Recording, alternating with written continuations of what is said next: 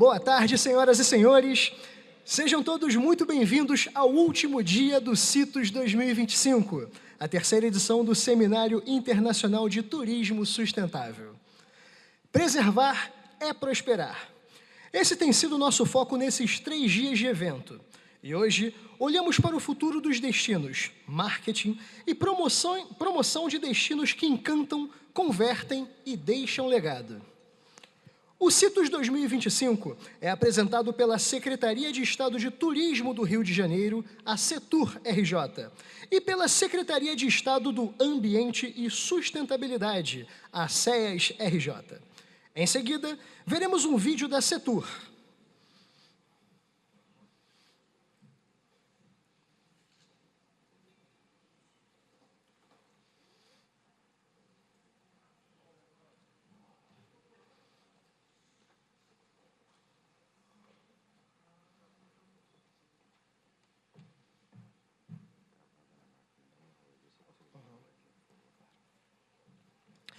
Lembramos que esse evento conta com palestrantes internacionais. Então, para um melhor aproveitamento, estão disponíveis headsets com tradução simultânea. Caso necessitem, retirem seus equipamentos nos balcões de apoio nas entradas da sala principal.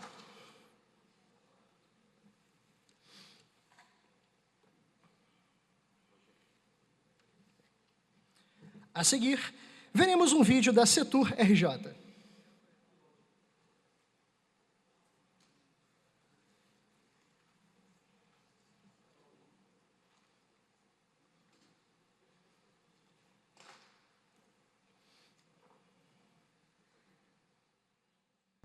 E diversos links úteis em um só lugar. Pronto para viver essa experiência? Baixe agora o nosso guia digital e comece sua aventura pelo Rio. Acesse o QR Code e embarque nessa jornada.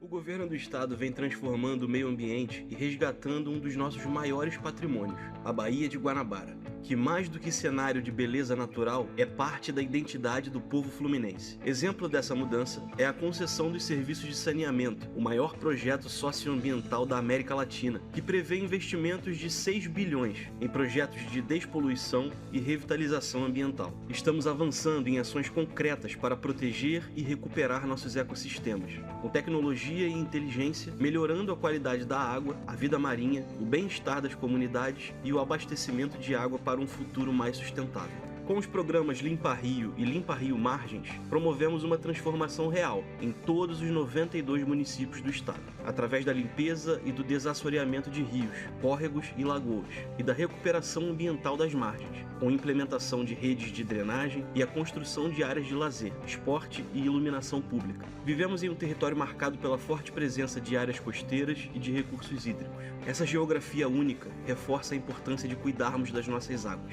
não apenas como patrimônio ambiental, mas como motores do desenvolvimento. É nesse cenário que a economia azul ganha protagonismo. Ao investir na recuperação e no uso sustentável dos nossos recursos hídricos, o estado do Rio de Janeiro fortalece atividades como o turismo, a pesca, esporte, o mercado imobiliário e o transporte, criando novas oportunidades. Estamos construindo um futuro em que desenvolvimento e preservação caminham juntos, com os olhos voltados para o potencial das águas, que moldam a nossa história e se revelam cada vez mais como o maior ativo econômico do nosso estado.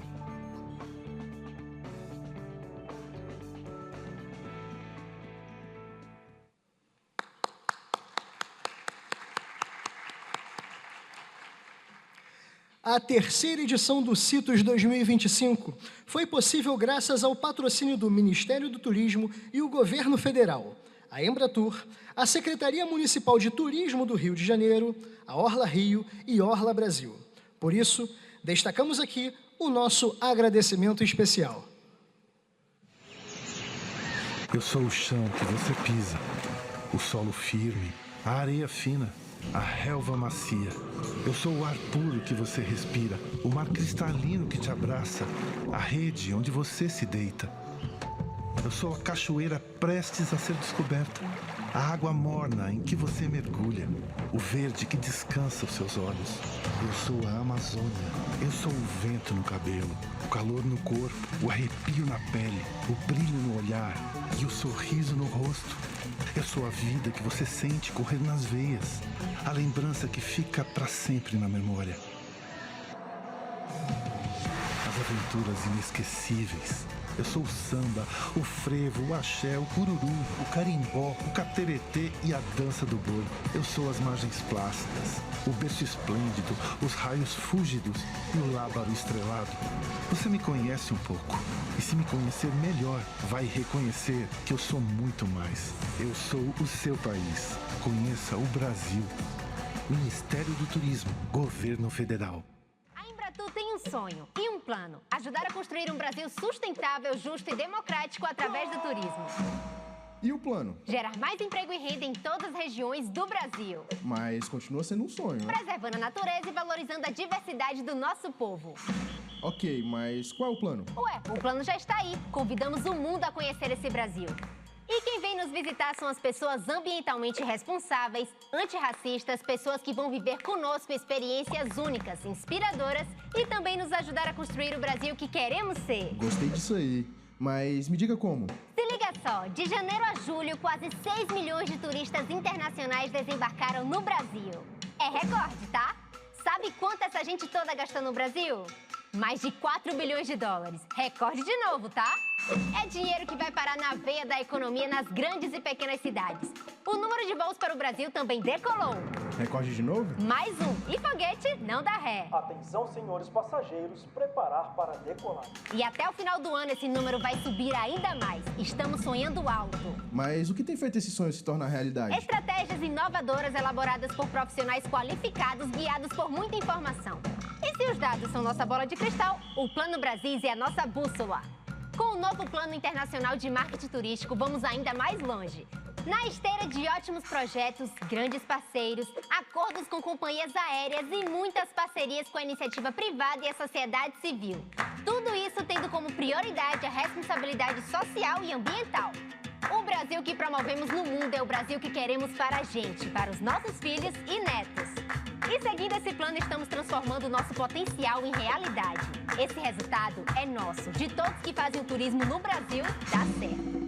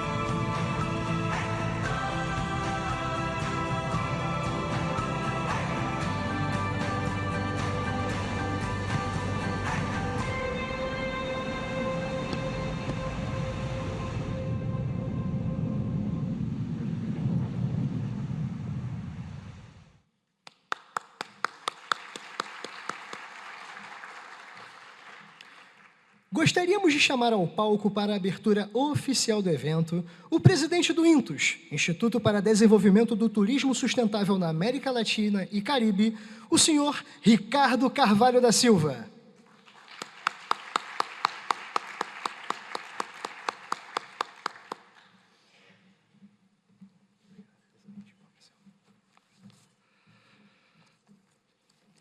Boa tarde a todos. Bem-vindos ao terceiro e último dia do CITUS 2025. Se no primeiro dia descobrimos o porquê e no segundo dia aprendemos o como, hoje é o dia de falarmos sobre comunicação, promoção e conexão. Porque de nada adianta ter a história mais autêntica do mundo se ela não chegar até quem precisa ouvi-la. Hoje é o dia de entendermos que sem marketing e promoção é impossível atingir os turistas.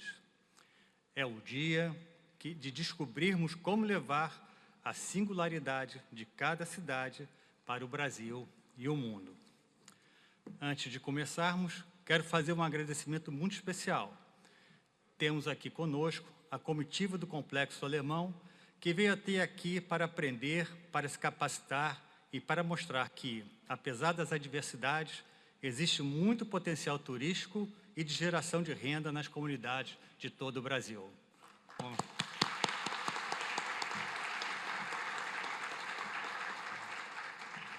E para nos reconectarmos mais uma vez com a nossa missão, vamos assistir ao nosso vídeo manifesto.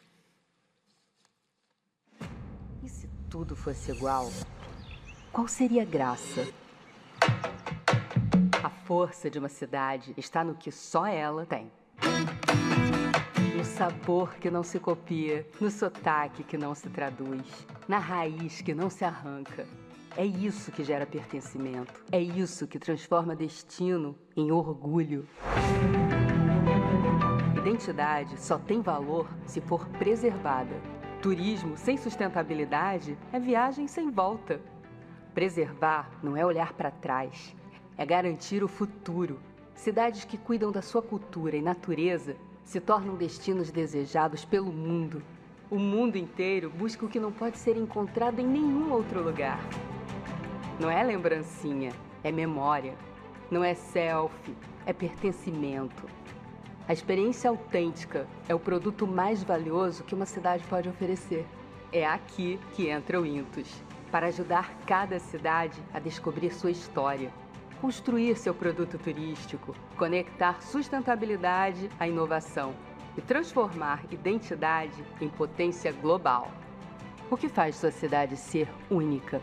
Intus, turismo sustentável que transforma identidade em futuro.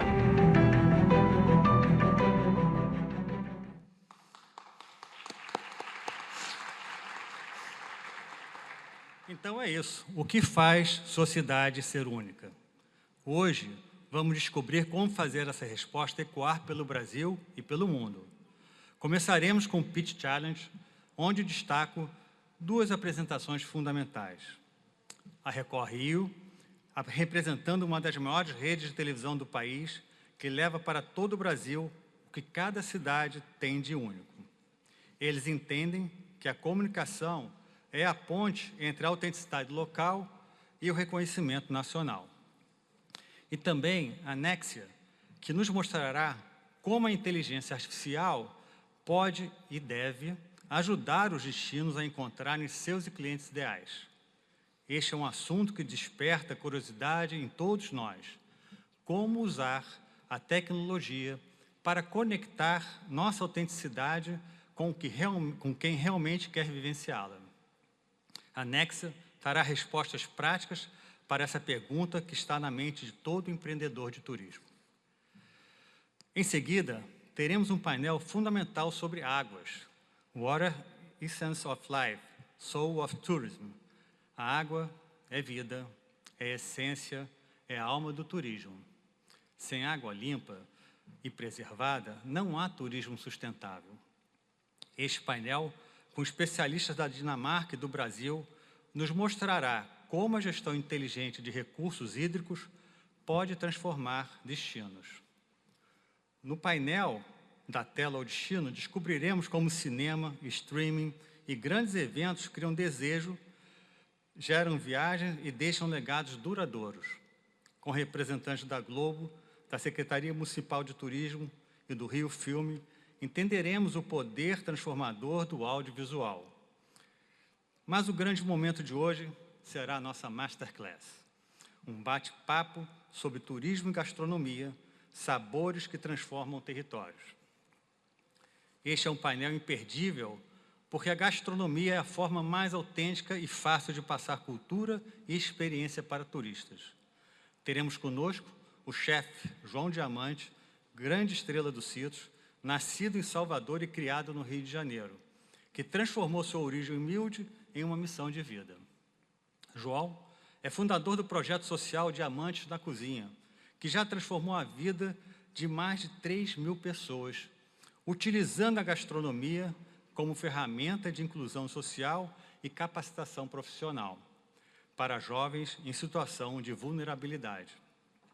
Recentemente, João fez uma jornada transformadora à África, ao Benin, em busca de suas raízes culinárias e genéticas. Essa viagem revelou algo fundamental. A culinária é inclusiva, é universal, é a linguagem que traduz as raízes de um povo. Ele descobriu que pratos como o acarajé conectam o Brasil à África, mostrando como a gastronomia preserva e transmite nossa história ancestral. Ao lado dele, Guilherme Borges, conselheiro do INTRO e especialista em turismo sustentável pela Fundação Getúlio Vargas, que trará não apenas a visão acadêmica, mas dados concretos que norteiam várias das ações do INTRO. Guilherme é um autor de uma pesquisa revolucionária que comprova cientificamente algo que intuímos. Os turistas têm preferência por experiências sustentáveis e estão dispostos a pagar mais por elas.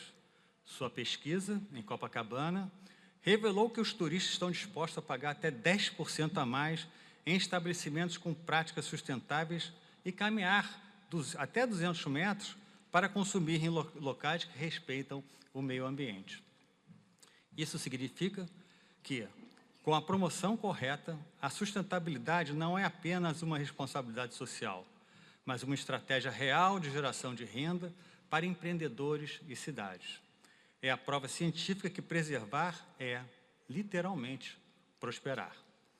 A gastronomia não é apenas comida, é a memória, é a identidade, é a forma mais direta de tocar o coração do visitante. É através do paladar que criamos as lembranças mais duradouras e as conexões mais profundas. E agora, antes de encerrarmos, tem um anúncio muito especial a fazer. Em primeira mão, quero comunicar a vocês que o CITOS terá uma edição regional especial em Salvador no dia 31 de março de 2026. Vamos levar o movimento Preservar e Prosperar para conectar todo o Nordeste. Salvador, a primeira capital do Brasil, será palco para celebrarmos as histórias únicas de cidades como Recife, Fortaleza, João Pessoa, Maceió, Aracaju, São Luís, Teresina e Natal. Queremos mostrar que o Nordeste tem muito mais a oferecer além dos cartões postais tradicionais. Cada cidade nordestina tem sua alma, sua cultura, sua gastronomia, suas tradições que vão muito além das praias paradisíacas. Temos histórias de resistência, de criatividade, de inovação que precisam ser contadas e valorizadas como produtos turísticos autênticos. Agradeço desde já a CECIS e as Secretarias de Cultura e Turismo de Salvador pelo apoio fundamental para tornar essa edição especial uma realidade. Marquem suas agendas. 31 de março de 2026, Salvador, Bahia. Vamos juntos celebrar esse avanço do CITOS e mostrar que o Nordeste é um tesouro de histórias esperando para serem descobertas. Portanto, aproveitem esse último dia. Absorvam as estratégias de comunicação, conectem-se com os especialistas em promoção turística e, principalmente, entendam que vocês são os protagonistas dessa história.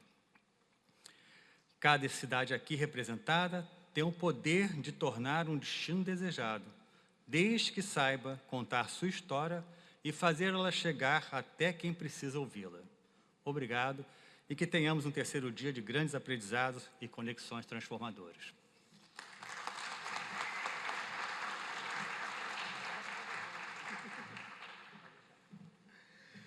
Muito obrigado, Ricardo. Gostaríamos de lembrar mais uma vez que esse evento contará com palestrantes internacionais. Então, para um melhor aproveitamento, nós disponibilizamos headsets nas entradas do nosso salão principal. Algumas empresas e startups têm a força de transformar o turismo e gerar impacto positivo real. No Pitch Challenge CITOS 2025, conheceremos soluções que vão de aplicativos a selos de sustentabilidade, ideias que conectam pessoas, destinos e propósito.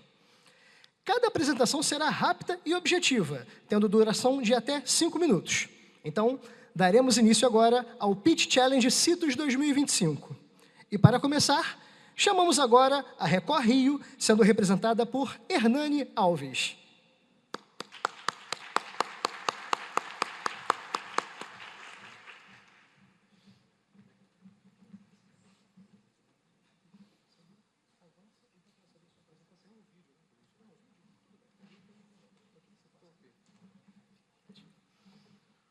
Boa tarde, gente.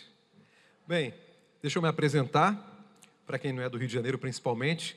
Sou Hernani Alves, jornalista, há 25 anos, mais da metade desse tempo na Record, e estou aqui hoje para falar dessa empresa, onde atualmente eu apresento o Cidade Alerta Rio. Inclusive, queria, antes de mais nada, agradecer a todos os colegas palestrantes, né, a generosidade de me deixarem ser o primeiro a falar, né, porque o programa é ao vivo, e daqui eu vou sair para Vargem Grande para apresentá-lo daqui a pouquinho. Então, se não fosse a generosidade de todos, não seria possível que eu fizesse essa apresentação aqui neste exato momento. Então, agradeço desde já mais uma vez a todos. Bem, lá na Record, eu faço o Cidade Alerta Rio. É um programa que vai ao ar de segunda a sexta, de 6 da tarde às 5 para as 8 da noite.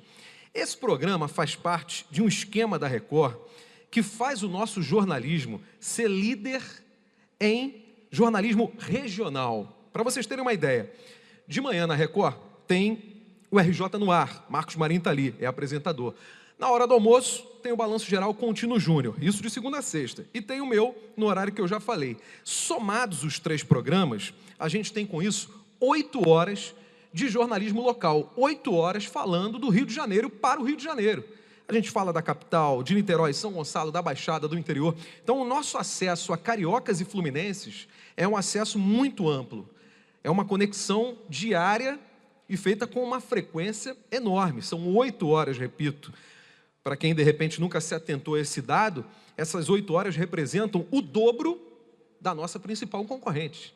Então, a gente fala 8 horas do Rio de Janeiro, o dobro do que fala a nossa principal concorrente. Então, isso faz com que a Record tenha já uma conexão direta com o público do Rio de Janeiro. Uma conexão importante para levar questões fundamentais e também para levar o turismo, né? Se o turismo é de conexão, é de conectar pessoas, se o turismo é para criar novas histórias, à medida que as pessoas têm experiências, obviamente com a gente é possível levar o turismo para pessoas que já estão conectadas com a Record.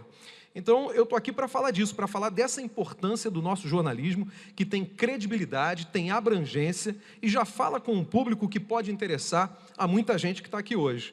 Bem, é claro que não temos apenas a programação local, temos também programas nacionais. E digo isso porque isso mostra que o nosso público ele é diverso. A gente tem várias faixas, a gente tem públicos diversos e com isso somos capazes de atender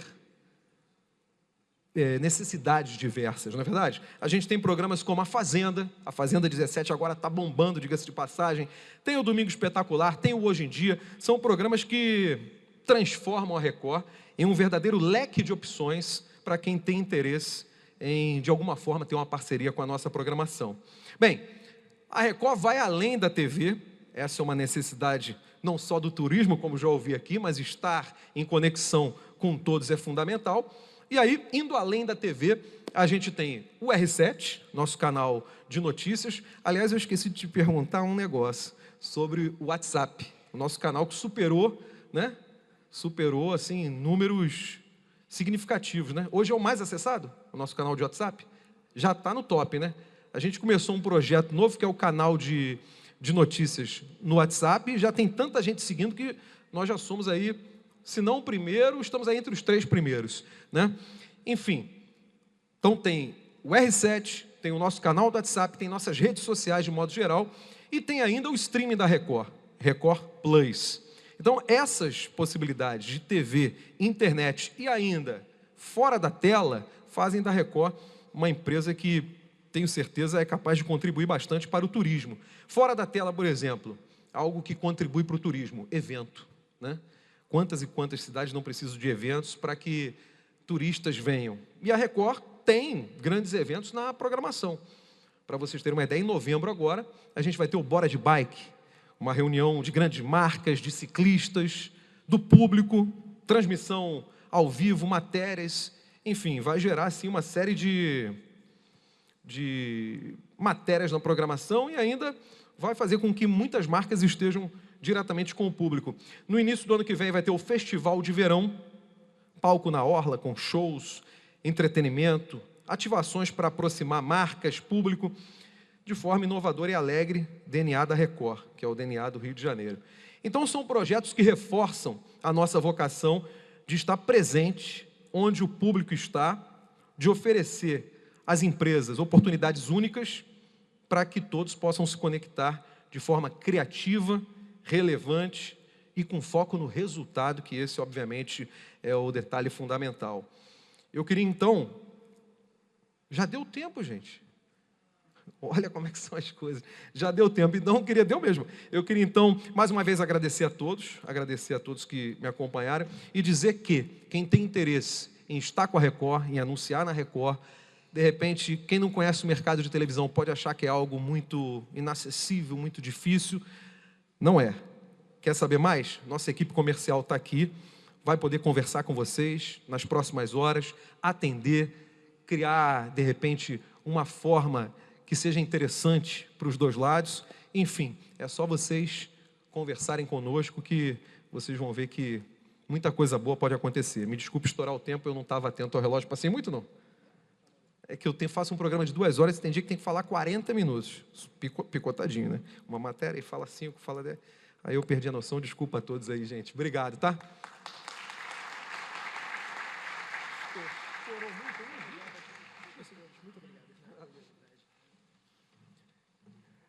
Muito obrigado, Hernani.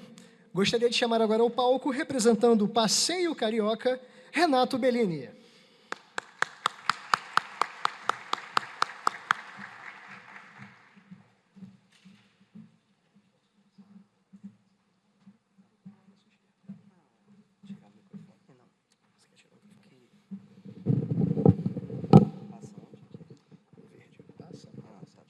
Alô?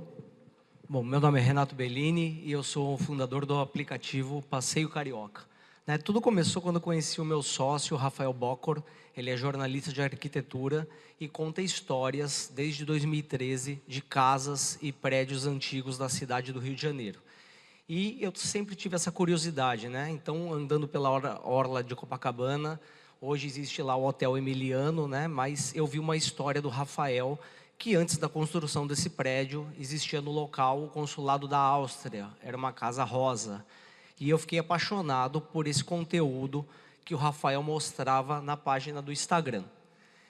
E hoje o Rio de Janeiro enfrenta algumas dificuldades, O turismo, ele se concentra nos pontos tradicionais, os negócios tradicionais enfrentam dificuldade para se conectar com o público, tanto é que a gente vê o Bar Luiz e outros bares e restaurantes fechando as portas, e a falta de integração entre turismo e guias de turismo.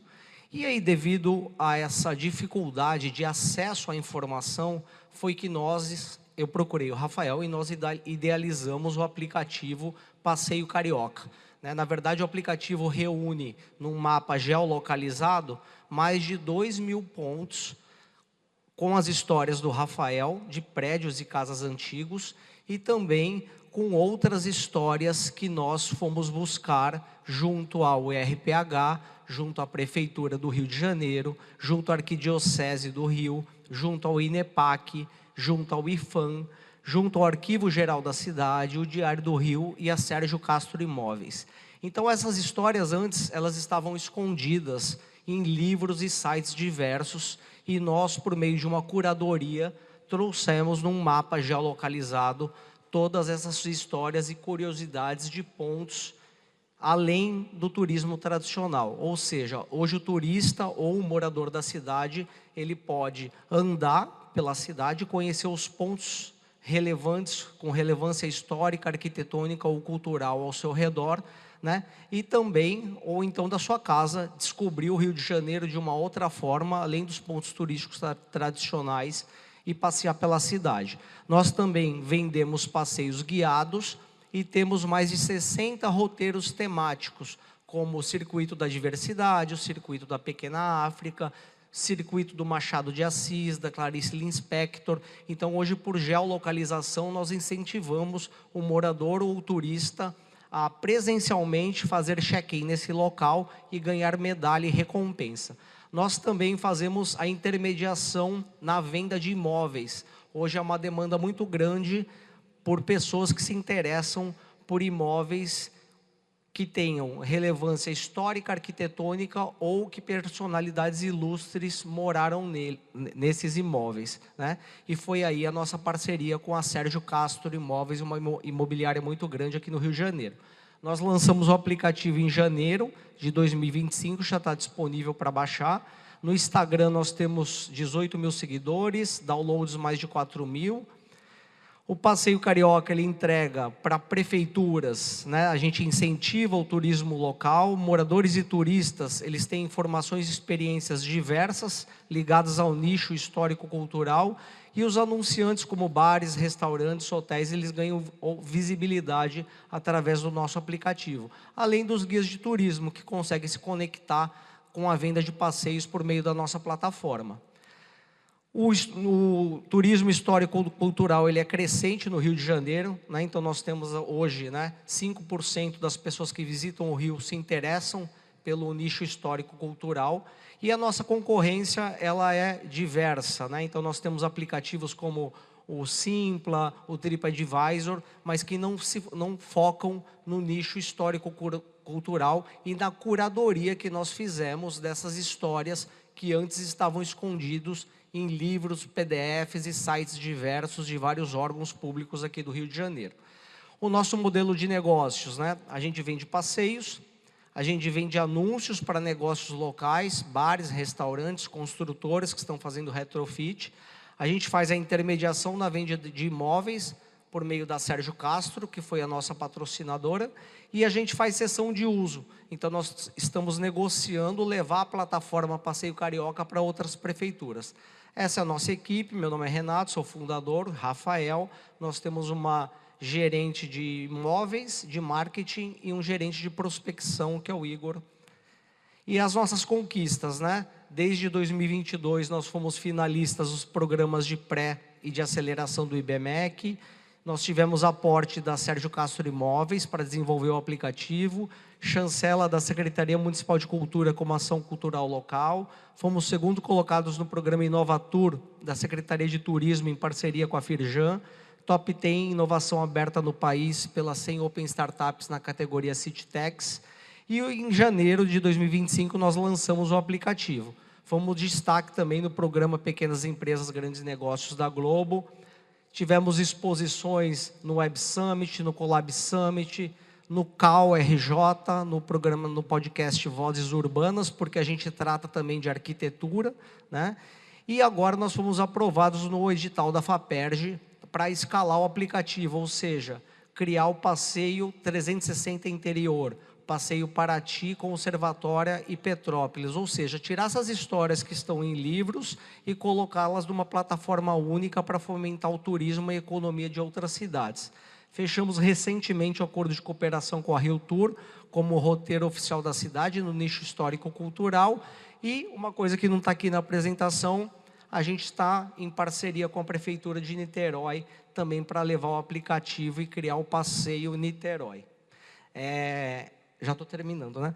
O nosso sócio aqui foi a Sérgio Castro, uma imobiliária muito importante que se preocupa aqui no Rio de Janeiro com o patrimônio histórico-cultural e que nos propiciou tirar a ideia do papel.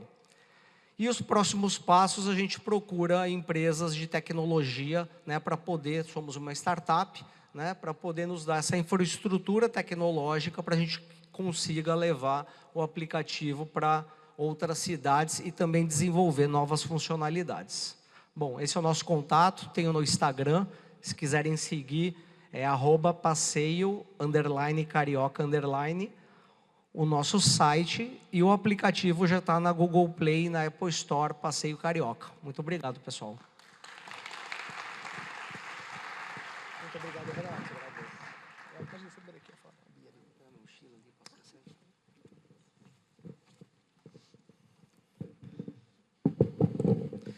Muito obrigado, Renato. E agora, Chamamos ao palco a BR Bio, sendo representada por Eliane Omena.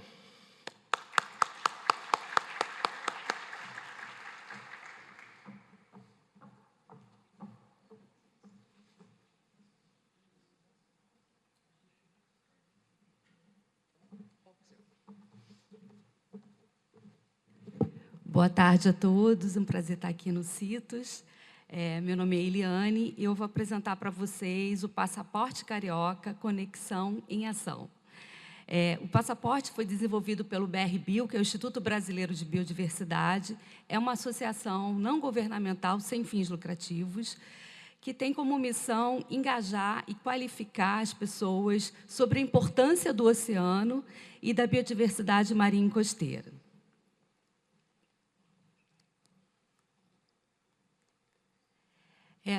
Não é novidade, né? Todos sabemos que o Brasil é um país mega diverso. Ele é recordista na diversidade de aves, peixes e plantas, né? Com biomas muito ricos, como o Cerrado, a Mata Atlântica e a Amazônia.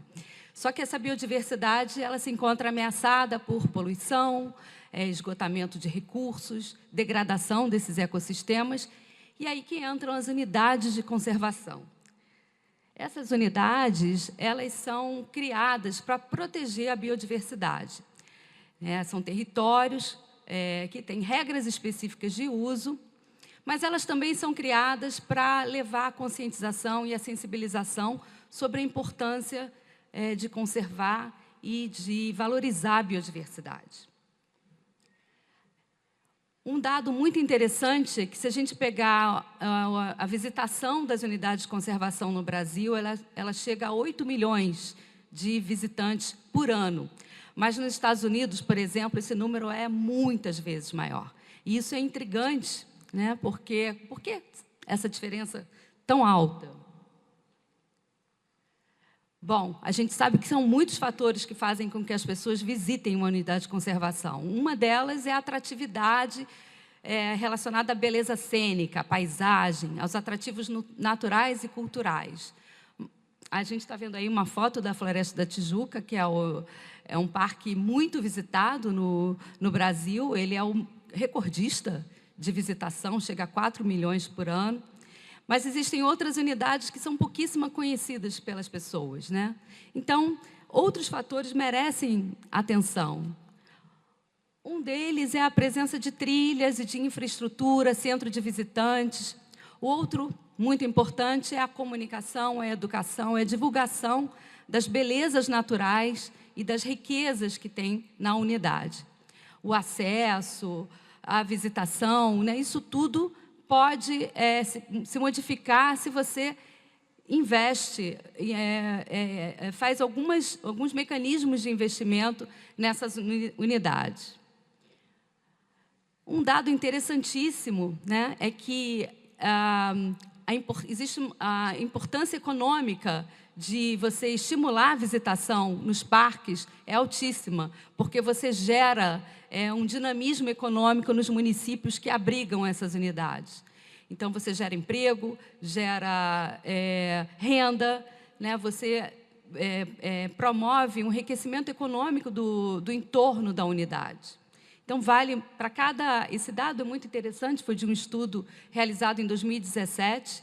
Para cada R$1 investido, tem um retorno de R$7 em benefícios econômicos para o município que abriga essa unidade de conservação. Bom, e aí que entra o Passaporte Carioca. Ele é um passaporte ambiental que apresenta informações sobre as unidades de conservação. Como chegar, em que bairro se localiza, os acessos, as linhas de transporte público. E ele também tem informações fundamentais, né, como o mapa, né? Aí, por exemplo, o nosso primeiro volume do passaporte, eu até estava com um na bolsa, mas eu deixei a bolsa ali, depois eu posso mostrar para vocês. Ele tem um mapa com a localização dessas unidades. No nosso primeiro volume, a gente tem aí as 5 unidades, e são todas marinho-costeiras, elas são todas próximas ao mar. A prainha, Chico Mendes, Marapendi, Paisagem Carioca e o Morro Morros Pão de Açúcar e Urca. Essas foram as primeiras 5 unidades que a gente contemplou no primeiro volume do passaporte. Uma lista de espécies da flora, né, com fotos, e da fauna também, inclusive animais terrestres e marinhos, né, no caso das unidades marinhas, com destaque para as espécies endêmicas e nativas. A gente tem fotos também de algumas dessas espécies. O passaporte ele tem a versão digital e a versão impressa, e ele tem uma gamificação, ele tem um programa de pontos que o visitante, ao conhecer uma unidade, ele recebe um carimbo. E se ele completa 3 carimbos, ele pode receber um brinde de uma das instituições parceiras. Os pontos de distribuição do passaporte são as próprias unidades de conservação. Aqui embaixo tem as nossas instituições parceiras e no QR Code a versão digital do passaporte. Para quem quiser, já pode fazer a cópia. É interessante, esse projeto está totalmente alinhado à década do oceano, que a gente está vivendo agora, que é conscientizar a sociedade sobre a importância do oceano e a biodiversidade marinha e trazer o oceano para o nosso dia a dia. Esse é um dos papéis da década, e ele está alinhado com a Agenda 2030 e com o ODS 14, que é a vida no mar. Os nossos próximos passos, né, o passaporte foi lançado em 2013, já fizemos visitas guiadas com a equipe de biólogos e gestores ambientais do BR Bio, junto com gestores de unidades de conservação.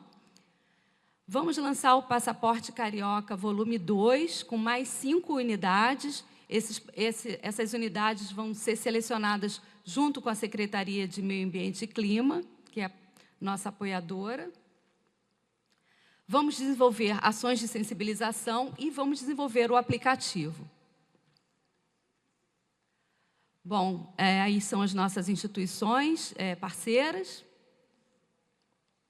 E quem quiser saber mais, pode baixar o vídeo nesse QR Code, um videozinho do passaporte, seguir a nossa página no Instagram e conhecer um pouquinho das ações do BR Bio, num projeto muito interessante de turismo sustentável em Armação de Búzios, que a gente desenvolveu lá junto à Secretaria, chamado Projeto Ecorais, de conservação dos ambientes coralinos.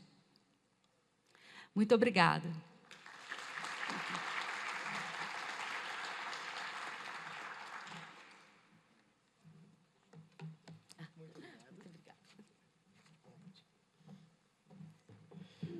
Muito obrigado, Eliane. E agora vamos receber ao palco, representando a trilha de longo curso Volta das Águas de Rio Claro, Brindisi Biondi e Antônio Melo.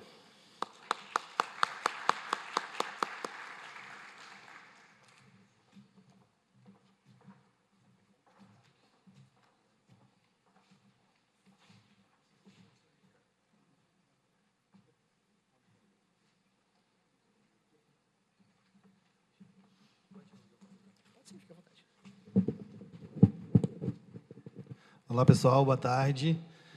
Me chamo Brindisi Biondi, sou especialista em gestão de negócio, comunicação e marketing. Hoje estou como secretário de turismo no município de Rio Claro, no interior do Rio de Janeiro.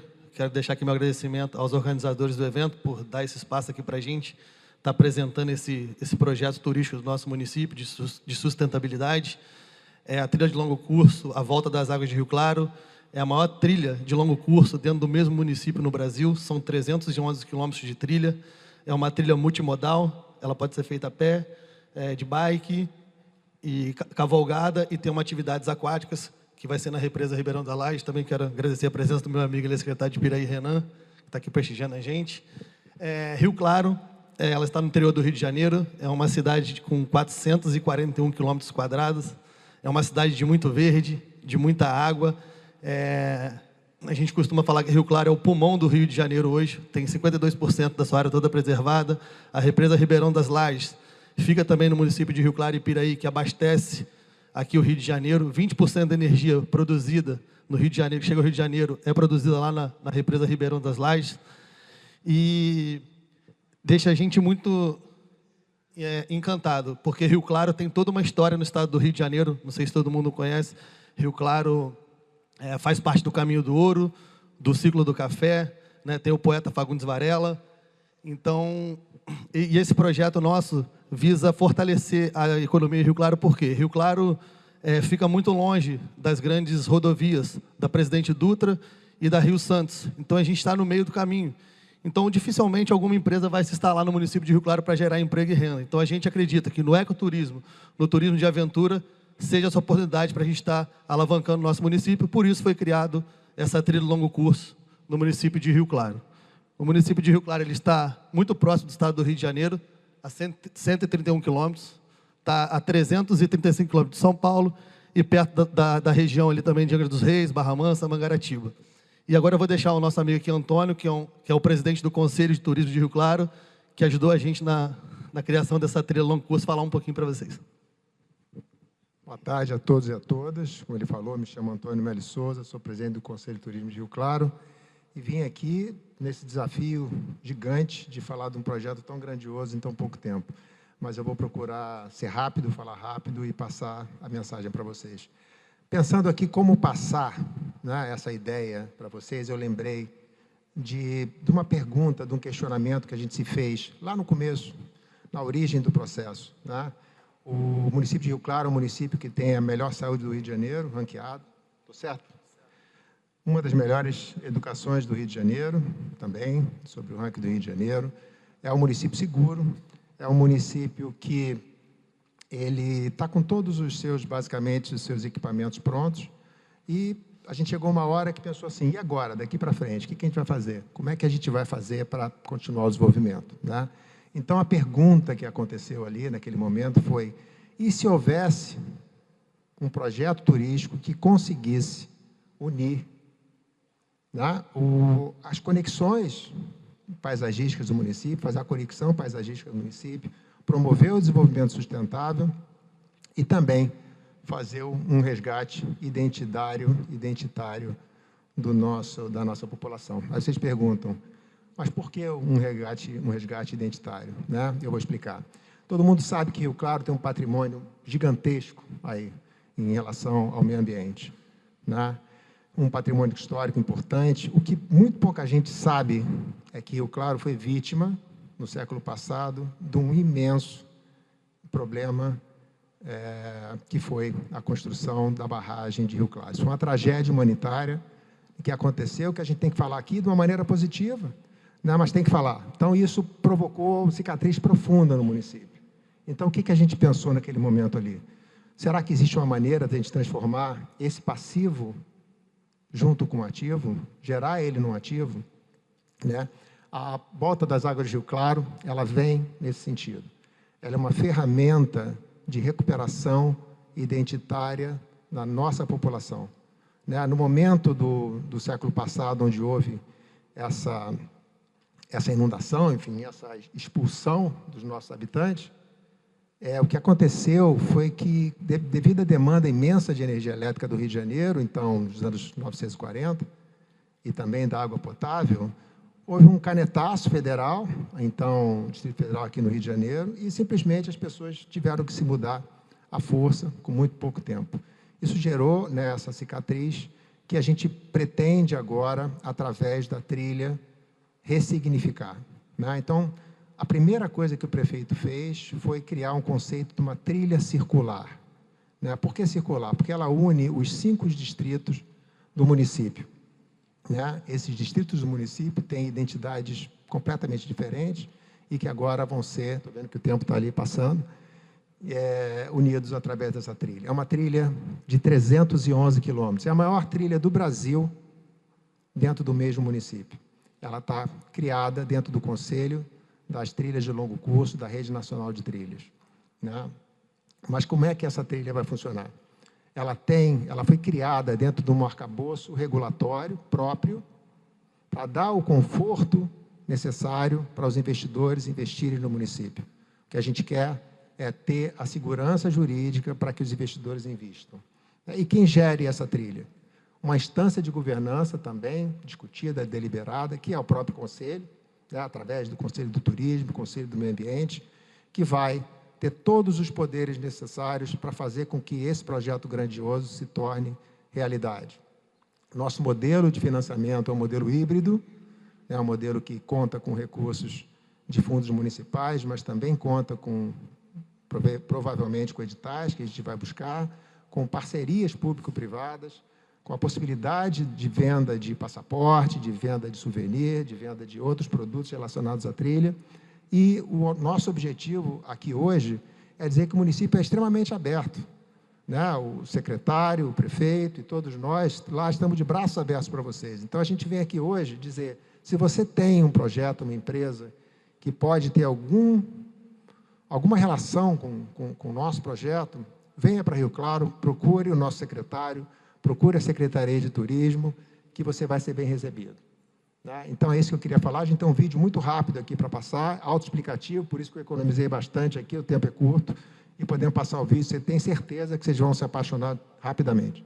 Não vai passar, não vai passar. Então, eu tinha mais 5 minutos aqui para falar. Não tem. Bom, é isso, pessoal. Então, a trilha é fantástica, maravilhosa, conheçam. Ela junta paisagens diferentes, Mata Atlântica, trilhas, o Caminho do Ouro, trilhos de uma ferrovia abandonada que passa por túneis escavados em pedra. Enfim, infelizmente não vamos mostrar aqui hoje, mas a gente quer muito contar com vocês que estão aqui, né, com a expertise de vocês, com os projetos de vocês, e vamos ouvir com certeza o que vocês têm para dizer para a gente construir o maior produto turístico de base comunitária do Brasil em meu município. Muito obrigado.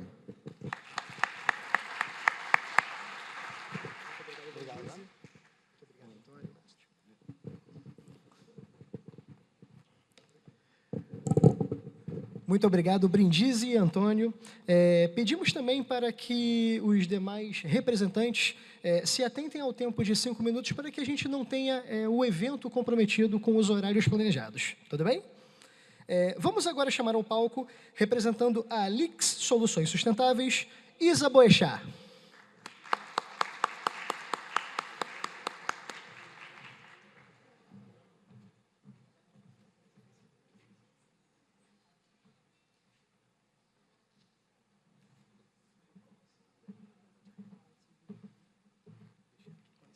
Boa tarde, meu nome é Isa Boechat, eu sou fundadora da Alix Soluções Sustentáveis e nós acreditamos que os eventos que movimentam o turismo e conectam as pessoas, eles podem e devem ser mais do que experiências passageiras. Esses eventos, eles têm o potencial de serem agentes de transformação, de inclusão e de regeneração. E é com essa visão que nós atuamos na aplicação de um padrão internacional, que é a ISO 20121, uma norma de gestão para sustentabilidade de eventos.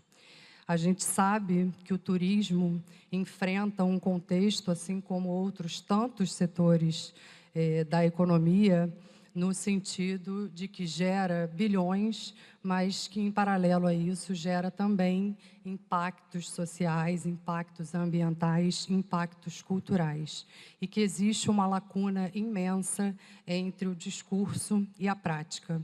E quando a gente olha para o setor, né, para a indústria de eventos, a gente consegue observar que eles são um grande motor desses fluxos turísticos e que também enfrentam desafios enormes nesse sentido.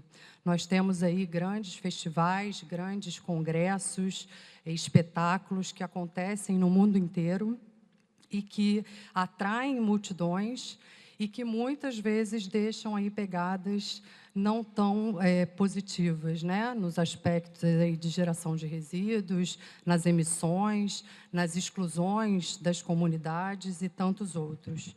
Mas também sabemos que, por outro lado, há gestores que, além da questão do marketing, estão comprometidos, né, com essas ações responsáveis para que a gente consiga implementar estratégias que sejam estruturadas e mensuráveis.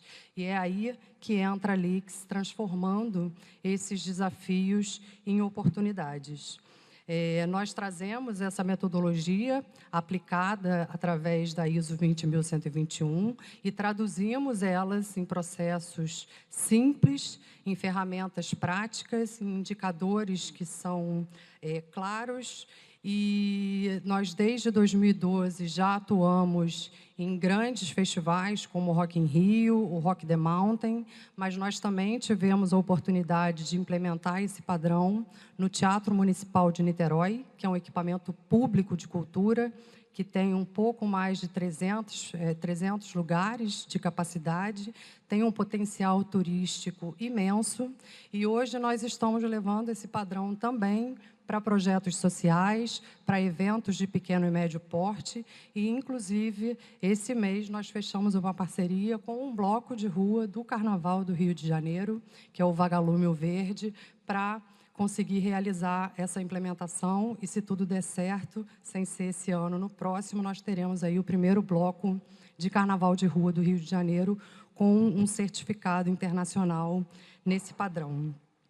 E isso, de alguma forma, prova, né, que é um padrão que se aplica a diferentes contextos e escalas de eventos.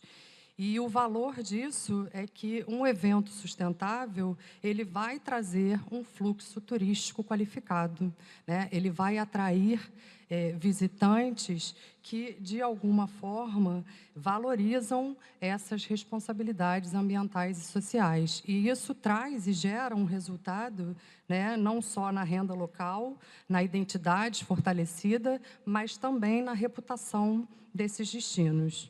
Então, quando a gente faz essa conexão de eventos com os serviços turísticos baseados na ISO 20121, a gente consegue ter uma cadeia aí virtuosa de valores, o que resulta em menos desperdícios, em mais experiências e mais impactos e legados positivos, seja para um pequeno ou um mega festival, seja para um roteiro rural ou para um resort. E aí, nesse sentido, eu deixo um convite ao CITUS 2025 para que a gente consiga transformar o turismo brasileiro em referência de sustentabilidade e inovação, tendo esses eventos como um ponto de partida para essa mudança, e a ISO 20121 sendo essa ponte entre as práticas sustentáveis e um futuro mais responsável para o setor de eventos, para o turismo e para essas comunidades. Quero agradecer pela oportunidade, Viviane Sorré, Ricardo, e se o que eu falei aqui faz algum sentido para vocês, sigam a gente no @lix, LIX, _sustentável. Muito obrigada.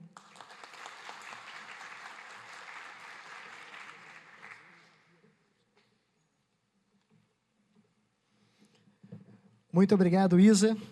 E chamamos agora ao palco, representando a UBS, Pedro Arthur Campos.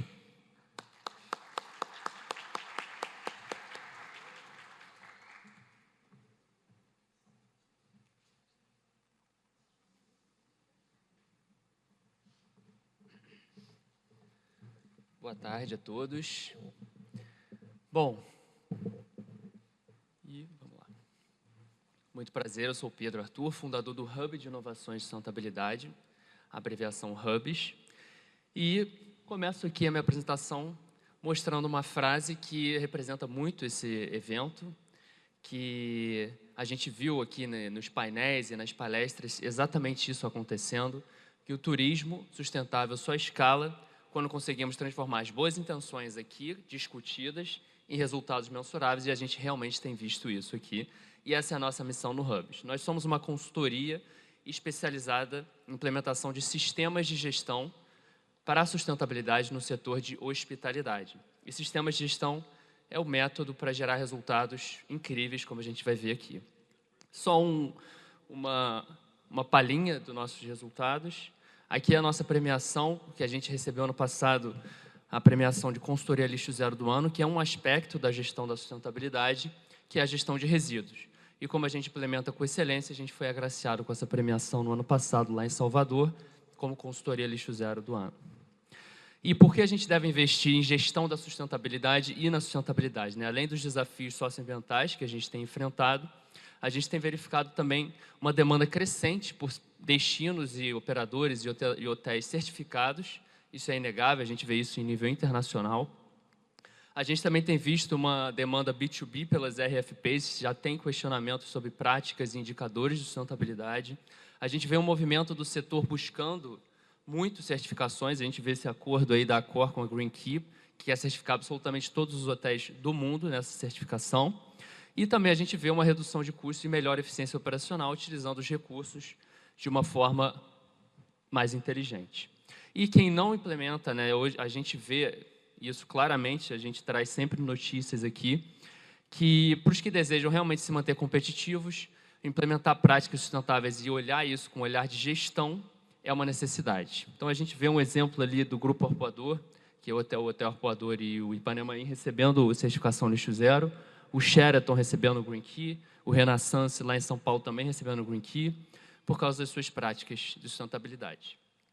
E o que trava? Eu vim falar mais aqui de um produto específico nosso, que são as certificações ESG no setor de turismo, e a gente trouxe aqui alguns itens que mostram o que trava essas certificações, que a complexidade, muitas normas e certificações internacionais são relativamente complexas, a gente vê falta de dados confiáveis que são requisitados pelas certificações, os custos e informações estão dispersas e o risco do greenwashing, né, de falar muito e fazer praticamente nada, às vezes. E a gente trouxe o produto que é o guia para certificação, que é realmente ajudar o trade turístico a se certificar ou até implementar práticas. A certificação é só uma cereja do bolo, o bolo mesmo é o que importa, que é o conjunto de práticas que vai levar para a certificação, beleza?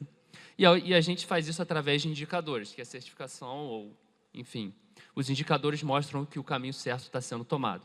E a gente fala de indicadores ambientais, de resíduos de carbono, a gente mede indicadores sociais de compras sustentáveis, de práticas trabalhistas, de empregos dignos, também de governança e transparência, né, de gestão e, em última análise, os resultados de uma diária média aumentando, no caso da hotelaria, o EBITDA, resultados financeiros e o marketing, um posicionamento sustentável. E uma consultoria, como ela funciona, a gente faz um diagnóstico detalhado e personalizado e um plano de ação também totalmente personalizado para fazer uma linha reta até o objetivo, que seria uma certificação ou a implementação de sistema de gestão. E a gente acompanha toda essa implementação para garantir que o melhor caminho está sendo tomado. E quais são os principais selos que a gente trabalha? Primeiro é o Green Key, que é o principal mundial, e a gente vê isso, um movimento assim, na Europa e até no Brasil está crescendo muito. É um dos principais selos e um dos mais rigorosos. A certificação lixo zero também, que atesta a excelência na gestão de resíduos. E outros padrões também, como Travel Life, EarthCheck. Todos esses a gente trabalha, que é trazer para o mercado para que a gente tenha um turismo brasileiro cada vez mais responsável e referência mundial. E aí eu falar um pouco da nossa experiência sobre esse assunto. Alguns dos nossos clientes têm aí o Sheraton, o Grupo Arpoador, que é o Ipanema Inn e o Arpoador, Clube Med, a Rede Arena também, já assumiram esse compromisso, vamos dizer assim. E falar um pouco uns highlights do projeto Ciência Sustentável, que é do Grupo Arpoador, que já é uma referência internacional em hotelaria sustentável. São os primeiros hotéis lixo zero por 2 anos consecutivos do estado do Rio de Janeiro, com o nosso trabalho de guia para certificação também, implementação de um sistema de gestão lá. Foram agraciados por serem lixo zero por 2 anos, como Hotel Lixo Zero do ano passado também. Está aí o presidente do Instituto Lixo Zero e o Daniel Gorin, o dono do Hotel Arpoador. Também receberam o prêmio Top Hotel RJ por 3 anos consecutivos, graças a essa geração de resultado constante. E também aqui no Sheraton a gente ajudou eles a certificar a Green Key. Está aí a gerente-geral Cíntia Gomes, o Marcelo, diretor de engenharia, e a gente recebendo o Green Key ali. Então, é o primeiro resort do resort urbano a receber esse esse selo Green Key. E os nossos diferenciais que fazem realmente esses resultados surgirem é o nosso método de gestão, que é cuidar da gestão funcional da sustentabilidade. Isso é garantir que os aspectos da sustentabilidade, resíduo, de gases de efeito estufa, compras, sejam realmente transversais em todas as áreas. Aqui são exemplos de áreas da hotelaria, mas a gente garante que todas as áreas estão seguindo na mesma direção para garantir os melhores resultados nos aspectos da sustentabilidade. Tudo isso medindo, né, os indicadores de sustentabilidade, os indicadores que vão gerar os indicadores, né, são ativos para os indicadores de comunicação e reconhecimento, né? Cada resultado que você atinge em resíduo, ou gases de efeito estufa, ou compras, ou qualquer prática, projeto, pode virar um ativo de comunicação que vai gerar o reconhecimento e, em última análise, a gente espera ver os resultados financeiros e de hospitalidade melhorando, a diária média, o RevPAR, ou o EBITDA até. A gente espera que um bom marketing e uma boa prática de gestão de sustentabilidade gerem resultados financeiros super interessantes. E aí a gente quer explorar essas conquistas, né, expandir isso para o mercado latino-americano, e a gente está convidando vocês aqui a se juntar a nós. Pode contar com a gente para gerar resultados cada vez melhores e transformar tudo isso numa grande referência para o mundo, né? E com a gente, o seu hotel, né, se torna essa referência, né? A gente quer realmente mostrar para o mundo o quão bons somos nesse sentido, né? O mercado de hospitalidade brasileiro e latino-americano. Então, vamos certificar e destravar esse mercado. Está aí nosso QR Code. Muito prazer, por hoje é só. E é isso, pessoal.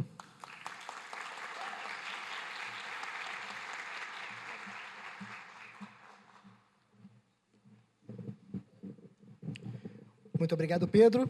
E chamamos agora ao palco, representando o Turismo Sustentável Camargo, Carlos Camargo.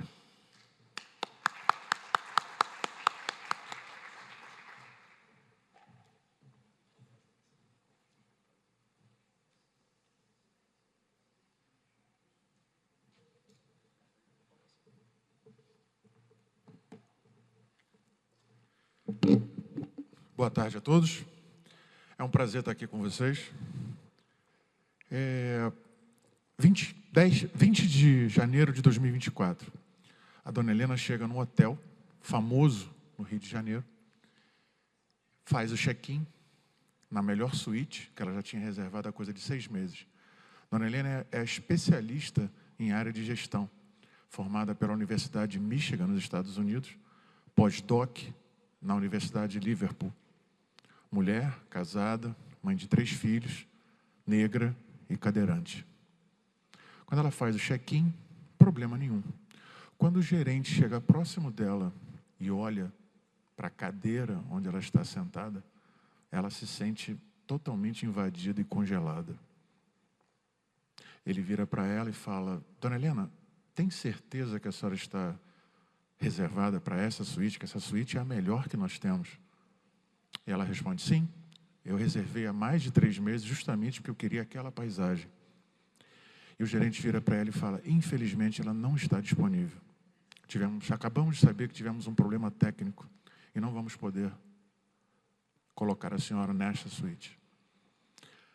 Ela, com mais de 50 anos de idade, experiente, negra e cadeirante, já passou por todas as formas de discriminação possível e ela sabe muito bem que a suíte não ficou indisponível naqueles 3 minutos que ela estava na recepção. E aí ela olha para a parede, todos os selos que vocês podem imaginar estavam na parede, todos. E o atendimento daquela forma.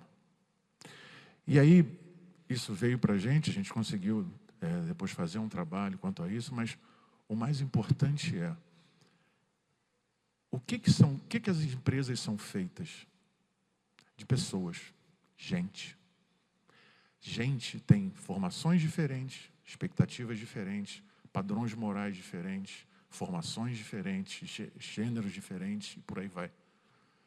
O que as empresas precisam compreender é que ser uma empresa é, acima de tudo, ser humano, ser gente.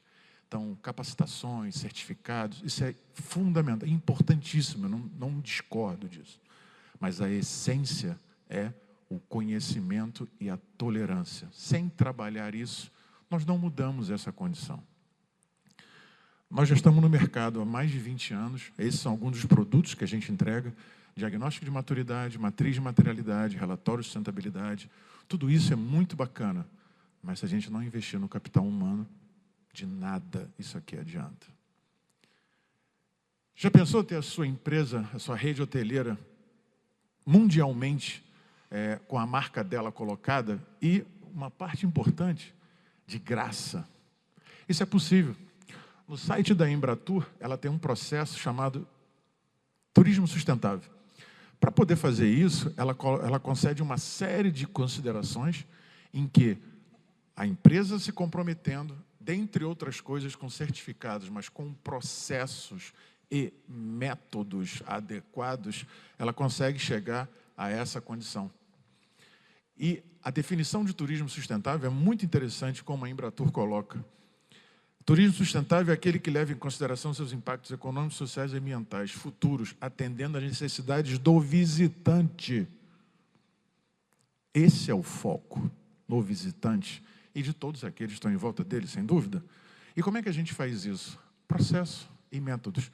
5 minutos é um tempo realmente bem escasso para tudo isso, mas a gente fica à disposição para poder explicar a vocês como esse processo é feito.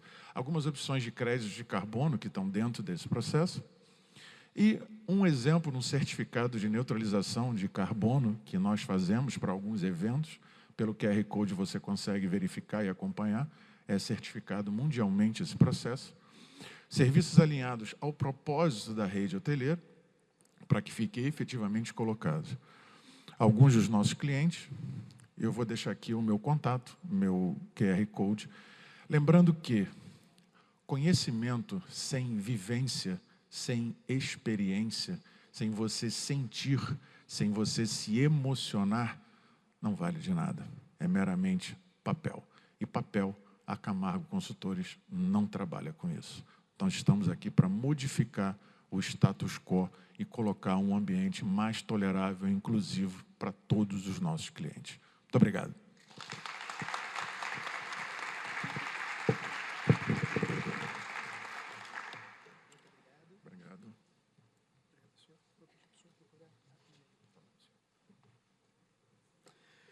Muito obrigado, Carlos Camargo. E agora, vamos chamar ao palco Selo Social.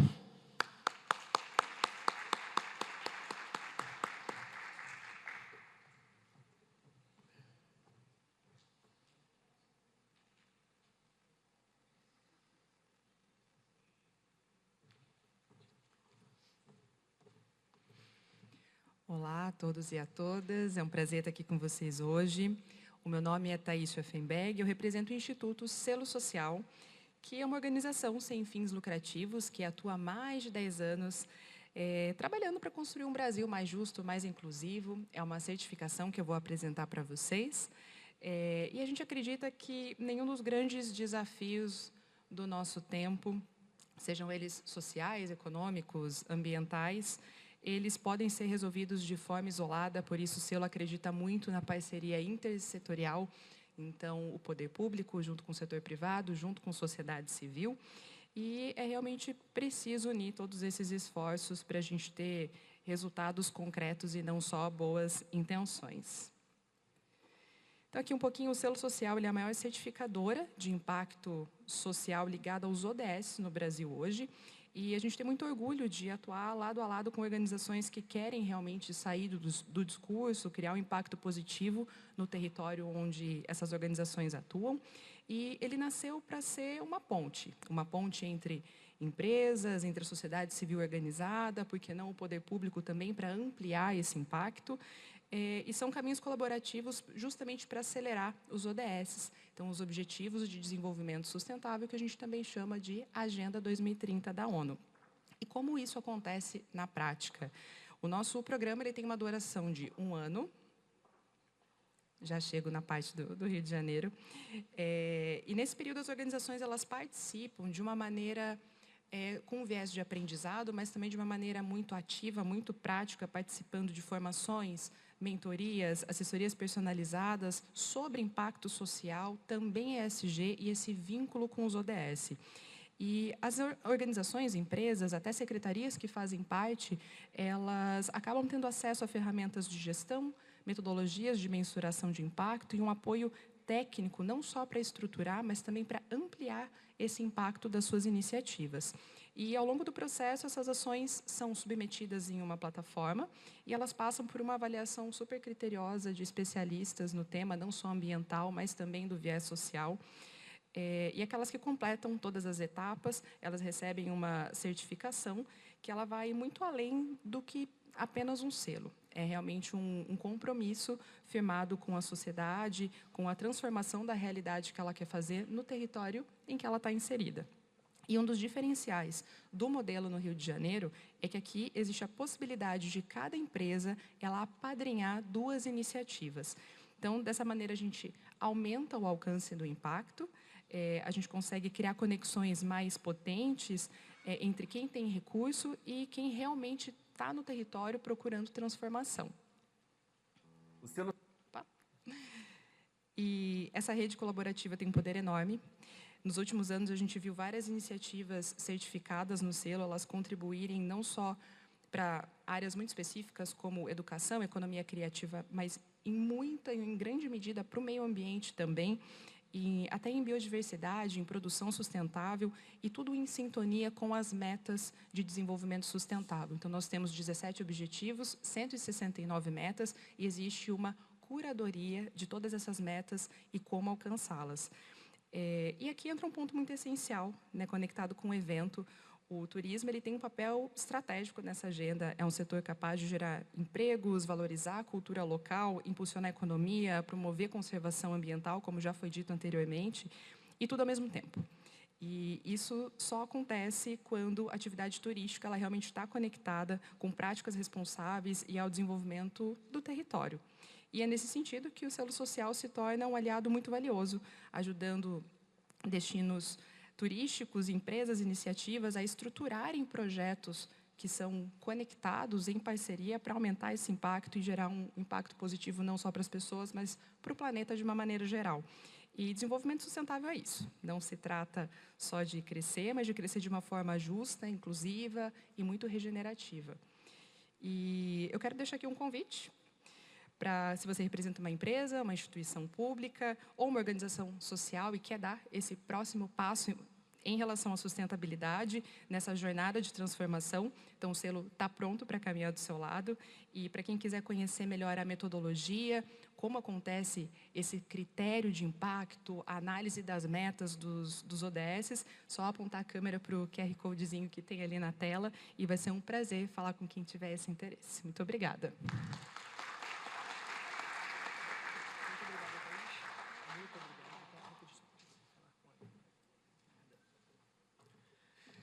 Muito obrigado, Thaís. E agora, representando a Nex IA, recebam, por favor, Bernardo Mendes.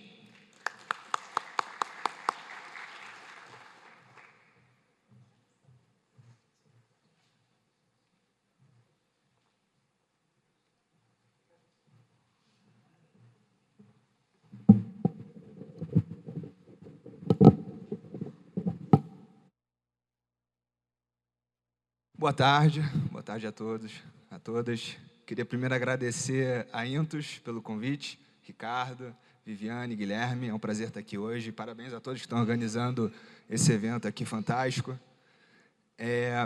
Eu queria começar falando que isso aqui é um pitch, mas o meu objetivo principal é que uma pessoa aqui hoje tenha uma ideia nova de como usar a tecnologia no seu destino. Então, eu represento a Nexia, que é uma empresa que foca em consultoria para tecnologia e para comunicação. Os desafios que a gente mapeou quando a gente entrou no mundo de turismo são esses 3 principais aqui. O primeiro é de destinos superlotados. Então, a maioria das pessoas conhece poucos destinos, volta sempre nos mesmos destinos. Existe um desafio real de promover destinos novos e disseminar o que é turismo sustentável. O segundo desafio é de experiências superficiais. O Ricardo, na apresentação dele no primeiro dia, comentou um pouco disso, a comoditização do turismo, como que está virando um produto replicável no mundo inteiro, a gente está perdendo a essência dos lugares, a essência das pessoas e da cultura. E a terceira dificuldade é como você promove o turismo de uma forma em que a comunidade se beneficia, não fica sobrecarregada e realmente agrega a comunidade local. Então, pensando nesses desafios, a gente, como Nex, acredita que tecnologia é uma ferramenta para você atrair melhor, encantar mais e gerar valor duradouro. E, para fazer essa transformação, a gente resolveu criar uma metodologia baseada em 3 pilares de inovação. O primeiro pilar é de captação. Então, como você atrai turistas de forma consciente e criativa. O segundo é da experiência, que é como você entrega jornadas personalizadas para cada pessoa, que vão ser inesquecíveis para elas e únicas. E a terceira é de gestão. Então, como você equilibra esse fluxo todo de pessoas, leva eles para lugares que normalmente não iriam e distribui o valor e riquezas de forma mais igual. Entrando no pilar da captação, qual é o problema central? Qual é o core desse problema? Promover um destino novo, acho que vocês sabem muito bem, é muito difícil. O conceito de turismo sustentável é uma coisa nova. Quando uma família junta dinheiro por 6 meses, 1 ano, 2 anos, o apetite de risco para o turismo fica baixo. Eu suei 2 anos e eu vou num lugar que eu nunca escutei antes. Não, eu vou ali, já fui 10 vezes, eu sei que eu gosto, sei que minha família gosta, alguém me recomendou. Então, você tem que achar maneiras de desmitificar destinos novos, educar a pessoa. E existem algumas tecnologias super interessantes para fazer isso. Uma delas são experiências, storytellings de imersão e consciência. Que você pode, por exemplo, usar realidade virtual, realidade aumentada. Não sei se vocês já passaram aqui no stand do INEA e da Secretaria de Ambiente e Sustentabilidade. Eles montaram ali uma experiência de realidade virtual super legal. É muito lúdico e mostra o trabalho deles. Você bota uma imagem no nome. Então, isso já tem sido usado, por exemplo, na Costa Rica, está usando em feiras no mundo inteiro para promover o turismo sustentável da Costa Rica, e você consegue imaginar, se inserir ali, pegar um gostinho de como é aquilo. Então, você ajuda as pessoas a correr um pouquinho mais de risco e experimentar uma coisa nova. Esses são alguns exemplos aqui, tem o da Costa Rica, que eu comentei, o pessoal usando em realidade aumentada também na Grécia, para reconstruir prédios históricos, e o Catar também. Agora, falando um pouquinho da experiência. O problema central é o de viagens genéricas e superlotadas, e tem se usado a inteligência artificial para entender muito bem quem é a pessoa que vai te visitar. Vamos dizer que vem um dinamarquês para o Rio de Janeiro. E esse dinamarquês adora vinho. Mas ele vai fazer as coisas que todo mundo faz, porque é o que ele conhece, é o que viralizou na internet. Agora, se através de dados eu descubro que o dinamarquês adora vinho, por que não recomendar uma vinícola do estado do Rio de Janeiro para ele? Por que não deixar a experiência dele única, uma coisa memorável e feita para ele? Então, isso já tem sido feito no mundo todo. Aqui são alguns exemplos, eu estou sem tempo, então eu vou passar rápido. E no pilar de gestão, o que a gente está chamando aqui de over-tourism é o turismo que sobrecarrega o destino.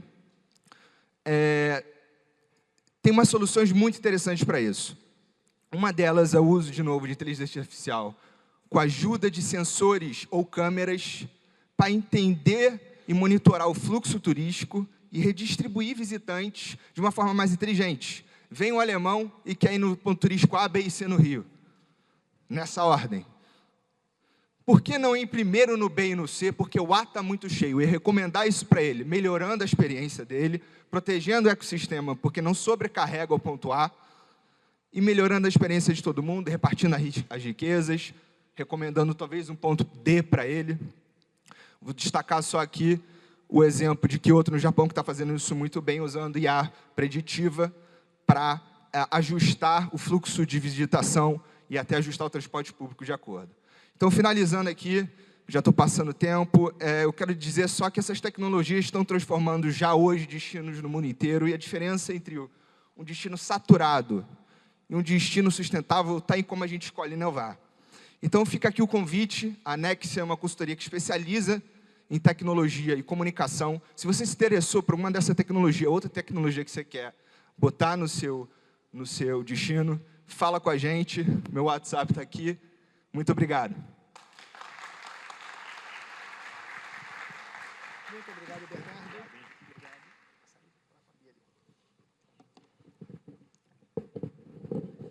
Muito obrigado, Bernardo. Gostaríamos de lembrar mais uma vez que a nossa produção disponibilizou headsets para a tradução simultânea. Caso achem necessário, podem retirar o equipamento em uma das entradas do nosso teatro. Muito obrigado a todos os representantes que nos mostraram suas soluções inovadoras. Agora, iremos apresentar o primeiro painel de hoje. O tema abordado nele será Water, Essence of Life, Soul of Tourism. Para esse painel, nós convidamos ao palco os palestrantes Henrik Jensen, COO da Clean Cluster Dinamarca,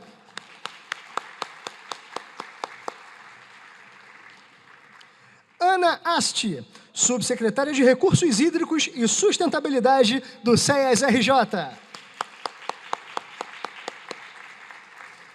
Silene Sabino, secretária de Cultura e Turismo do município de Belém.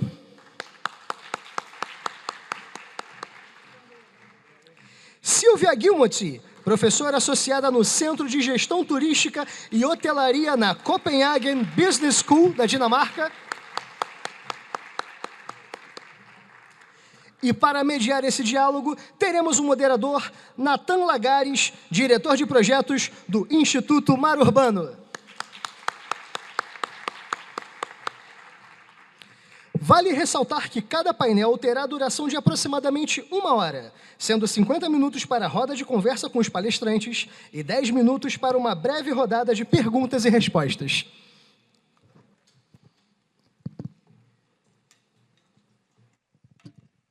Bom, primeiramente, boa tarde a todos. É um prazer estar aqui com pessoas aqui que já, inclusive, trabalhei, né, a Ana?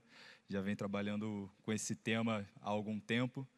E é um tema fundamental falar sobre água hoje, né? A água faz parte, o oceano compõe boa parte do planeta Terra, é ele que traz boa parte do oxigênio que a gente respira, e é um fio condutor fundamental, porque a água liga a saúde, liga a cultura, liga a tecnologia. Então, falar sobre isso é um assunto fundamental que a gente precisa tratar cada vez mais. E trazendo um pouco sobre isso, né? A gente tem aqui hoje pessoas que trabalham com a água e que têm modelos bem-sucedidos, modelos que podem ser replicados. E a gente, para começar isso, eu gostaria de ouvir um pouco do Henrik também, falando sobre de que forma as soluções da Cleantech, voltadas para a qualidade da água e monitoramento e requalificação das áreas costeiras, podem ser rapidamente adaptadas ao contexto brasileiro. De que forma a gente consegue adaptar essas soluções ao contexto que a gente tem aqui no Brasil? E como essas soluções elas podem ser estruturadas em parcerias público-privadas que mostrem na prática, né, que preservar é prosperar. De que forma a gente consegue provar isso? Well, thank you very much for the question.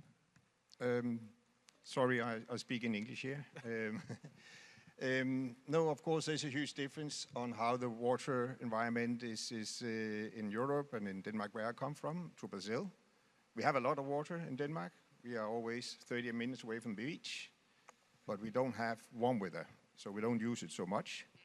The good thing about it is the quality is very much controlled, and the use of the beach is a public responsibility.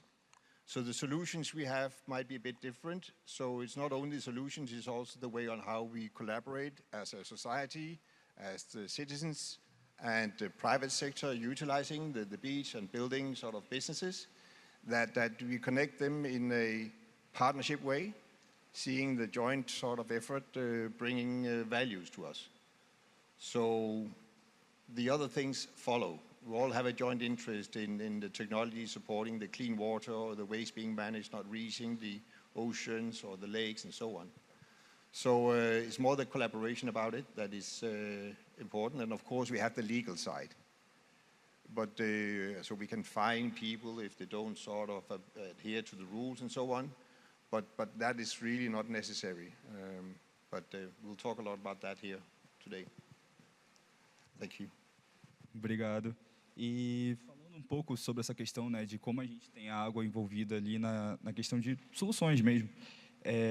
Ana, como essa política estadual dos recursos hídricos ela pode incorporar o turismo azul? E como o eixo estratégico garantido, como o turismo azul ele pode ser um eixo estratégico e garantir que a preservação ambiental gere um desenvolvimento econômico, né? Porque hoje a gente tem muito essa questão de que a exploração do oceano ela vem muito em função de extrair aquilo que o oceano tem.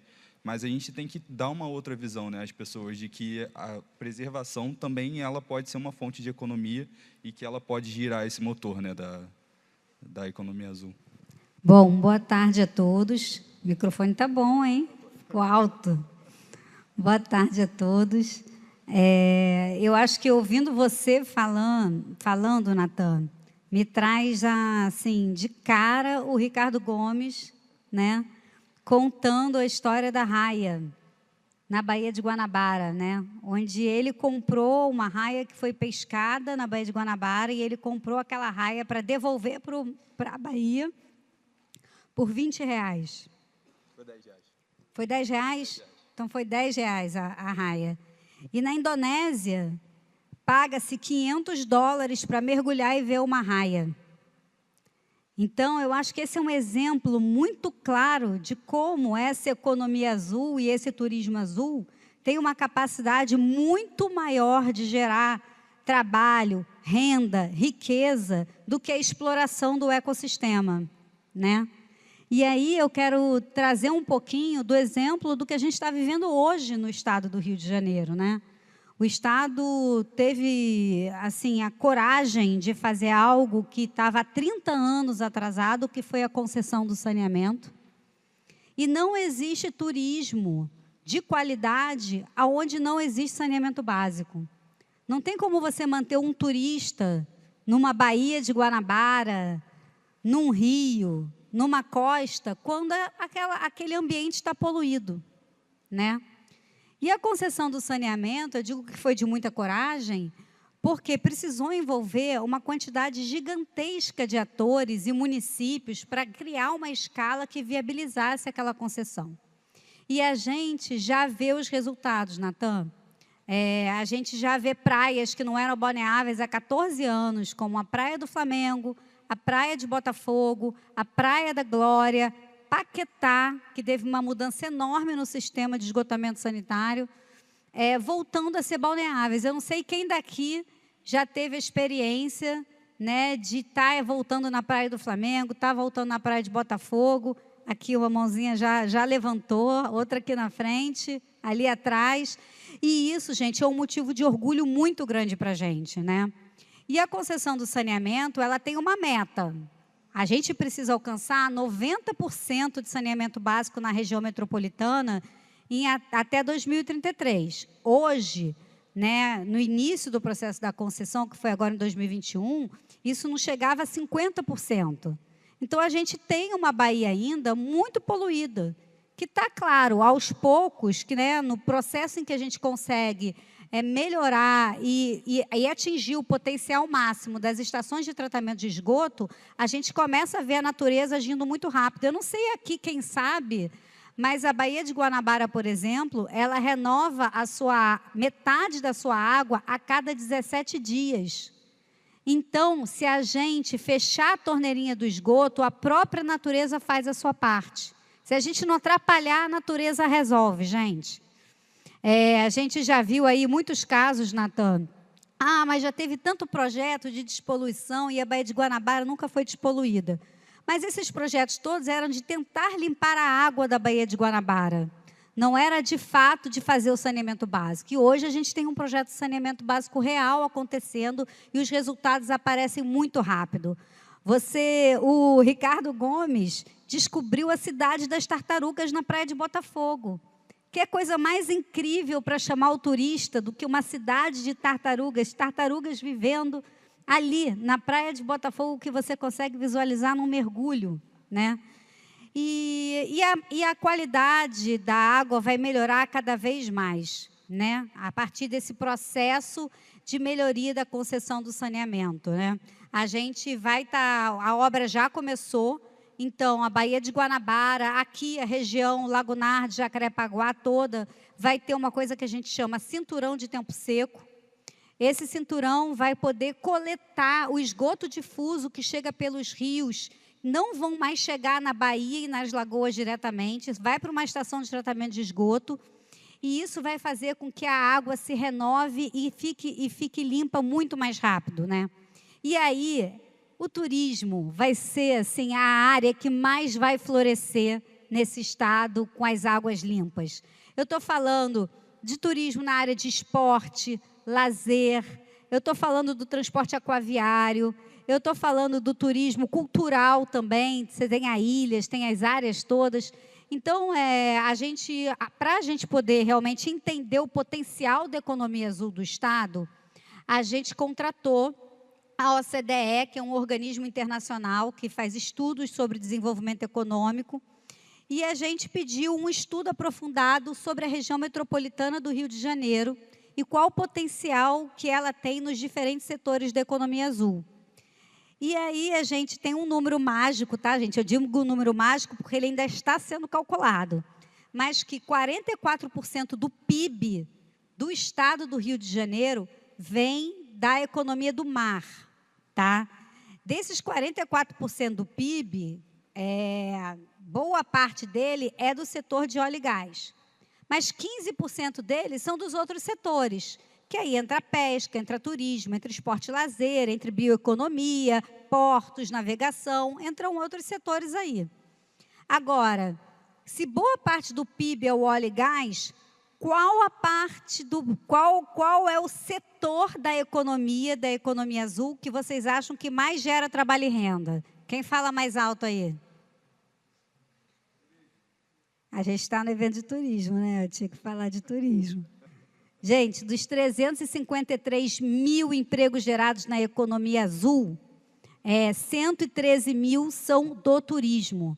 Então, o turismo representa 1/3 de todo o emprego gerado na economia azul. E aí, a gente está falando de um setor que realmente faz com que o recurso chegue na ponta, chegue na população e gere riqueza. E olha o potencial incrível que a gente vai passar a ter quando a Baía de Guanabara tiver com 90% de saneamento básico funcionando, com cinturão de tempo seco funcionando, aqui as lagoas de Jacarepaguá, toda a nossa região costeira, a gente tem 636 quilômetros de costa, 80% da população vivendo na costa brasileira, não, na costa do estado do Rio de Janeiro. Mais de 70% do PIB está na região costeira. Então, assim, se eu posso dizer que tem um setor que vai fazer a riqueza, de fato, chegar na ponta, é o setor do turismo, é o setor que mais vai ganhar com o processo do saneamento básico, da universalização do saneamento básico, sem dúvida alguma. E vocês que estão aqui, que são do setor do turismo e que têm os seus negócios, a gente hoje chama até de negócios azuis, né? Tem aí uma possibilidade gigantesca de explorar esse novo ecossistema que está cada vez mais propício para essas atividades todas que estão conectadas diretamente com a água, né? A água é vida, a água é desenvolvimento econômico, a água ela é exatamente o princípio que a gente tem para poder realmente alcançar o estado do Rio de Janeiro, que a gente tem esse potencial gigantesco e eu tenho certeza que a gente vai, com vocês, conseguir construir esse estado pós-2033. Não adianta a gente querer desenvolver e investir e potencializar a economia azul depois que a gente alcançar a universalização do saneamento. A gente tem que começar a fazer isso agora e caminhar junto para chegar lá na frente. E a economia já está gerando bastante trabalho e renda com sustentabilidade, né? Porque o turismo ele é azul, ele é sustentável. É isso. Com certeza. E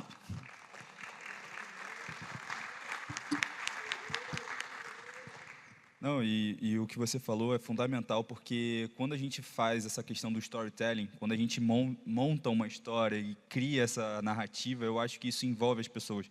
Isso é fundamental. A gente precisa criar uma sensação de pertencimento, falar para as pessoas que aquilo faz parte do dia a dia delas, que aquilo está inserido na vida delas e que é fundamental.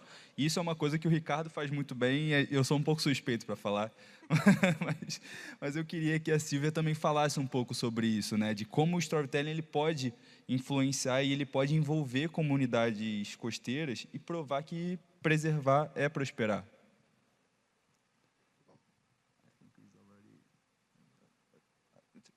Não? Não, you can use that.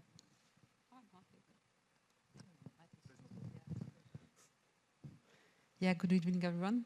I'm also going to speak in English. I apologize for my lack of Portuguese. Water is a joint resource, and if you look at what are the top tourism activities worldwide, where do people travel? They are attracted to water, and they are attracted to urban activities, urban tourism. And in Rio, you have got both. This is amazing. It's a fantastic opportunity and a potential to develop further. However, tourists are also very demanding.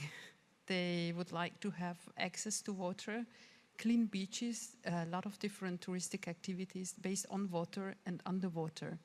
Many tourists are interested in looking at the wildlife under the water, whale watching, fishing, and therefore it is essential that waters and the ocean is clean enough so they can participate in all these activities.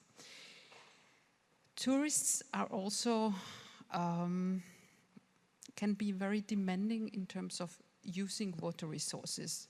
We have got research in many different countries in Europe that shows that tourists are using far more water than local inhabitants. So there is an imbalance of water equity. That the tourists have access to water, they demand the clean waters, and they are the ones who have the access to the beaches and to the pools. So we need to rethink about how we create stories about responsibility for water, the responsibility for the wildlife, operators who are trying to please tourists to give them excess amount of waters to they are offering sightseeing tours to go to close to wildlife. They are all things that we have to change and try to create stories where we persuade the guests and the host to take care of these scarce resources. We have to think about not only responsibilizing local inhabitants to be conscious about their use of water, but also the tourists. And I will tell a little bit later about the different ways how we can, okay, and now? Yeah. Yeah. Yeah, so we have also created different experiments in our research on how to get tourists more aware of their water usage. Probably if you're running a hotel or restaurants, they all have small signs saying that be conscious about the environment, don't use more towels than you need. If you need to change your towels, you put it on the... And nothing has really happened. We are still using too much resources, too much detergents to please tourists. There are other ways to responsibilize tourists, and you can use games. You can use gamification that shows make the use of water resources to a fun competition. We have in several hotels in the Mediterranean put up small counters in showers and in hotel rooms to show how much water tourists are using while they are taking a shower.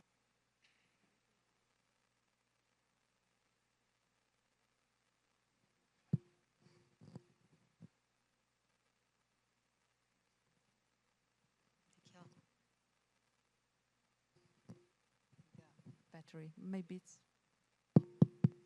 Yeah, it does work. No? Esse aqui. I have now two. Yeah, thank you.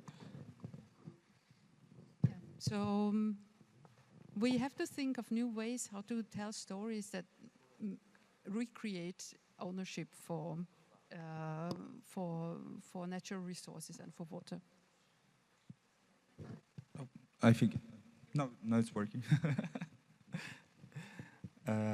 E Silene, falando um pouco mais sobre essa questão, né? A gente tem hoje as vésperas a COP30, né? E Pará é cidade de água. Pará é uma cidade, é uma ilha que a gente estava ali conversando, né? É uma cidade que está cercada por água. E muito boa parte da economia que envolve Pará ali também envolve esses recursos hidroviários, né? Não só hidroviários, mas hídricos no geral.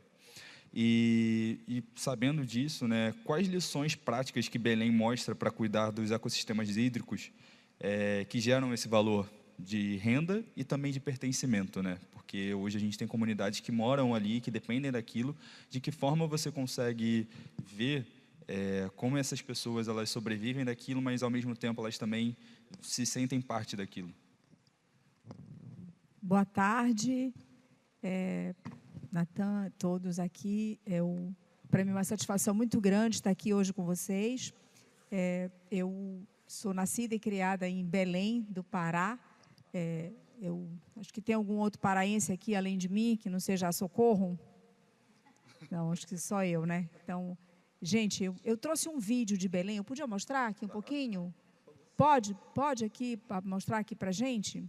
Esse vídeo ele tem uma música, e eu vou aqui mostrar aqui para vocês. Essa música ela diz assim: este rio é a minha rua. Que ele significa, porque lá mesmo a gente utiliza demais os rios para transportar. E eu vou responder bem a sua pergunta, e eu tenho uma fala, e até quando eu estava conversando ainda há pouco ali com eles, já está o vídeo? Já? Então, você pode até colocar aí um pouquinho.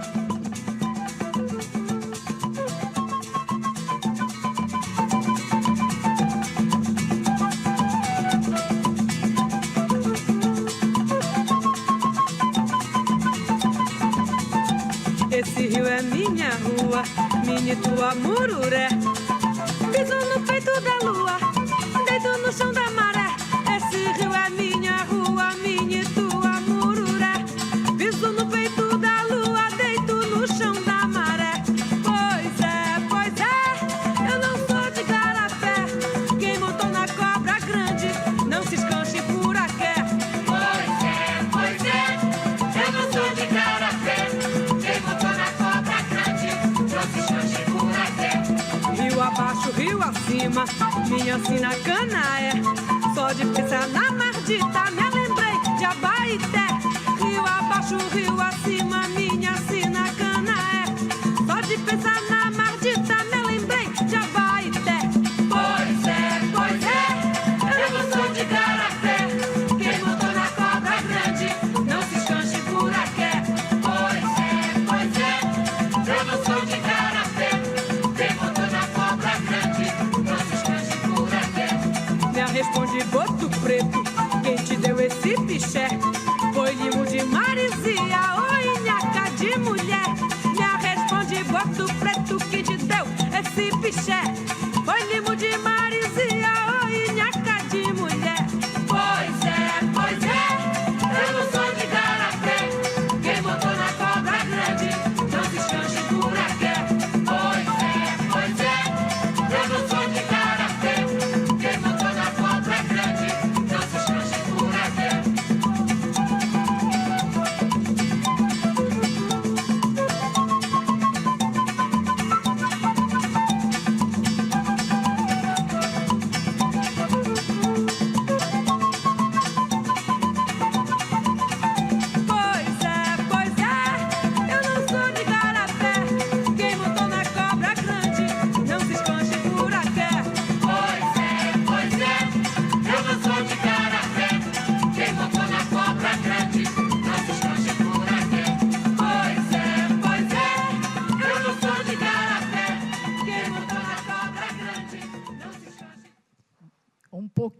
pouquinho da nossa Belém aqui.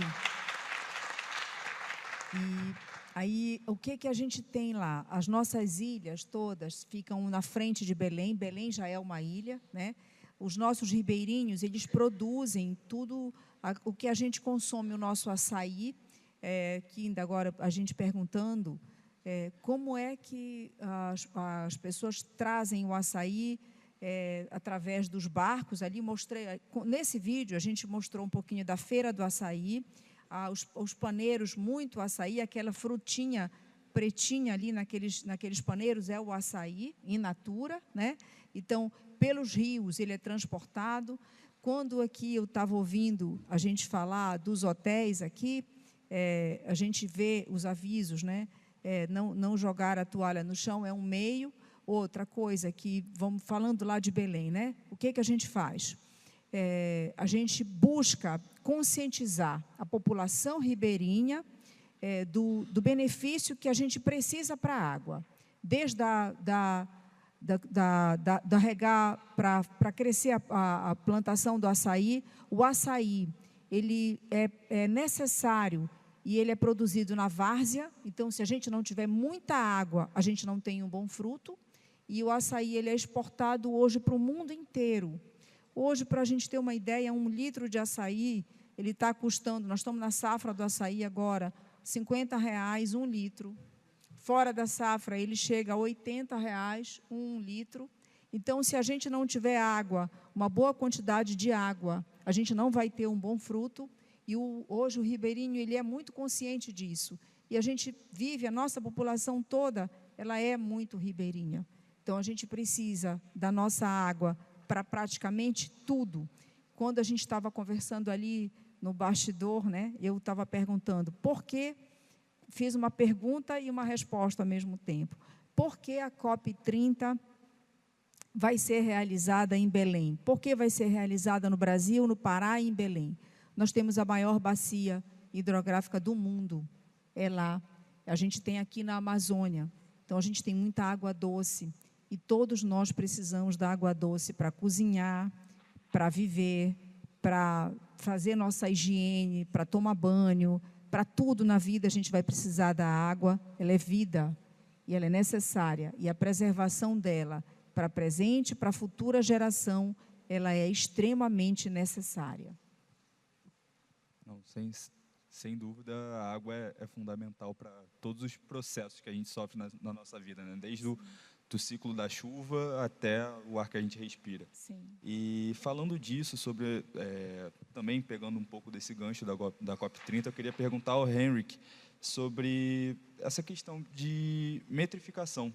Como a gente consegue, quais são as métricas eficazes, quais são as métricas decisivas para atrair esses investimentos e ampliar também as escalas das soluções que a gente tem visto, né? Esses processos bem-sucedidos, quais são essas métricas? Well, I think when you're going to talk about these metrics, they're a bit boring.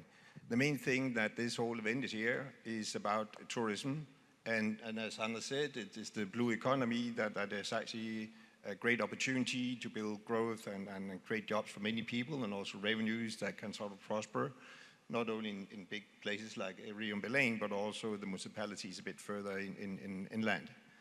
And the problem also is, of course, to take care of the sanitation that's available. Is that sufficient? And the requirements that the tourists have, as you mentioned, they might be a bit sort of difficult.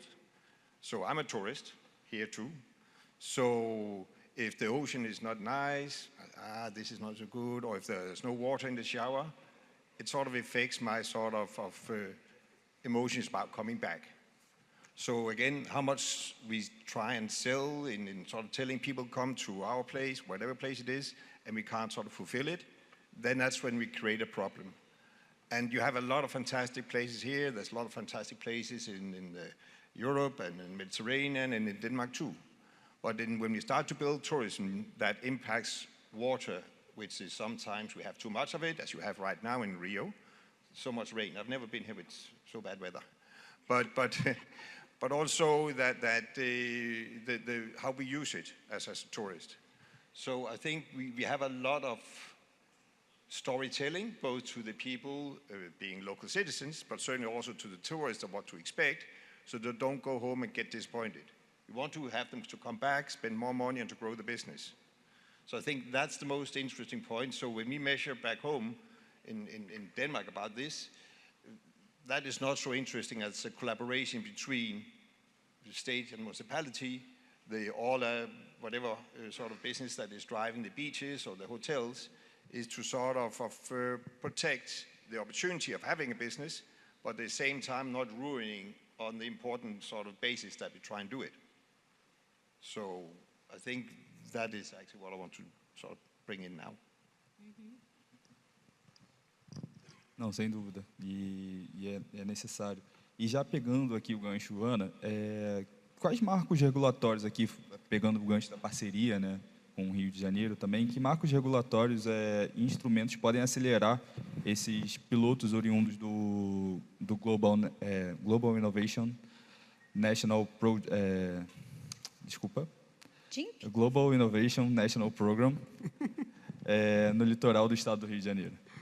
Olha, eu acho que isso é um processo em construção, né? O primeiro marco que a gente teve aí, trazendo um pouquinho para essa questão da economia azul, foi a criação da Lei da Economia do Mar, né? Que ela, por si só, já traz essa perspectiva do setor do turismo também. Depois, a gente tem a criação de uma Secretaria de Economia do Mar, que interage muito, que precisa interagir muito com a Secretaria de Turismo, né? Acho que o Tutuca teve aqui ontem também, né? Nosso secretário de Turismo. E a gente criou ainda uma coordenação de Economia Azul na Secretaria de Meio Ambiente. E hoje a gente tem um grupo de trabalho que reúne, né, todas essas secretarias, incluindo a FIPERJ na pesca, o turismo, o desenvolvimento econômico, para entender como é que esses diferentes setores podem ser potencializados a partir das políticas públicas. Mas eu acho, e é muito interessante essa provocação dessa pergunta, porque ainda falta pensar política pública que conecte a economia azul com o turismo de forma mais objetiva e prática, né? Uma das ações que a gente vem fazendo, e aí a gente sente ainda muita falta dessa questão do ordenamento do turismo em relação, por exemplo, ao avistamento de fauna. E aí eu vou trazer o caso, foi um caso muito triste que aconteceu há 2 meses atrás, eu não sei se foi em Cabo Frio ou Arraial do Cabo, que teve um barco que passou por cima de uma baleia, né? E isso é algo, a chegada das baleias no litoral, por exemplo, que atrai muito turistas, assim como os golfinhos. Agora a gente teve uma leva enorme de golfinhos entrando na Baía de Guanabara, porque a Baía de Guanabara está voltando a dar peixe, e os golfinhos não estão entrando porque querem passear na Baía de Guanabara, eles estão atrás dos peixes, né? Mas as baleias estão se aproximando cada vez mais da costa. Hoje, da praia, eu consigo ver baleia nesse período de julho, agosto, né? Arraial do Cabo parece que é o melhor lugar para avistamento de baleia que a gente tem, do próprio litoral. E as baleias, na verdade, esqueceram. Isso a Sylvia Earle, que é aquela oceanógrafa maravilhosa, a gente estava na Conferência dos Oceanos e ela falou isso, eu fiquei muito, muito impressionada, né? As baleias esqueceram, depois de 4 gerações, que elas eram arpeadas no nosso litoral, porque elas eram arpeadas para utilizar o óleo, a carne da baleia. Passaram-se 4 gerações e elas voltaram para o litoral. E como é que o turismo lida com isso, né? A gente tem centenas de barcos com 200 pessoas saindo ao mesmo tempo do porto para um passeio e as baleias estão ali no meio. Então, por exemplo, uma das ações que a gente vem estudando a pedido, né, do nosso secretário Bernardo Rossi é a criação de uma área de proteção ambiental que seria o corredor das baleias jubartes, para que a gente possa ordenar esse processo e o turismo possa ter uma ação responsável nesse processo de avistamento de baleias e cetáceos, né? Então, são ações que a gente pode fazer em conjunto, mas ninguém faz nada sozinho, gente. Para a gente fazer isso, a gente tem que dialogar com as instituições da sociedade civil, a gente tem que dialogar com os estudos que vêm da academia, a gente tem que também estar dialogando com a iniciativa privada, com o setor turístico, com os municípios, né, onde acontecem esses avistamentos. Isso é um exemplo, né? A gente pode pegar também o exemplo das nossas unidades de conservação. 30% do estado do Rio de Janeiro é coberto por unidades de conservação, né? Ano passado, o estado foi o que menos desmatou no Brasil. Na verdade, a gente alcançou aí, né, um número de 68%. Então, o estado do Rio de Janeiro está num momento de conexão muito forte do desenvolvimento econômico com a pauta ambiental e a sustentabilidade. Isso é uma coisa que o governador Cláudio Castro sempre fala para a gente, né? Não existe desenvolvimento econômico sem sustentabilidade. E a gente resolveu levar isso muito a sério. Então, as secretarias estão trabalhando muito em conjunto para que essas políticas públicas, elas realmente, de fato, transmitam isso. Então, por exemplo, se eu quero fazer um passeio turístico, uma trilha de cachoeira, através de uma unidade de conservação, eu preciso fazer isso de forma sustentável, porque eu tenho que manter a preservação daquela riqueza, né? Não sei se vocês sabem, mas a Mata Atlântica é o 5º maior hotspot do mundo de biodiversidade, né? A Lagoa de Araruama, ela é a maior lagoa hipersalina do mundo. Então, assim, a gente tem atrativos ambientais incríveis que passam por todo um processo de licenciamento, todo um processo de regulamento, de ordenamento, para que o turista possa ter segurança e que a gente consiga manter no tempo aquela riqueza. Mas alguns a gente ainda precisa desenvolver, né? Quando a gente começa a ter novas praias sendo despoluídas e sendo abertas para o turismo, como é que fica o ordenamento do uso daquela praia, né? De repente, eu tenho uma praia do Flamengo voltando a ser super frequentada, uma praia de Botafogo, e aí tem toda aquela economia da praia que começa a girar ao redor disso, né? Como é que a gente ordena e trabalha essa economia da praia, né? Então, eu acho que tem um trabalho muito grande ainda para ser feito, que precisa ser feito, e ele não é feito só pelo governo do Estado. Ele precisa ser feito numa governança entre todos esses atores da iniciativa pública e privada, e é daqueles que estão no território e que sabem a necessidade local. Eu falo muito isso, sabe? Lá do nosso computador, da nossa sala, lá no governo do Estado, a gente não sabe a real necessidade que o território tem, que o município tem, que o empresário local tem. Então, essa escuta precisa ser feita para que, em cada local, a gente consiga desenvolver políticas públicas que, de fato, funcionem para quem está vivendo aquela experiência, né? Que não seja uma coisa fora da realidade. Então, nesse sentido, eu acho que a gente ainda tem um grande percurso pela frente, mas eu acredito muito nessa integração da política da economia azul com o turismo azul. Não, e falando dessa questão do turismo, né, também é importante a gente ressaltar a questão das comunidades tradicionais, porque hoje tem o turismo regenerativo, o turismo de base comunitária, que são importantíssimos não só na questão de valorização da comunidade tradicional, mas também na questão de avistamento de fauna. Quando a gente está falando, quem sabe mais de um padrão de ocorrência de uma determinada baleia ou de um peixe do que um pescador, né? Então, quando a gente está falando de mergulho, de avistamento de fauna, de baleia, seja uma ave, seja o que for, a gente valorizar essas comunidades também é fundamental, né?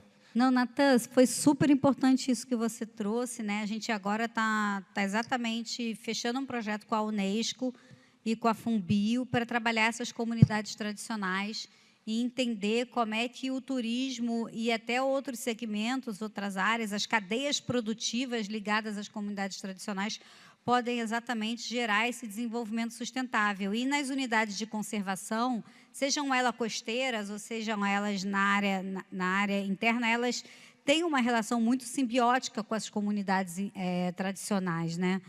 Só para você ter ideia, a gente tem 30% de área preservada no Estado, mas de área marinha a gente só tem 10%. E a meta nacional é alcançar 30% de área marinha. Então, a gente ainda tem aí um longo percurso para trabalhar, especialmente, né, com as marisqueiras, com os pescadores artesanais, com toda essa população que vive dessa região marinha, dessa região litorânea. A gente está agora encaminhando para a Alerj um PL, um projeto de lei, que é o nosso GERCO, que é o nosso projeto de lei de gestão da região costeira do estado do Rio de Janeiro, que dialoga muito também com o planejamento espacial marinho. O planejamento espacial marinho ele pega uma área maior da costa, né, mais profunda, mas o nosso GERCO, a nossa gestão da região costeira, ela traz exatamente um pouco essa proposta mais estratégica desse ordenamento costeiro. Então, isso é um outro documento importante, que a partir do momento em que ele se torna lei, a gente começa a trabalhar aí sim os planos de sustentabilidade locais. Isso inclui as nossas unidades de conservação marinhas e inclui os povos tradicionais. Não, e é super importante a gente valorizar esses povos tradicionais, que são as pessoas que dão muitos dados, né? Eu, como cientista, também coleto muitos dados ali da comunidade tradicional de Copacabana, faço o acompanhamento do desembarque pesqueiro deles. E todas as viagens que eu fiz no Brasil, né, eu tento valorizar ao máximo esse turismo de base comunitária, porque é super importante.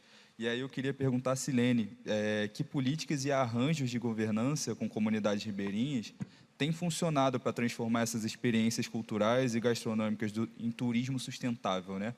Porque quando a gente está falando também do Pará, de um modo geral, não só Belém, tem muita comunidade ribeirinha, essas pessoas elas estão inseridas nesse mercado do turismo, como é que está funcionando isso?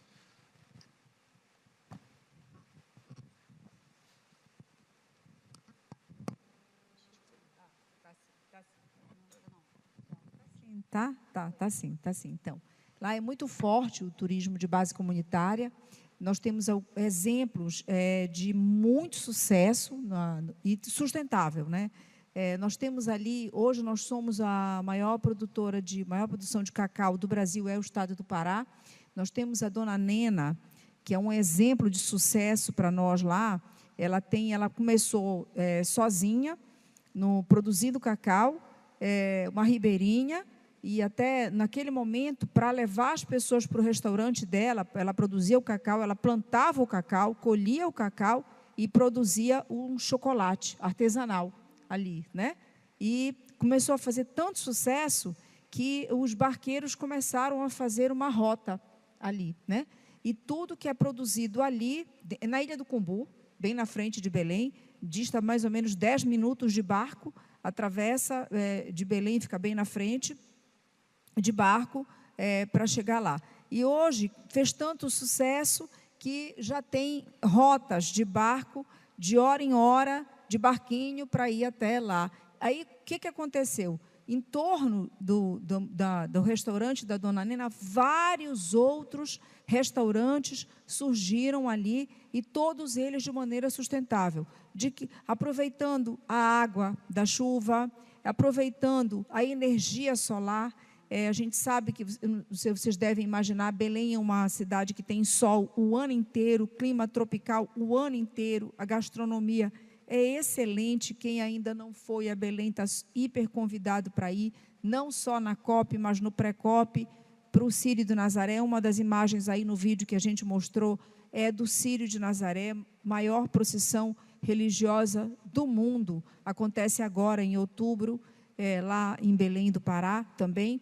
Então, voltando para essa questão do turismo de base comunitária, temos também o apoio do SEBRAE, e para fazer também o desenvolvimento e a orientação, a capacitação deste ribeirinho, tanto no transporte, eles fazem esse transporte.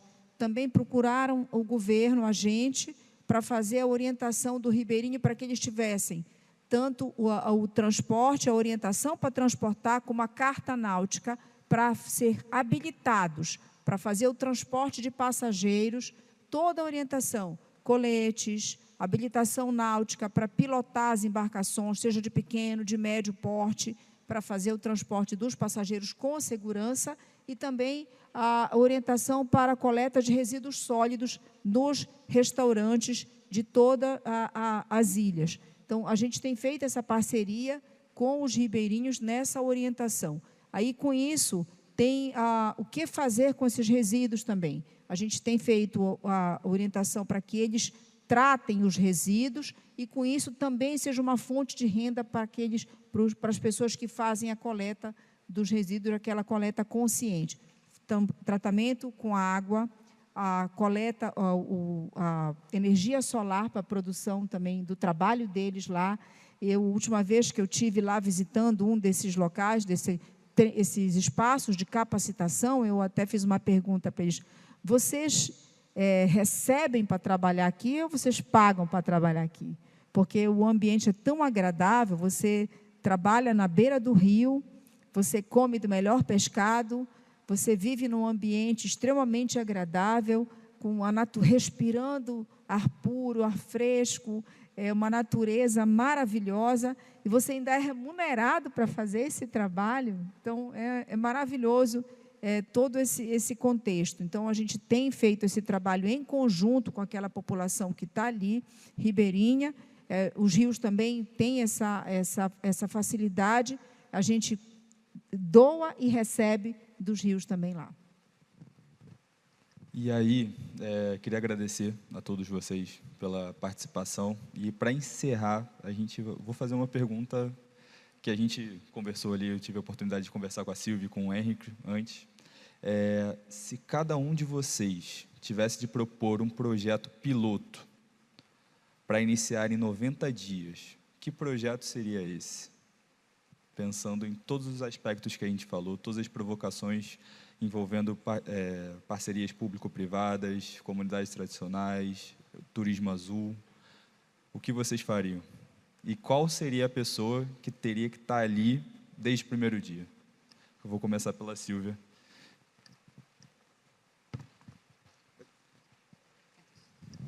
Thank you very much. This is a fantastic opportunity to think about this question. And I think that, so when you are turning water into a commodity, into a product, into a tourist experience, then it will create economic opportunity, but it will also create a lot of conflicts. Some people will lose, some people will win. The wildlife can win, but it can also be at a larger danger.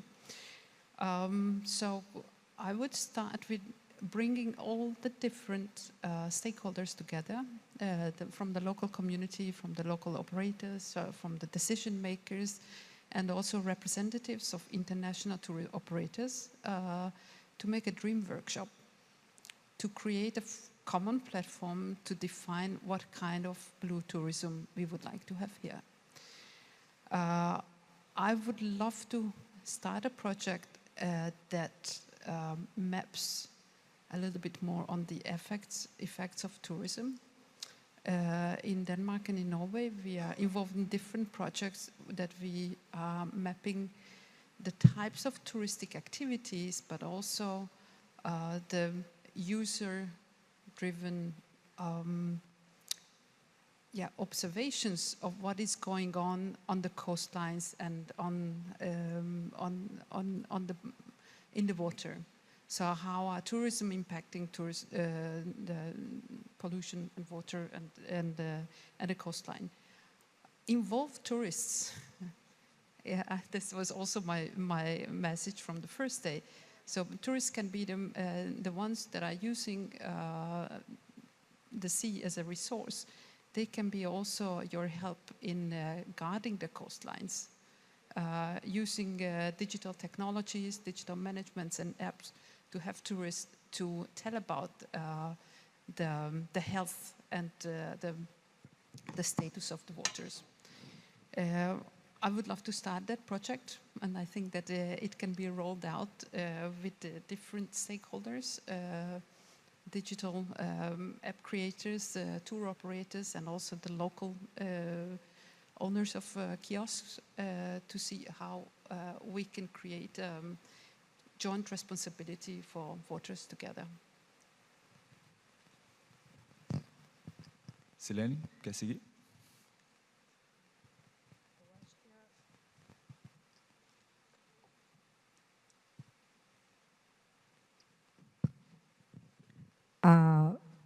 As rotas seriam principalmente eu ouviria primeiro a sociedade civil e as pessoas que fazem o turismo acontecer e os produtores de cultura também. É muito ligado a cultura está sempre muito ligada com o turismo. E também as pessoas que vivem nas comunidades. Seria interessante que a gente faria tanto o governo quanto a sociedade e o trade do turismo, seria as pessoas que eu chamaria para fazer parte dessa grande roda de conversa. E com isso, depois de ouvir e coletar os dados, aí eu acho que eu traçaria um plano adequado. Sem os dados, não tem como a gente fazer um plano sem ter os dados para a gente sair do papel assim no escuro, né? Acho que seria mais adequado a gente primeiro ouvir a sociedade civil e as pessoas que iam operar nela. Tá bem? Ana? Eu faria o projeto que a Silvia propôs, né? Então, eu acho que já estaria aí, que eu já gostei desse projeto, Silvia. Acho que ficou muito legal. Mas, assim, complementando o projeto, eu queria muito ver acontecer no estado do Rio de Janeiro um hub de inovação com foco em turismo azul. Eu acho que esse hub poderia centralizar, de certa forma, todo esse conhecimento que a gente precisa acessar e, às vezes, ele está difuso, ele não está acessível, né? Então, um hub onde a gente conseguisse acessar esse conhecimento, eu digo toda a sociedade, os empresários, enfim, todo mundo que está, os municípios, os secretários, né? os agentes públicos, através dessa construção que poderia ser feita exatamente nos moldes do que a Silvia estava explicando, né? E a gente tem aqui como desdobramento desse evento uma caravana que vai estar percorrendo alguns municípios do estado. E essa caravana vai possibilitar a gente já ter muita informação sobre o que está acontecendo nos municípios e qual é o potencial de cada região, quem são os atores que atuam com o turismo nessa região e como é que a gente potencializa esse turismo azul, né? Então, essa caravana, 90 dias, eu acho que dá para fazer a caravana, né? Então, essa caravana, eu acho que ela acaba tendo um papel muito bacana nessa construção desse conhecimento, mas a gente precisa desse hub, para que esse hub se torne essa ponte de difusão desse conhecimento e de criação de parcerias, de fomento, acesso a investimento, financiamento. A gente tem a Clean aqui do lado, o Hendrik está aqui, pode ajudar muito nisso também, né? Então, eu acho que talvez a gente começar a ter um espaço comum onde isso tudo pode se tornar concreto, mais real, mais pé no chão. E aí, só fazer uma observação, que eu acho que foi falado aqui já, mas precisa fazer parte desse processo, a questão dos resíduos sólidos, né? Porque, por mais que a gente tenha um trabalho grande hoje já acontecendo no Estado com a questão do esgotamento sanitário e da distribuição da água, resíduo sólido ainda prejudica muito a percepção do turista em relação à qualidade ambiental daquele recurso hídrico, a percepção da poluição. Então, nessa caravana para os municípios, né, é importante a gente explorar também o que está sendo feito para evitar que esse resíduo sólido faça parte dessa percepção de afastamento do turista daquela região, né? Eu estou falando do ponto de vista do turismo, mas do ponto de vista ambiental, enfim, é muito mais preocupante ainda, né? Mas eu falaria nesse hub aí. Não, e até essa questão do turismo, o próprio turismo também gera resíduo sólido. Então, isso também precisa ser pensado, Perfeito. Precisa ser muito bem estruturado para que evite essa descarte incorreto, né? E tem isso, né? Então, olha, por exemplo, agora eu vou dar um outro exemplo, Ilha Grande. Ilha Grande, a gente acabou de receber resíduo em Ilha Grande que veio através do oceano, com embalagens que tinham lá, que eram escritas em mandarim. Então, não era nem resíduo produzido na América Latina, né? Resíduo que chega de fora. Não sei se onde vocês moram, onde vocês vivem, já chegou resíduo de outras regiões do planeta que não foi nem gerado onde vocês vivem. Mas isso é um problema que está acontecendo muito grave, né? Então, isso afeta muito essa questão do turismo. Mas esse hub, por que de inovação? Porque com a inovação, a gente acelera o processo. A gente consegue aproveitar o que existe de melhor desenvolvido hoje no mundo e a gente consegue ganhar qualidade, né? Inclusive para vencer esses desafios da poluição, dos resíduos e etc. Enfim, né? Então, acho que o hub precisa ser de inovação e precisa ser de turismo azul. Perfeito. E só para encerrar, por favor, rapidinho, Henrik, só para não deixar você de fora, só para a gente poder encerrar aqui, que a gente já passou do limite. I'll be quick. So actually, you are witnessing something very important. We are very close to building a project. So I would like to join your project because I think that no surprise, tourism is global. So this is what the word actually is talking about, that we move around and see each other's places, and that's fantastic. So the global platform is nice. Where I would like to build the project then is here in Brazil, because you were also asking where you have sort of who is partner of it. I think we have a lot of strong partners in Brazil right now, and we work globally, whether it's from China to Africa or in the Nordic or here. Right here, there are a strong interest towards the blue economy. We have some strong partners now that we're starting to build the relationships with. So whether it's here in Rio, it's in Salvador, it's in Belém, or in Minas Gerais, building a blue economy that matters financially and job-wise and socially is great. So if we can bring in the environmental side of it, we'll join you. So thank you. É isso, muito obrigado pela participação de vocês. E é isso. É isso, muito obrigado a todos os participantes do primeiro painel. Gostaria de pedir para que vocês ficassem de pé, porque tem um presente para todos os participantes desse painel. Gostaria de chamar aqui ao palco agora o Rafael Caetano, secretário de Turismo. De Itamonte, claro. E a Bianca, da Queijaria Velho Pita. Boa tarde a todos. Boa tarde. Em agradecimento, um mimozinho da organização e lá da Rota do Queijo de Itamonte. E o mimo está muito relacionado à temática de hoje, porque água é uma pastinha de truta que só vive em água límpida e um queijo. E a boa qualidade do queijo depende também da qualidade da água. Eu apresento também a minha amiga Bianca Lamenha, proprietária da Queijaria Velho Pita, que é a carioca mais mineira que eu conheço. Tá? Obrigado.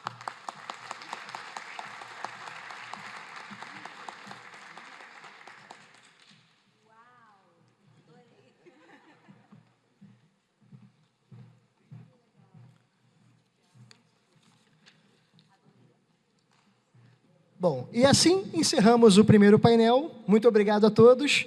E, dando continuidade à nossa programação, iremos agora abrir o segundo painel do dia, com o tema Da Tela ao Destino. Como cinema, streaming, entretenimento e grandes eventos viram desejo, viagem e legado. Então, gostaria de chamar agora ao palco Patrícia Kozlinski, head de conteúdos de variedade do Grupo Globo.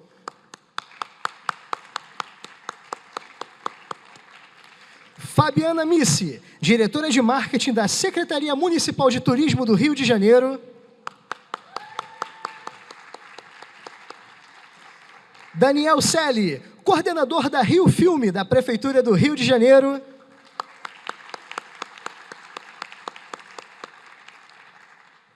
E para moderar esse debate, chamo ao palco Marcos Marinho, apresentador da Record.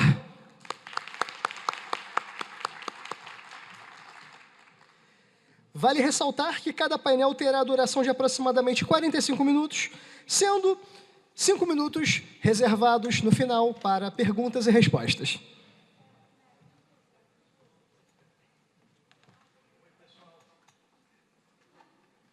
Oi, pessoal, boa tarde, obrigado pela presença de todos. Eu sou o Marcos Marinho, sou apresentador do RJ no Ar, o telejornal das manhãs da TV Record. E hoje a gente vai bater um papo sobre cinema, sobre a indústria do audiovisual. E vocês já pararam para pensar no quanto que todo esse material, que toda essa cultura pode influenciar nos negócios da nossa cidade? O quanto que isso pode atrair turistas, movimentar a economia, gerar empregos. E eu tenho um time aqui comigo E olhando para essas pessoas, olha, vocês podem ter certeza que o trabalho de cada uma delas é um trabalho que se complementa. Uma coisa tem a ver com a outra. Por exemplo, a Patrícia, ela é head de conteúdo de variedades do Grupo Globo. Então, ela pensa no conteúdo do audiovisual. Além da Patrícia, a gente tem a Fabiana Missi, que é diretora de marketing da Secretaria Municipal de Turismo do Rio, foi dona de produtora durante muitos anos. Então, ela conhece o audiovisual, conhece o marketing, conhece as estratégias.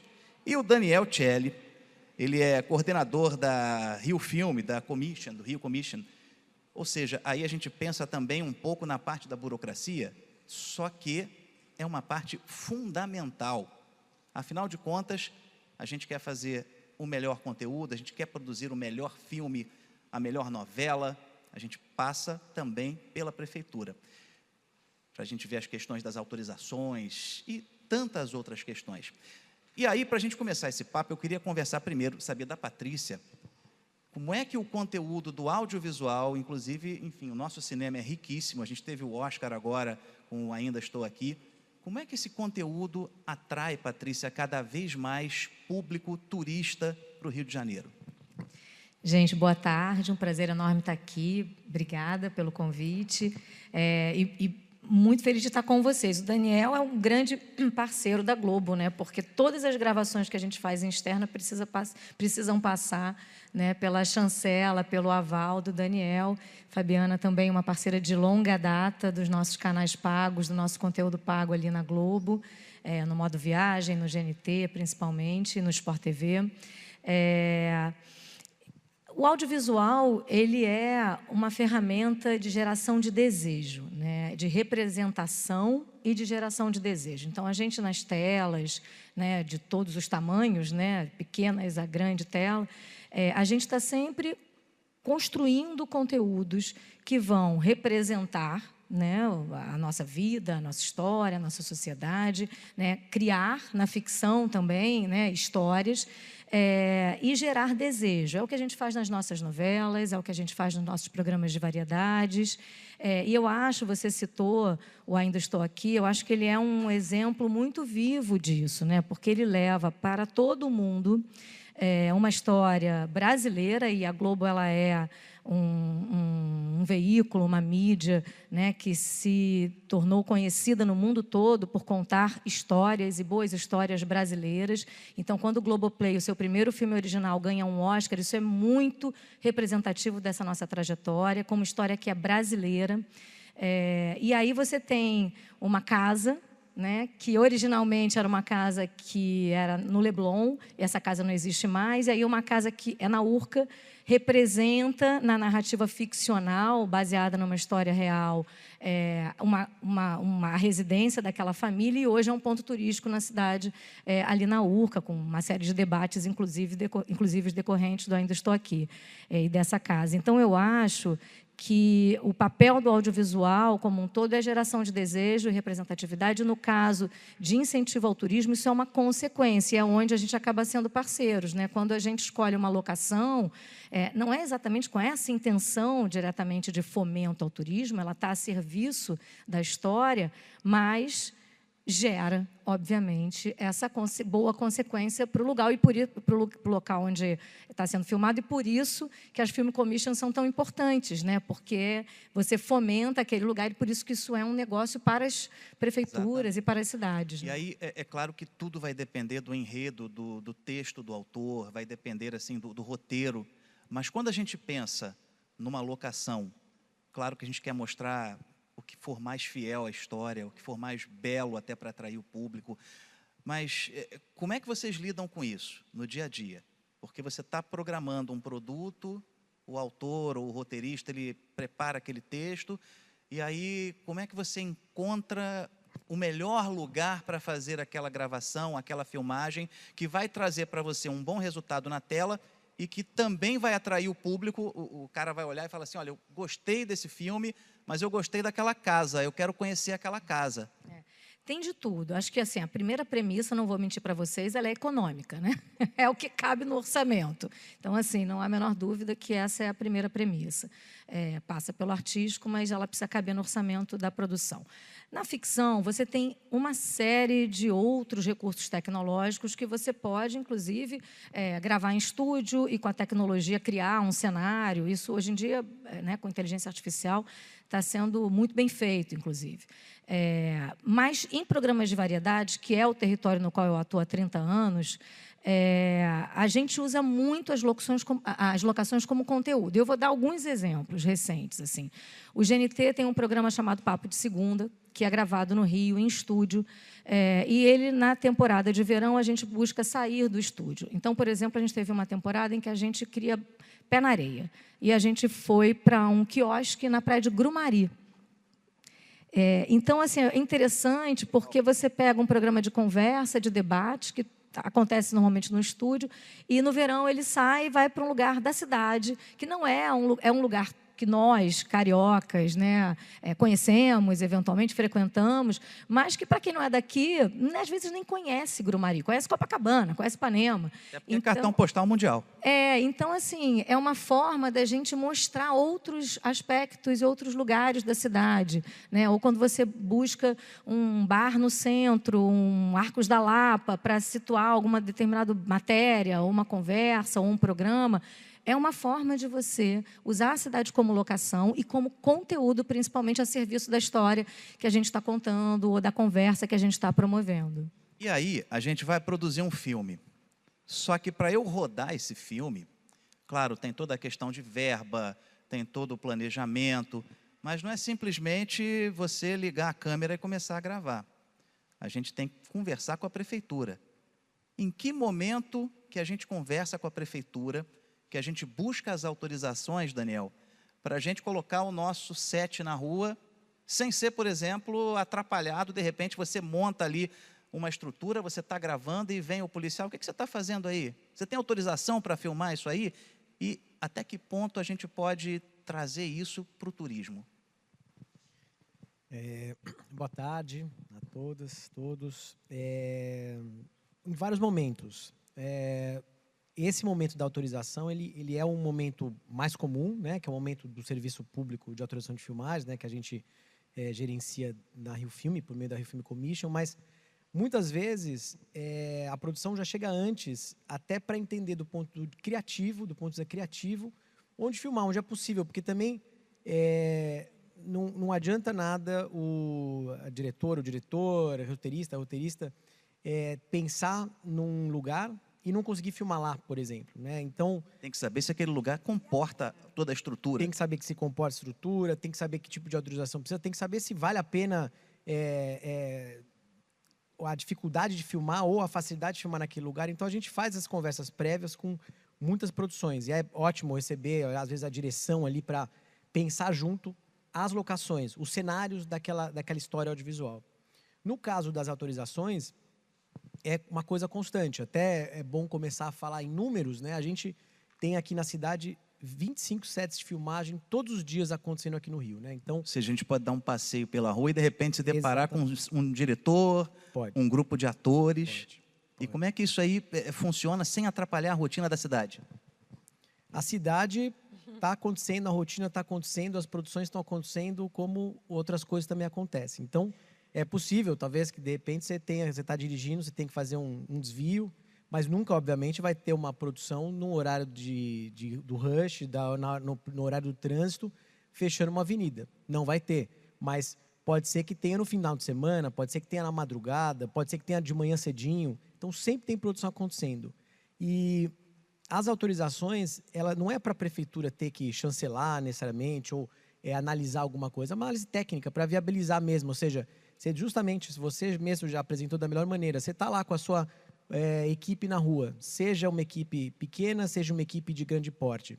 Audiovisual é indústria, audiovisual é dinheiro, você colocou lá, você tem pessoas contratadas que estão lá para filmar, para gravar. Imagina se aquele set de filmagem for interrompido porque não tem uma autorização.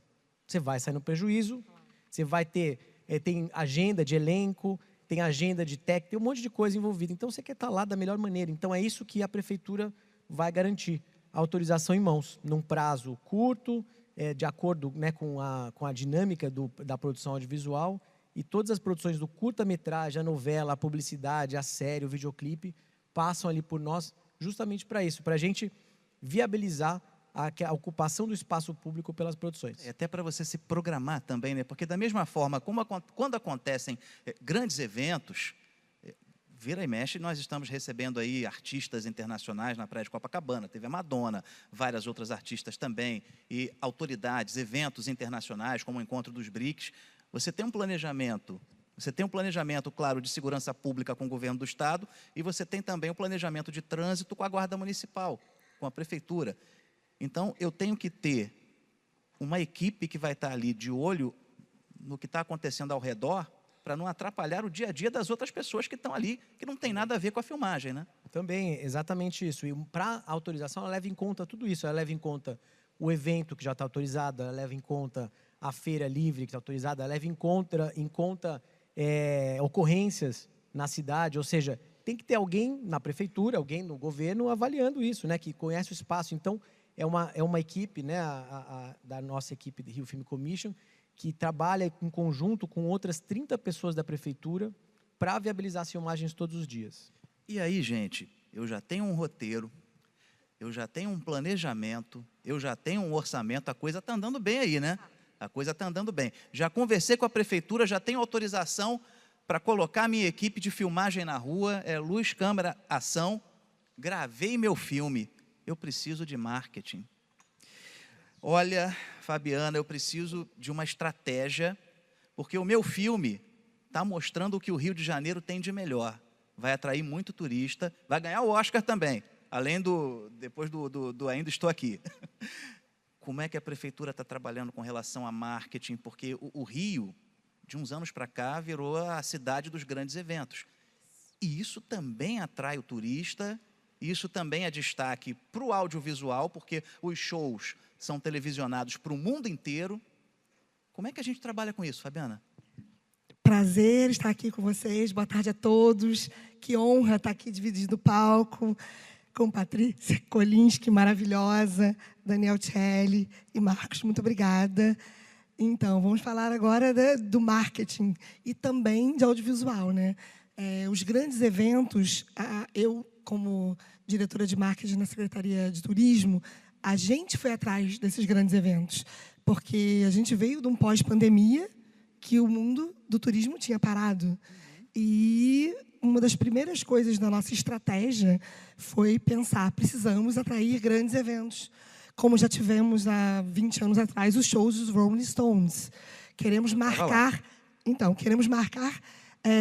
uma época e dar uma virada de chave para botar o Rio de Janeiro de novo nessa prateleira internacional de desejo das pessoas quererem vir para cá. E a gente batalhou e correu atrás para trazer o show da Madonna, que... Aliás, você já saberia dizer para a gente qual vai ser o próximo? Então, eu não sabemos ainda. Aí vários nomes, estão dizendo tem vários nomes, mas ainda não podemos confirmar. Não nada para você, não? Não, ainda é surpresa, mas com certeza será um grande nome. Eu acho que elas já sabem, gente. Olha, ele será um grande nome. E os dois shows, né? O da Madonna, 1.600.000 pessoas na Praia de Copacabana, televisionado para o mundo inteiro, né? Globo, parceira número 1 de todos esses mega shows. Globoplay, incrível fazendo isso repercutir no streaming para o mundo inteiro, gente. Você imagina, as pessoas acessam o Globoplay de onde elas quiserem e isso faz com que fique o Rio de Janeiro nesse imaginário. Eu quero ir para o Rio de Janeiro. Então, isso faz parte da nossa estratégia de marketing.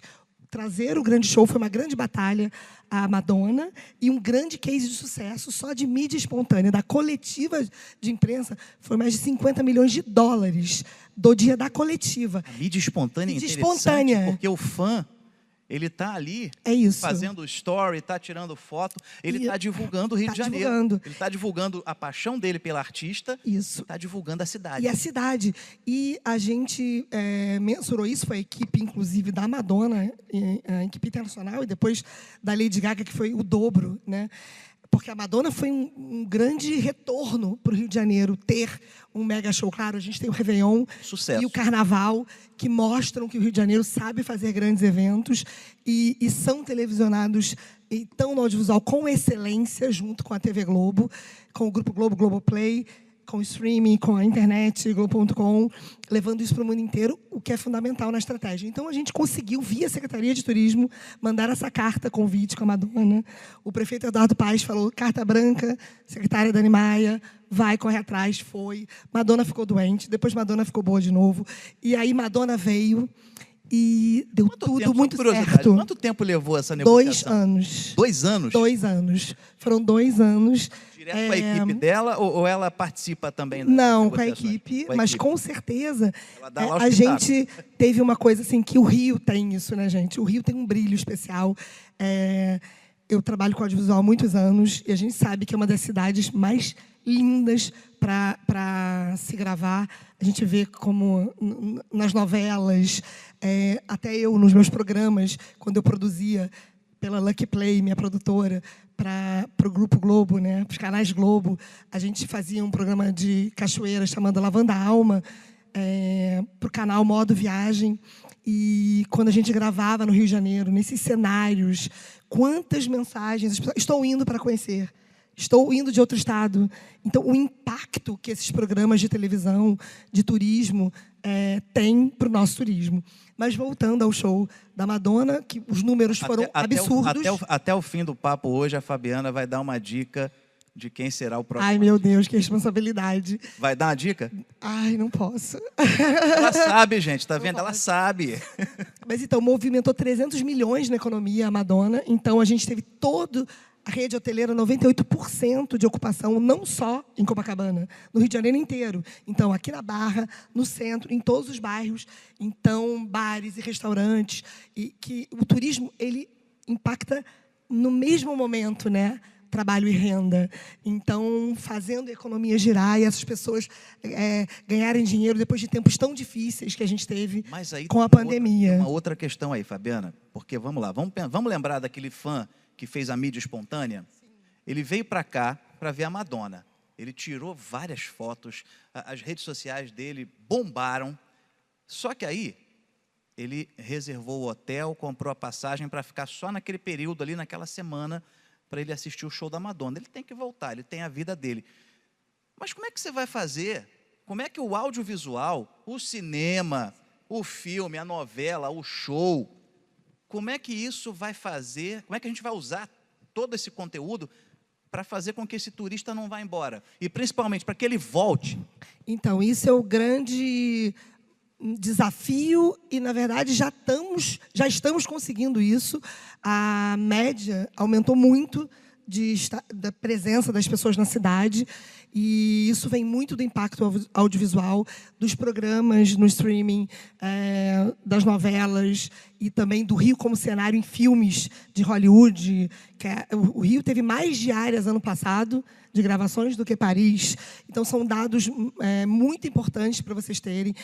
Produções de programas gravados no Rio de Janeiro impactam mais de 60% na última pesquisa feita dos turistas internacionais. Eles são impactados pelos grandes eventos televisionados e por todos esses programas. Então, o audiovisual, quando a gente faz as pesquisas, já com o turista internacional, já demonstra a força que tem, seja na internet, na TV, enfim, para esse turismo permanecer. Então, quando a gente trouxe prêmios de gastronomia ou outros eventos, ou porque assistiu um programa de televisão, eles falam, a gente quer levar a família, porque é o Rio de Janeiro. E a gente está sempre concorrendo com cidades como Tóquio, Nova York e Rio de Janeiro.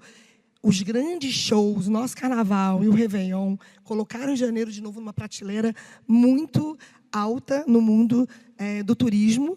A gente está nesse imaginário e nas nossas campanhas a gente não vende só os pontos turísticos, a gente vende esse desejo, a experiência, o bem-estar. Eles sabem que a gente vai entregar tudo isso, né? É o stand-up paddle na praia de Copacabana ou na Ilha de Tijucas, é um voo de asa delta.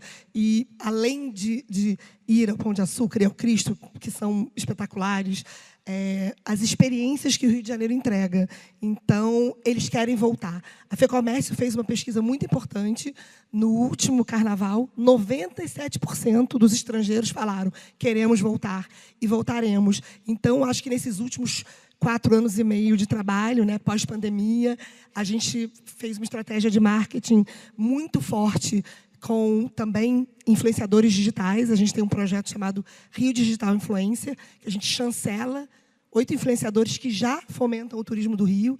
E dentro temos 2 estrangeiros, um que é o Rio para Argentinos, que é todo falado em espanhol, e o Nick no Brasil, que é o inglês, que é maravilhoso. Precisam entender que a capital do Brasil não é Buenos Aires. Isso. E então a gente faz um trabalho muito forte com imprensa, com trade, com influenciadores. E posso te dizer que a gente está vivendo um momento incrível do turismo. A gente aumentou mais de 52% no primeiro semestre, os números desse ano, comparado com o ano passado. Isso é importante também pelo seguinte: o povo carioca é um povo acolhedor, né? Muito acolhedor. acolhedor. Povo acolhedor com turista. E aí, quando a gente vai pensar na produção do audiovisual, a gente lembra, por exemplo, Nova York, os filmes que as histórias se passam em Nova York, muitos dos filmes usam uma Nova York cenográfica, porque é caro gravar em Nova York, tem uma série de outras questões. Aqui no Rio, a situação é bem diferente, né, Daniel? Como é que funciona aqui no Rio? Agora, teve um caso, há alguns anos, por exemplo, Velozes e Furiosos, Missão Rio, que, por alguma questão lá de produção, eles queriam fazer uma corrida na Ponte Rio-Niterói, a concessionária não autorizou. Mas, independentemente disso, a gente vê uma cidade cada vez mais cinematográfica. Você trouxe o melhor exemplo, que é um exemplo que eu gosto de usar. Ele é o mais clichê possível e é o mais importante possível, que é Nova York. Nova York é a primeira film commission do mundo, nasceu lá nos anos 60, e a gente vê o efeito, né, disso. A gente sabe claramente como é Nova York, pelos filmes que a gente viu, pelas séries que a gente viu, pelos videoclipes, etc. E o Rio, a gente é uma marca, a gente é muito forte no mundo todo, né? No Rio se filma há mais de 100 anos, né? Mas qual que é o desafio, né? A gente ter o Rio de Janeiro, e isso pensando em produções internacionais, né, de grande porte, filmando o Rio como Rio aqui no Rio, né? E isso passa por esse trabalho, por essa política pública de estímulo às filmagens, e que tem muito a ver com a questão da promoção do destino, como o turismo faz muito bem, é promover o destino como destino atrativo e competitivo, o chamado destino film-friendly, né? Então, como a gente se torna mais competitivo para as produções virem para cá? Isso vem acontecendo. Nosso trabalho, logo, em novembro, estreia uma série de grandíssimo porte que foi filmada aqui, a maior dos últimos 10 anos, não vou falar qual é, mas que vinha filmar aqui 5 diárias e acabou filmando 3 semanas. Isso para uma produção audiovisual de grande porte, a gente comemorou, porque é o comum. Você quer Rio na história, isso já é ótimo para a gente. Rio é uma marca importantíssima e conhecidíssima no mundo. Só que também a gente quer movimentar a economia, a gente quer gerar pós-trabalho com as produções audiovisuais. Então, o desafio e a gente vem trabalhando nisso para atrair essas produções e elas ficarem aqui por mais tempo, elas gastarem aqui, empregarem aqui. Tem muito a ver com o turismo isso, né? Você quer que o turista fique aqui mais tempo também. Então, a boa experiência do turista, a boa experiência do produtor audiovisual, ou seja, do empresário, dos profissionais aqui no Rio, faz com que essas produções fiquem mais tempo. E aí você tem um fator que influencia na competição, que é um chamado mecanismo econômico de atração de produções, né? Então, aqui a gente no Rio tem o cash rebate, que a gente coloca dinheiro para atrair dinheiro, né? A prefeitura. É um investimento. É um investimento. A gente está olhando como investimento. Então, a gente acena para o mundo, fala, opa, Rio de Janeiro tem esse estímulo, vem filmar aqui, traz dinheiro, gasta aqui e emprega aqui. E aí a gente passou a fazer parte das 111 localidades no mundo que tem algum tipo de incentivo. Então, é muito comum você ver, mesmo hoje em dia, Nova York sendo filmado em outros lugares do mundo por causa dos incentivos. Ou séries, e aí entra muito turismo junto, né? Você tem aqui o White Lotus, né, que grava em vários países, né, e localidades, pelo incentivo que esses países dão. Isso influencia muito na escolha das locações, né? De onde as histórias vão ser contadas. E assim você tem diversos outros exemplos. Agora, o próprio Emily in Paris, né? São exemplos comuns aí que todo mundo conhece. Emily está em Rome, né? Está em Roma agora, né? Então, tem também o incentivo da Itália para que a produção seja filmada lá.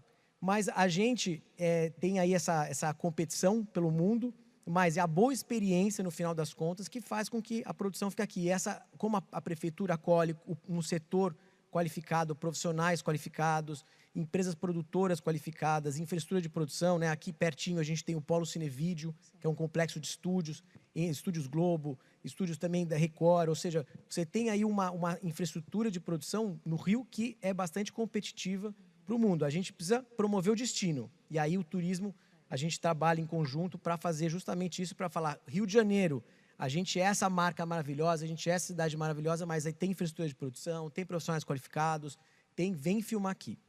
E aí, Patrícia, nessa tua curadoria de conteúdo, na tua área, quando você analisa os programas, os trabalhos, as obras, você coloca no ar e depois vem o feedback do público. O que a tua equipe, o que você percebe junto com a tua equipe de feedback do público que está ali assistindo aquela obra e que se encantou com o Rio de Janeiro? A gente tem, como a Fabi comentou, uma marca que é o Modo Viagem, que é um canal já longevo ali no nosso portfólio de canais e que está dentro do portfólio do Globoplay, e que ele é o lugar onde esses projetos de viagem, a casa desses projetos de viagem, e que acontece exatamente isso, né? Tem bem, a Fabi já fez vários conosco, Lavando a Alma foi um dos mais recentes, mas tem um que eu acho que alguns de vocês podem conhecer, que chama Brasil Visto de Cima. E ele é muito interessante porque ele é um projeto muito simples, né? Assim, se você pensar, são imagens aéreas dos lugares aqui pelo Brasil, e é muito sedutor, né? E aí esse é o Brasil Visto de Cima. E aí no GNT a gente tem o Avisa Lá Que Eu Vou, que é o projeto do Paulo Vieira, que ele é o pé no chão dos projetos de viagem, é o oposto do Brasil Visto de Cima, que é um projeto que ele fala sobre pessoas, né? Ele viaja para lugares através das pessoas desses lugares. Porque tudo isso que a gente está falando, né, de uma cidade, a cidade é feita de pessoas. Então, o Avisa Lá Que Eu Vou, não é assim, ele é Brasil inteiro, e a gente busca exatamente aquelas cidades que têm pouca visibilidade, que são pequenas, né, pequenas mesmo, que têm aquelas figuras inspiradoras do Brasil, e conversas gostosas, assim. E é um grande sucesso. A gente acabou de contratar a 5ª temporada, que estreia ano que vem. É um grande sucesso. O Paulo é um grande ouvinte, um grande interessado nas pessoas. E eu acho que ali a premissa é o oposto. Você viaja pelo Brasil através das pessoas e desperta esse desejo de conhecer lugares. Eu estava até conversando com o Daniel, que na primeira temporada do Avisa Lá, a gente conheceu a cidade de Cabaceiras, né?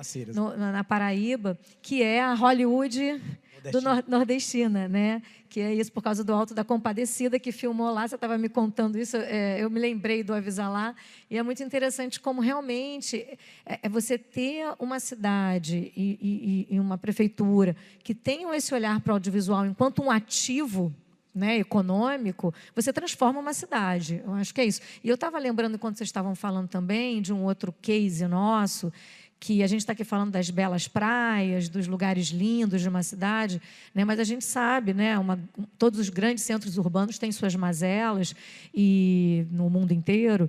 E a gente tem, talvez a nossa maior franquia no Globoplay, talvez não, a nossa maior franquia no Globoplay é uma série de ficção chamada Arcanjo Renegado, feita pelo Afroreg, que pega exatamente uma característica, né, de centros urbanos, que é a questão, né, das periferias, da violência, e transforma aquilo numa série de ação que não deixa a dever a nenhuma série feita por players internacionais, altamente competitiva, de altíssima qualidade. Então, é esse olhar criativo da curadoria de conteúdo, seja na dramaturgia, seja em variedade, seja no entretenimento, que a gente tem. Como é que essas cidades nos geram histórias e como é que a gente conta essas histórias usando essas cidades e devolvendo para essas cidades também uma visibilidade, uma geração de desejo de conhecer e de mostrar que é muito mais do que aquilo que a gente vê de forma mais chapada, né, no noticiário, que às vezes assusta, né, e você não conhece aquelas pessoas, aquelas histórias que estão por trás dessas cidades. É porque são duas realidades, né? São duas realidades. E aí uma coisa que me chama a atenção, Fabiana, justamente sobre esse tema do cinema, a gente pode perceber que a indústria mudou muito. Eu estava vendo um filme esses dias, que se passava, é um filme do início da década de 80, e vocês lembram daquele episódio clássico dos Simpsons, que ficou muito famoso por conta da polêmica, né? Porque os roteiristas lá traçavam o Rio de Janeiro como uma selva. Era macaco na rua, era arara sobrevoando a cidade. E esse filme que eu vi também era mais ou menos assim, Feitiço do Rio. Tinha macaco andando na praia de Copacabana, coisas que não existem. Só que essa visão mudou, né? O cinema brasileiro, ele cresceu tanto e está mostrando um Rio de Janeiro diferente, como ele realmente é. Eu acho que isso está atraindo muita gente para cá. Com certeza, o cinema nacional brilhando, né, no mundo inteiro, no Oscar, com a produção original, Globoplay, e também a força da internet, né? Hoje o mundo inteiro não tem mais, né, gente? Acontece aqui, todo mundo viu. Então a praia de Ipanema maravilhosa, como ela é vista no mundo inteiro. De fato, o Rio, uma metrópole, uma cidade urbana, que tem teatros, museus maravilhosos, como o Museu da Manhã. A gente tem a maior floresta urbana do mundo, que é a Floresta da Tijuca. Então, são coisas que antigamente a gente não tinha essa coisa amplificada do mundo inteiro. Acho que já há muitos anos, com os filmes de sucesso, as grandes franquias e também as séries nacionais, muitas novelas gravadas no Rio de Janeiro, programas de televisão, que até muitos eu produzi aqui na cidade do Rio, e as pessoas mandavam muitas mensagens por internet: eu quero conhecer esse lugar, qual é essa dica? Então, a gente até fazia nesses programas de televisão sempre serviço, né? Serviço, onde o que fazer. Então, acho que a força da internet e do streaming faz você não ter mais esse tipo de problema, né? Assim, que antes tinha essa imagem, hoje em dia já não tem mais. O mundo inteiro já vê o Rio de Janeiro mesmo como essa cidade competitiva em termos de turismo, né? De beleza. Então, a gente, seja sol e mar, a gente compete com os maiores lugares do mundo, seja o Havaí, enfim, e outros locais. E como uma cidade urbana que entrega tudo, né? Entrega cultura, experiências, e tudo pelo audiovisual. O audiovisual é uma força importantíssima, potente. Eu acho que é uma das maiores forças que a gente tem hoje em dia no audiovisual, seja pelo cinema, streaming, a internet e as redes sociais, né? A força das redes sociais. Não deixam mais essa dúvida. As pessoas sabem que não é assim o Rio. Que bom, não, que bom. Que bom, porque a gente tem a internet hoje em dia, dia, né? Aquele que o cinema de 1980 mostrava. Não, né? E aí, muito Daniel, bom. por que é importante para o cineasta, para o profissional de cinema, por que é importante gravar aqui no Rio de Janeiro? Como é que a gente está lidando com essa questão e atraindo cada vez mais pessoas para cá? Porque o Rio você consegue ter uma diversidade de paisagens, rostos, você pode contar qualquer história aqui. Qualquer filme, qualquer roteiro, a gente pode rodar aqui. Você pode contar qualquer história aqui. E é isso que eu acho que até em complemento à resposta da Fabi, é isso. A gente tem a estimular a diversidade de histórias. É isso, você vai ter a história de violência, né, das mazelas da vida, você vai ter a história de amor, você vai ter a comédia, você vai ter o filme de extraterrestre, você vai ter de tudo, né? Ou seja, todas as histórias, né, da vida, da ficção científica, né, que os extraterrestres, ou seja, e aí você vai e não só muito além dos nossos cartões postais, né, que atraem, mas se você, e a gente trabalha nisso também, se a gente promove o Rio só com os nossos cartões postais, que por si só já atraem, quem não conhece a cidade fala, pô, mas o Rio de Janeiro é aquilo. Não, o Rio de Janeiro é muito mais do que isso também, né? Tem outras coisas, outras paisagens muito mais e da mesma maneira interessantes.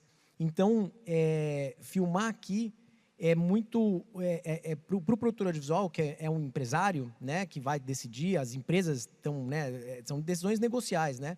Você vai junto com essas empresas estimular uma cidade viva, ativa, do ponto de vista do negócio, do ponto de vista da indústria audiovisual, com seus profissionais, e a paisagem, a cultura da cidade, o que o Rio, né, tem a oferecer, o lifestyle carioca, né, que vende muito, e que bom, né, vem sendo trabalhado há décadas. Isso atrai, mas não basta só ser Rio de Janeiro para atrair, né? Tem todo um trabalho a ser feito, até porque Paris, como a Fabiana mencionou, está fazendo um belo trabalho, Nova York faz desde os anos 60, Madrid, Tóquio, e assim vai. Então, a gente está uns passinhos à frente de muitas cidades, de muitas localidades do mundo. Mas é isso, tem que trabalhar do ponto de vista aí estratégico para atrair essas produções. Ou seja, a gente tem uma grande quantidade de profissionais, nós temos locações maravilhosas, temos tudo para fazer o nosso cinema, o nosso audiovisual crescer ainda mais. A maior prova de que nós temos talento é o Oscar que nós ganhamos. E hoje fomos indicados ao Emmy de telenovela com Mania de Você. Não foi filmada na cidade do Rio de Janeiro, mas foi em Angra dos Reis, Parabéns. lá no estado. Então Incrível. é isso, assim, o audiovisual ele é um veículo mesmo de divulgação, né? Parabéns. Bom, pessoal, então, o que a gente pode concluir desse papo aqui é o seguinte: o Rio de Janeiro, que é apresentado no audiovisual, os números não mentem. E isso tudo que é apresentado no streaming, nas novelas, nas séries, no cinema, tudo isso, todo esse conteúdo, ele está atraindo cada vez mais visitantes para o Rio de Janeiro. E aí, com a campanha de marketing, a gente consegue fazer com que esse turista não vá embora. A gente consegue fazer com que esse turista fique mais tempo na nossa cidade, gastando na nossa cidade, consequentemente, movimentando a economia, gerando emprego, fazendo a roda girar. A gente só agrega valor, a gente só agrega conteúdo para o Rio de Janeiro, graças ao audiovisual, graças a toda essa cultura riquíssima que a gente conseguiu construir na cidade ao longo dos anos. Quero agradecer a presença de todos e vamos abrir para as perguntas agora?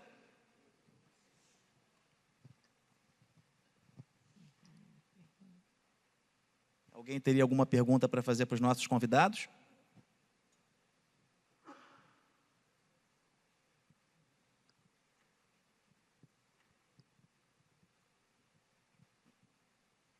Eu tenho uma pergunta para o Daniel.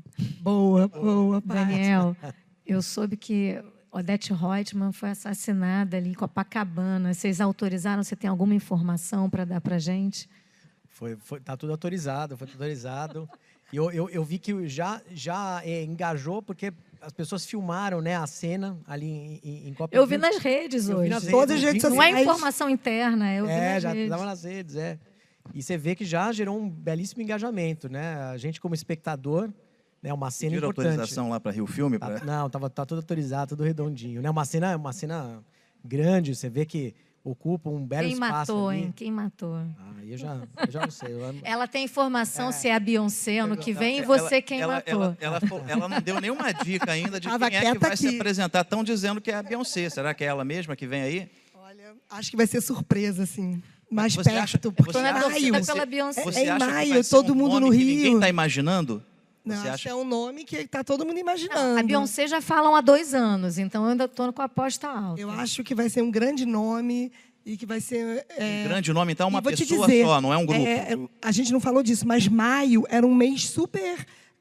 a gente não fala mais em baixa temporada no Rio, a gente só fala que o Rio de Janeiro virou alta temporada o ano inteiro. Assim. E maio era um mês super... Hoje em dia, depois dos 2 anos, né, Madonna, Lady Gaga, 2.100.000 pessoas na Praia de Copacabana e o mundo inteiro, capa, New York Times, Le Parisien, The Guardian, na Ásia, em todos os lugares do mundo, falando bem do Rio de Janeiro. Uma organização fenomenal, Impecável, né? foi impecável. E a força do audiovisual, a força da internet, das redes sociais e de tudo, colocaram... Só se falava disso meses e meses, até hoje a gente só fala disso. Então, virou Todo Mundo no Rio, né, um projeto fixo, todo mês de maio, né, o prefeito Eduardo Paes decretou. Então, teremos um grande nome em maio. E, Façam com suas certeza, apostas. Patrícia estará comandando uma Façam equipe suas apostas. maravilhosa para transmissão no Globoplay. Tá certo. E estaremos todos juntos. Pessoal, muito obrigado a todos. Deixa eu agradecer aqui a Patrícia Kozlinski, que é Head de Conteúdo e Variedade da Globo, a Fabiana Missi, que é diretora de Marketing da Secretaria Municipal de Turismo, e o Daniel Celli, coordenador da Rio Film Commission. Muito obrigado pela presença de todos vocês. E é isso, o Rio de Janeiro tem tudo para atrair cada vez mais turistas e tem atraído com os nossos filmes, com o audiovisual. Obrigado, pessoal.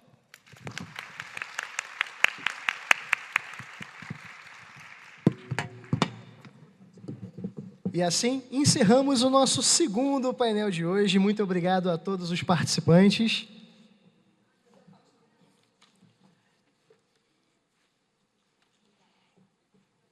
Mais uma salva de palmas para todos.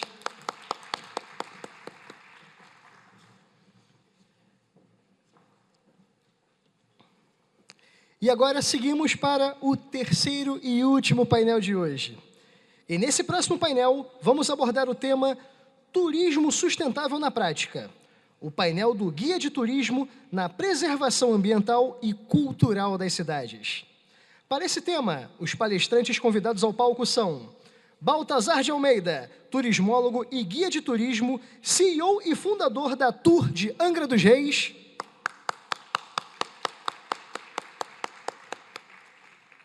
Alberto Matrilhas, presidente da Associação dos Guias de Turismo de Maricá.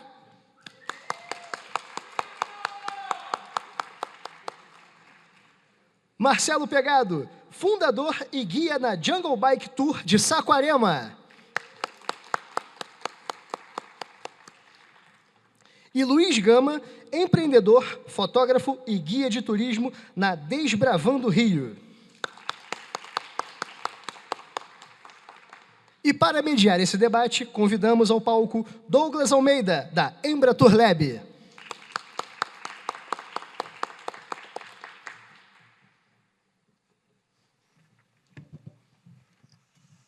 Boa tarde.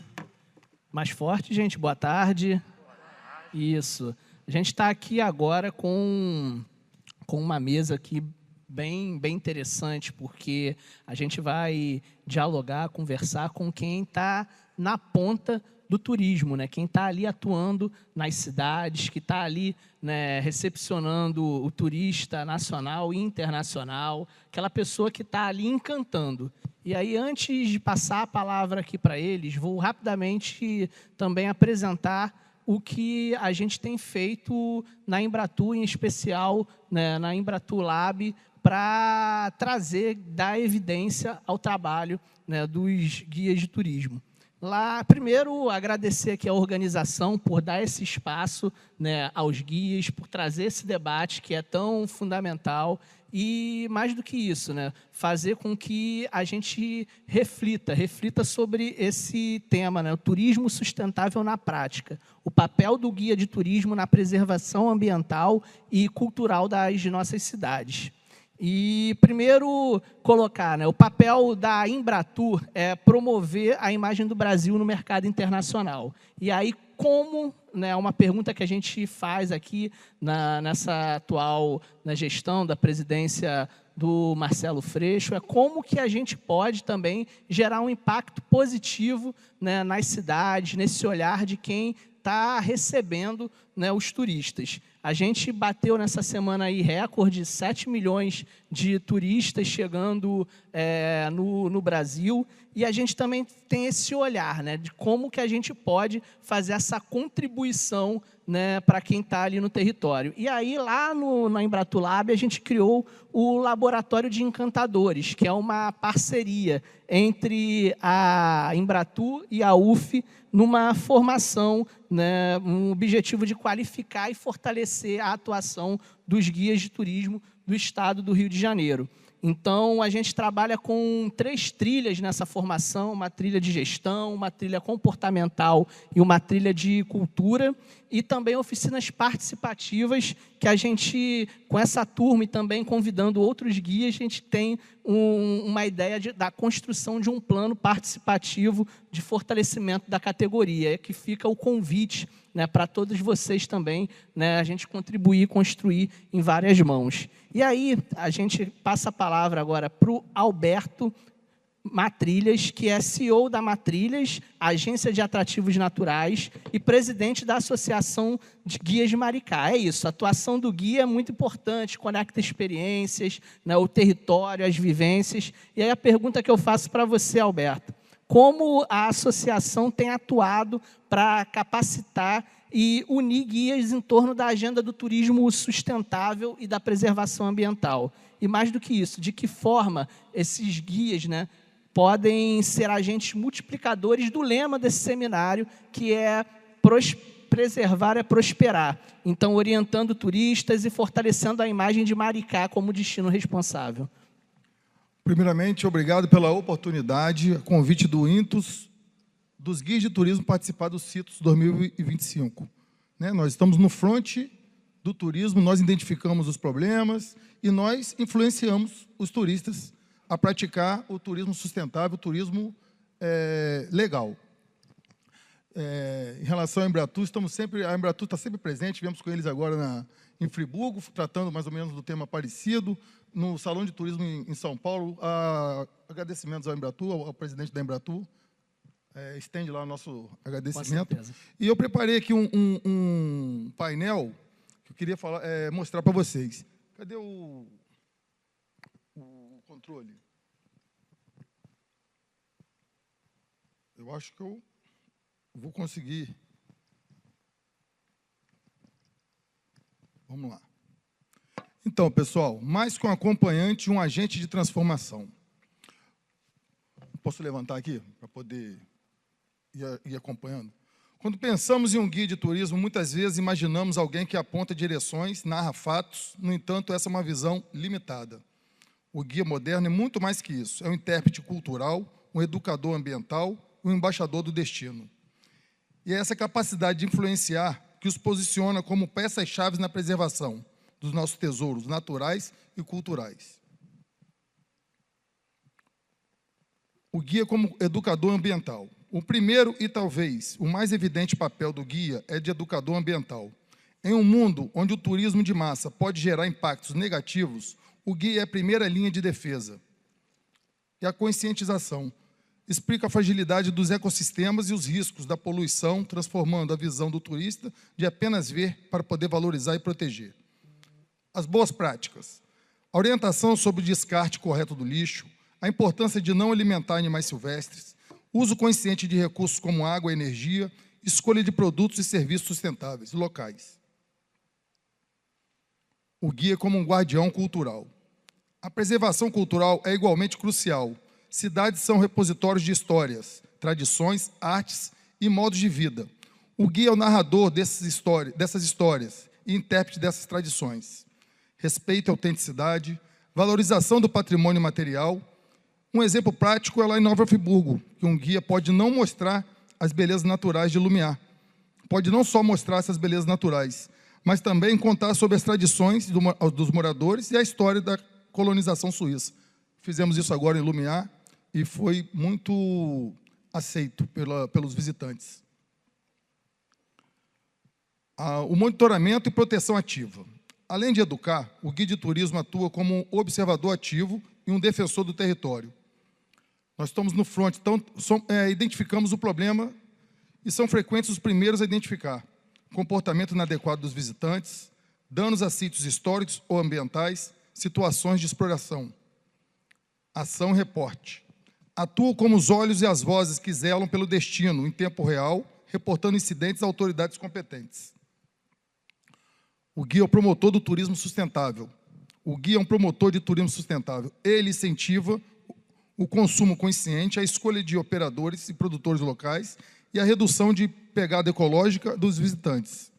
As práticas sustentáveis, orienta sobre o comportamento responsável, conexão com comunidades, estabelece pontes entre visitantes e moradores, e o legado positivo que os visitantes podem deixar, que é inspirar o visitante a se tornar um defensor do lugar, construindo um legado de respeito e valorização às futuras gerações. O impacto econômico local. Ao direcionar os turistas para pequenos negócios, artesãos e restaurantes locais, o guia contribui diretamente para a economia da comunidade, apoio ao comércio local e a distribuição de benefícios. Toda a agenda gerada pelo turismo que fique naquela comunidade, né? Essa é a sustentabilidade que nós pregamos na associação, e agora fundamos também a FAGTUR, que é a Federação das Associações de Guias de Turismo do Estado do Rio de Janeiro. E vamos trabalhar da mesma forma, com turismo sustentável e legal. O futuro está em nossas mãos. Em suma, o guia de turismo é muito mais do que um acompanhante, é um pilar fundamental da estratégia de preservação ambiental e cultural de qualquer cidade. O guia de turismo desempenha múltiplos papéis essenciais. Educador, que conscientiza sobre a importância do ecossistema, guardião das tradições e do patrimônio cultural, protetor, que monitora e reporta ameaças ao patrimônio, promotor de práticas sustentáveis e desenvolvimento local. O futuro de nossas cidades e patrimônios, em grande parte, está nas mãos da voz desses grandes guardiões. Esse é o painel que eu preparei para poder mostrar um pouco do que os guias de turismo podem proporcionam ao turismo real e legal em todo o Brasil, em todo o mundo, né? Obrigado, Alberto. E é isso, né? A gente termina com essa frase frase é muito importante, né? O futuro das nossas cidades, dos nossos patrimônios, né? Daquilo que a gente tem, tanto criado pelo homem, mas também aquilo que é natural, né? Essencialmente, está nas mãos desses guardiões. Então, isso aí reforçando, né, esse papel do guia de turismo. E aí a gente faz um salto, uma viagem de Maricá, né, da Costa do Sol, lá para a Costa Verde, né? Então a gente vai até Angra para conversar com o Baltazar. Isso, Angra é um destino de grande apelo natural, né? Gosto muito lá de Angra, Ilha Grande e outras regiões, mas o Baltazar, ele é turismólogo, pesquisador dos segmentos turísticos LGBT e afroturismo e CEO e cofundador da startup Tetur App. E aí eu queria perguntar para você, Baltazar, como você, enquanto guia empreendedor, trabalha para que a experiência do turista esteja conectada a essa preservação ambiental e a valorização da cultura local. E aí, para também deixar aqui para todos nós presentes, quais aprendizados da sua trajetória mostram que preservar é prosperar? Primeiro, boa tarde a todos, boa tarde à mesa que está aqui posta. Boa tarde também aos organizadores do evento, o pessoal aí da iluminação, da técnica. Bom, através da minha jornada empreendedora, esse é a tour, a minha logo, tudo bonitinho, muito obrigado. Eu descobri como fazer o turismo, ou como pensar o turismo de forma sustentável, ou seja, como praticar esse novo turismo na minha região sem ser predatório, como eu já vi acontecendo há um tempo atrás, o turismo de massa. Dessa forma, com a tecnologia, que é a minha base dentro da minha empresa, do meu empreendimento, a gente começou a desenvolver novos roteiros. Por exemplo, ao invés da a gente vai fugir um pouco das escunas e entrar mais nas cidades com roteiros através do uso de bicicletas. Por exemplo, é um roteiro vai de bike para descobrir a cidade através da bicicleta. Ou então a gente conhecer a cidade através de sua história, que é um tipo de roteiro que em Angra dos Reis não acontece muito, em Paraty sim, que fica ali do lado, mas a gente também vai para esse lado, assim, da história da cidade. Ou a gente também promove, junto com outras ONGs, o recolhimento de lixo de praia, que lá a gente tem uma ONG chamada Viu Pegou, que promove a limpeza de praias. Então, através da tecnologia e ações de guias, a gente pode fazer essas collabs com outros empreendimentos ou outras pessoas e promover o turismo sustentável na nossa localidade. Com a Tour e como pessoa, como militante, como pessoa do turismo, também estamos fazendo uma ação, que é uma ação de patrimonialização de um bem que descobrimos através das nossas pesquisas em Angra dos Reis. Se quiser, cadê o controlezinho para eu passar? Só para vocês verem rapidinho. Eu preparei rapidinho uma ação. Bom, Madame Satã, para quem não sabe, foi uma grande personalidade do século passado. Era uma personalidade, uma pessoa preta, João Francisco dos Santos, era uma pessoa preta que lutava contra o racismo e também uma pessoa abertamente LGBT em sua época, que ser LGBT responsabilizava como prisão no Brasil muito recente, não faz muito tempo. Bom, Madame Satã teve uma história muito grande aqui na cidade do Rio de Janeiro, na Lapa, mas poucas pessoas sabem que Madame Satã no final de sua vida, foi preso e esteve em Ilha Grande por algumas questões. E também, a partir do momento que sai desse presídio, que é o presídio de Ilha Grande, que também tivemos lá a Graciano Ramos, que escreveu um livro sobre também o presídio de Ilha Grande e outras personalidades, Madame Satã escolhe a Vila do Abraão para morar e permanece por lá e falece em Ilha Grande. E a gente, através do IFAM, a gente está solicitando a patrimonialização do seu túmulo, para contar a sua história a partir da nova visão de novos turismólogos, novos trabalhadores do turismo. A gente já faz esse roteiro pensando nas suas ODS, que eles estão envolvidos. Isso é bem bacana, a gente começar a pensar novos roteiros turísticos já a partir das ODS, e também da valorização, né, cultural regional. Porque, a partir disso, para quem não sabe também, Madame Satã vivia em Abraão, mas o Cartola, que era aqui da cidade do Rio de Janeiro, vivia também lá em Abraão, visitando Madame Satã, que eram grandes amigos. Então, a gente faz um resgate cultural de um Brasil que não é tão distante do Brasil de hoje, mas que foi esquecido, foi colocado à margem pela história. Esses são os objetivos. Esse, sim, foi quem foi Madame Satã. Também foi um grande capoeirista, então é super respeitado dentro da capoeira em todo o Brasil. Aqui somos nós, lá, esse é o túmulo, que tem essa lápide, que é muito bonita, que foi feita através de seus amigos de São Paulo. Aqui é uma visita técnica já com a comunidade local de Abraão. A gente já está fazendo a visita técnica com uma ONG de Abraão, da Vila do Abraão, Ilha Grande. Aqui também a gente já tem o IFAM e outras pessoas, a Secretaria de Cultura, Secretaria de Turismo e alguns ativistas aqui do Rio de Janeiro visitando para promoção. E nisso a gente já também teve destaque de Angra dos Reis e dessa ação de patrimonialização, que pode vir a ser o primeiro patrimônio do Brasil com a temática LGBT. Ou seja, até hoje, dentro do IFAM e dentro do país, a gente não tem nenhum patrimônio com a temática LGBT. Possivelmente, esse pedido sendo acatado pelo IFAM e sendo promovido, ele vire o primeiro do país, o primeiro patrimônio LGBT do país. Essas são as mídias que a gente já teve destaque. Museu, essa sou eu, minha irmã, que a gente que gerencia a startup, a área de tecnologia administrativo. E aqui é um pouquinho sobre a tour, os contatos, e-mails, se alguém tiver interesse. Meu nome é Baltazar, e é isso, muito obrigado. Mas falando e respondendo um pouquinho mais, nessa trajetória é isso. Eu percebi que o turismo, ele, para além do que a gente está habitual no nosso trabalho, de fazer, de só levar as pessoas para que elas conheçam, e nisso a gente já transforma a vida de muita gente. A gente também pode ser agentes que promovem a mudança turística. Como isso que eu estou fazendo, pedindo a patrimonialização do túmulo, eu estou moldando um novo turismo da minha região. Então, lá não se trabalha o afroturismo, lá também não se trabalha o turismo LGBT, e aí se cria novas formas de economia para aquela região, novas formas de pesquisa e tudo mais. Eu acho que, a partir da minha experiência como turismólogo, guia e também empreendedor, é isso que eu tenho para passar para todos aí. É sobre você também ser um agente de mudança local, não só participativo, mas promovendo essa mudança. Muito bom, gente. E é isso, né? A gente quer muito um turismo que seja inclusivo, um turismo que seja inovador, que seja também sustentável, né? E que esteja, claro, né, dentro desse processo, ao lado do meio ambiente, da natureza.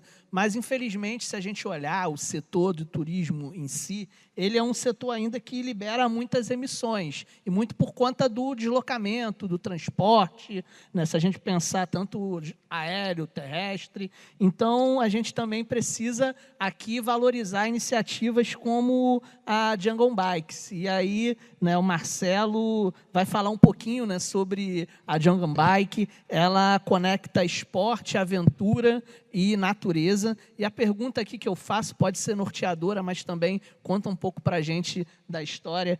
Como iniciativas assim podem regenerar territórios, né, e gerar novas formas, né, de laços, criação de identidade, né, e que possa, é claro, contribuir para um turismo sustentável. E na sua visão, né, de que forma o guia de turismo pode transformar, né, um passeio em uma experiência de conscientização ambiental para o visitante? Então, está com você.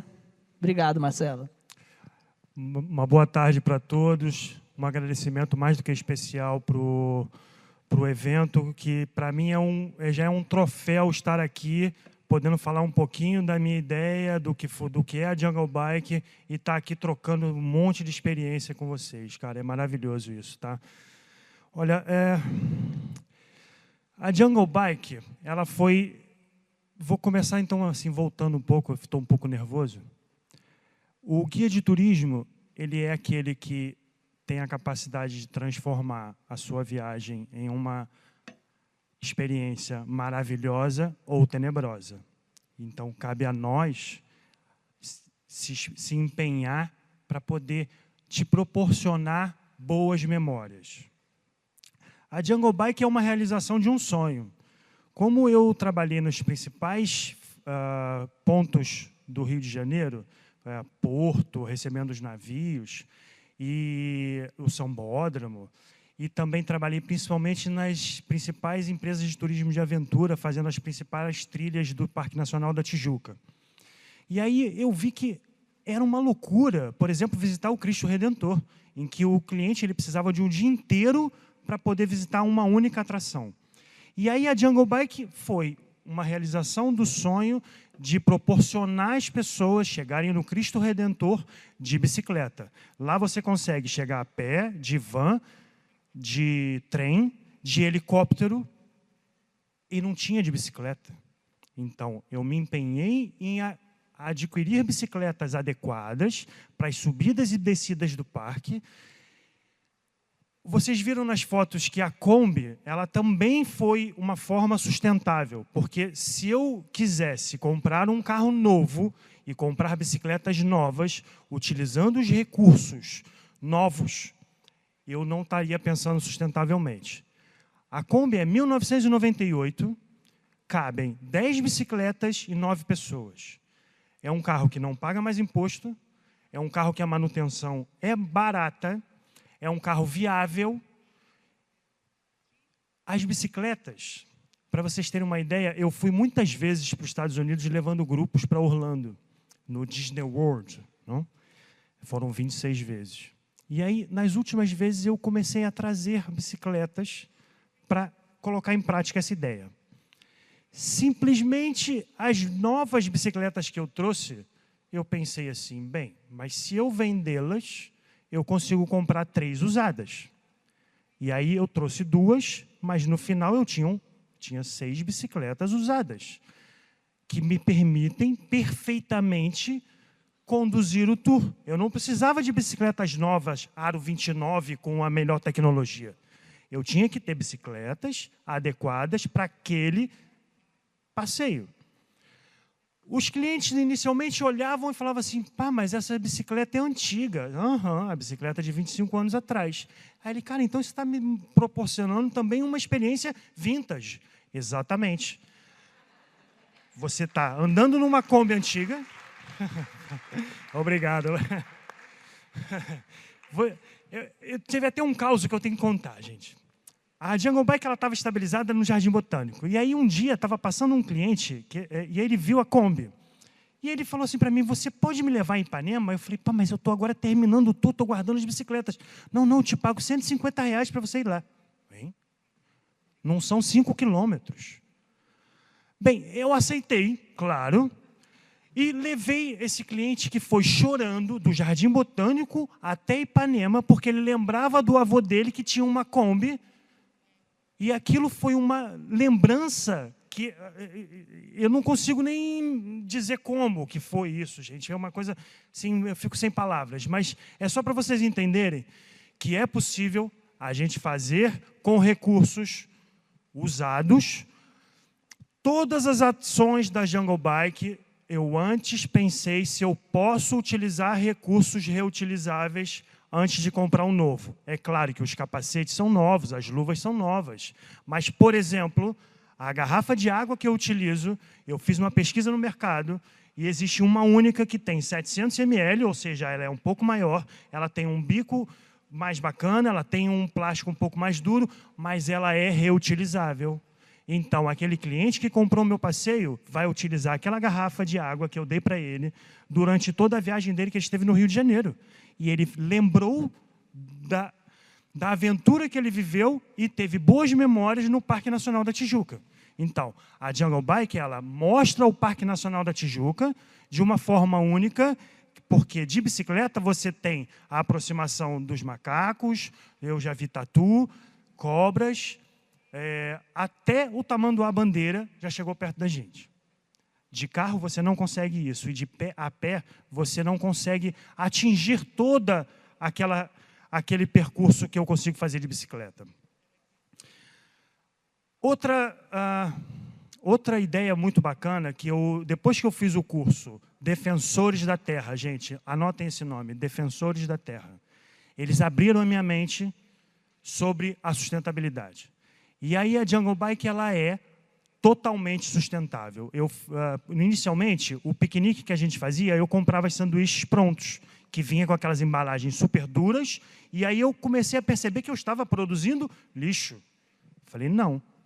Então, eu faço o bolo, eu faço o sanduíche, eu levo as frutas, tudo em embalagens que são reaproveitadas. Então, eu pego o Tupperware de casa, coloco o sanduíche lá dentro. Na hora de oferecer para o cliente, eu abro, coloco na mesa e o cliente aceita isso muito bem. Ele não precisa comprar o lixo e produzir o lixo. E outra coisa, tudo que a gente produzia de lixo dentro do parque voltava para dentro do carro. O lixo eu não deixava no parque. Tá? É uma forma sustentável da Jungle Bike causar apenas um impacto na sua lembrança, na sua recordação, e não no parque. Tá? Isso, para mim, era extremamente importante. E nos pontos de parada, onde eu encontrava algum tipo de lixo, eu catava e botava no bolso. E o cliente me olhava e falava, pai, ele está catando lixo. Eu estou catando lixo, porque eu não quero que os próximos também vejam. Infelizmente, nosso povo... Vamos pular essa parte. Então, assim, gente, a Jungle Bike, ela permite você conhecer áreas urbanas, áreas de natureza e, principalmente, uma conexão. Eu escutei muitos clientes que voltaram para casa, mandaram um e-mail, e quando eles viam as fotos, que nem a gente está fazendo agora, eles diziam que aquilo ali foi o melhor momento da viagem dele. E eles passaram para... Teve cliente que passou até por outras cidades, como Foz do Iguaçu, por exemplo, mas eles faziam questão de me dizer que aquele momento que eles viveram, aquelas 5 horas, porque eu vendo como 4, mas fico 6. E aquelas horas foram maravilhosas. Isso, gente, é essa conexão com a natureza que proporciona. Não fui eu e nem foram as bicicletas. Foi essa conexão e foi essa... Cara, é um prazer, gente. E nós, como guia de turismo, eu tenho certeza que meus colegas vão confirmar aqui com o que eu vou dizer, a gente trabalha para fazer as pessoas felizes e terem boas memórias. Então, eu julgo que o guia é a parte mais importante de um produto turístico que você compra e você nunca sabe o que é. Porque você só olha lá na televisão e fala, pai, eu quero fazer aquilo ali. E aí cabe a nós proporcionar uma experiência maravilhosa. Obrigado a todos. Obrigado, Marcelo. Quem te ouviu aqui nem sabe que você estava dizendo que estava nervoso, né? Então, e você falou aqui no início também, estou nervoso, mas eu acho que provou que não está, não. E assim, um ponto aqui que é importante, né? A gente está ouvindo aqui várias experiências, né? Experiências que cruzam o Estado, experiências que trazem também elementos do lúdico, elementos também da imagem. E a gente agora vai ouvir um pouco o Luiz, né? Para a gente também ouvir sobre a fotografia, né? Isso é muito importante. O Luiz, com seu trabalho como guia e fotógrafo, fotógrafo ele conecta essa beleza do estado do Rio de Janeiro, e a gente pode dizer aqui que o estado do Rio de Janeiro tem muita beleza para poder mostrar, né? E também esse processo, né, que é importante da gente também, né, preservar para prosperar. E aí uma pergunta que eu faço aqui para o Luiz, né, nesse bate-bola: como a fotografia pode ser uma ferramenta educativa para um turismo sustentável? E quais experiências, né, em suas rotas mostram que o guia de turismo pode ser esse protagonista, né, na divulgação dos destinos menos conhecidos? Então, locais onde a gente pode produzir novas rotas.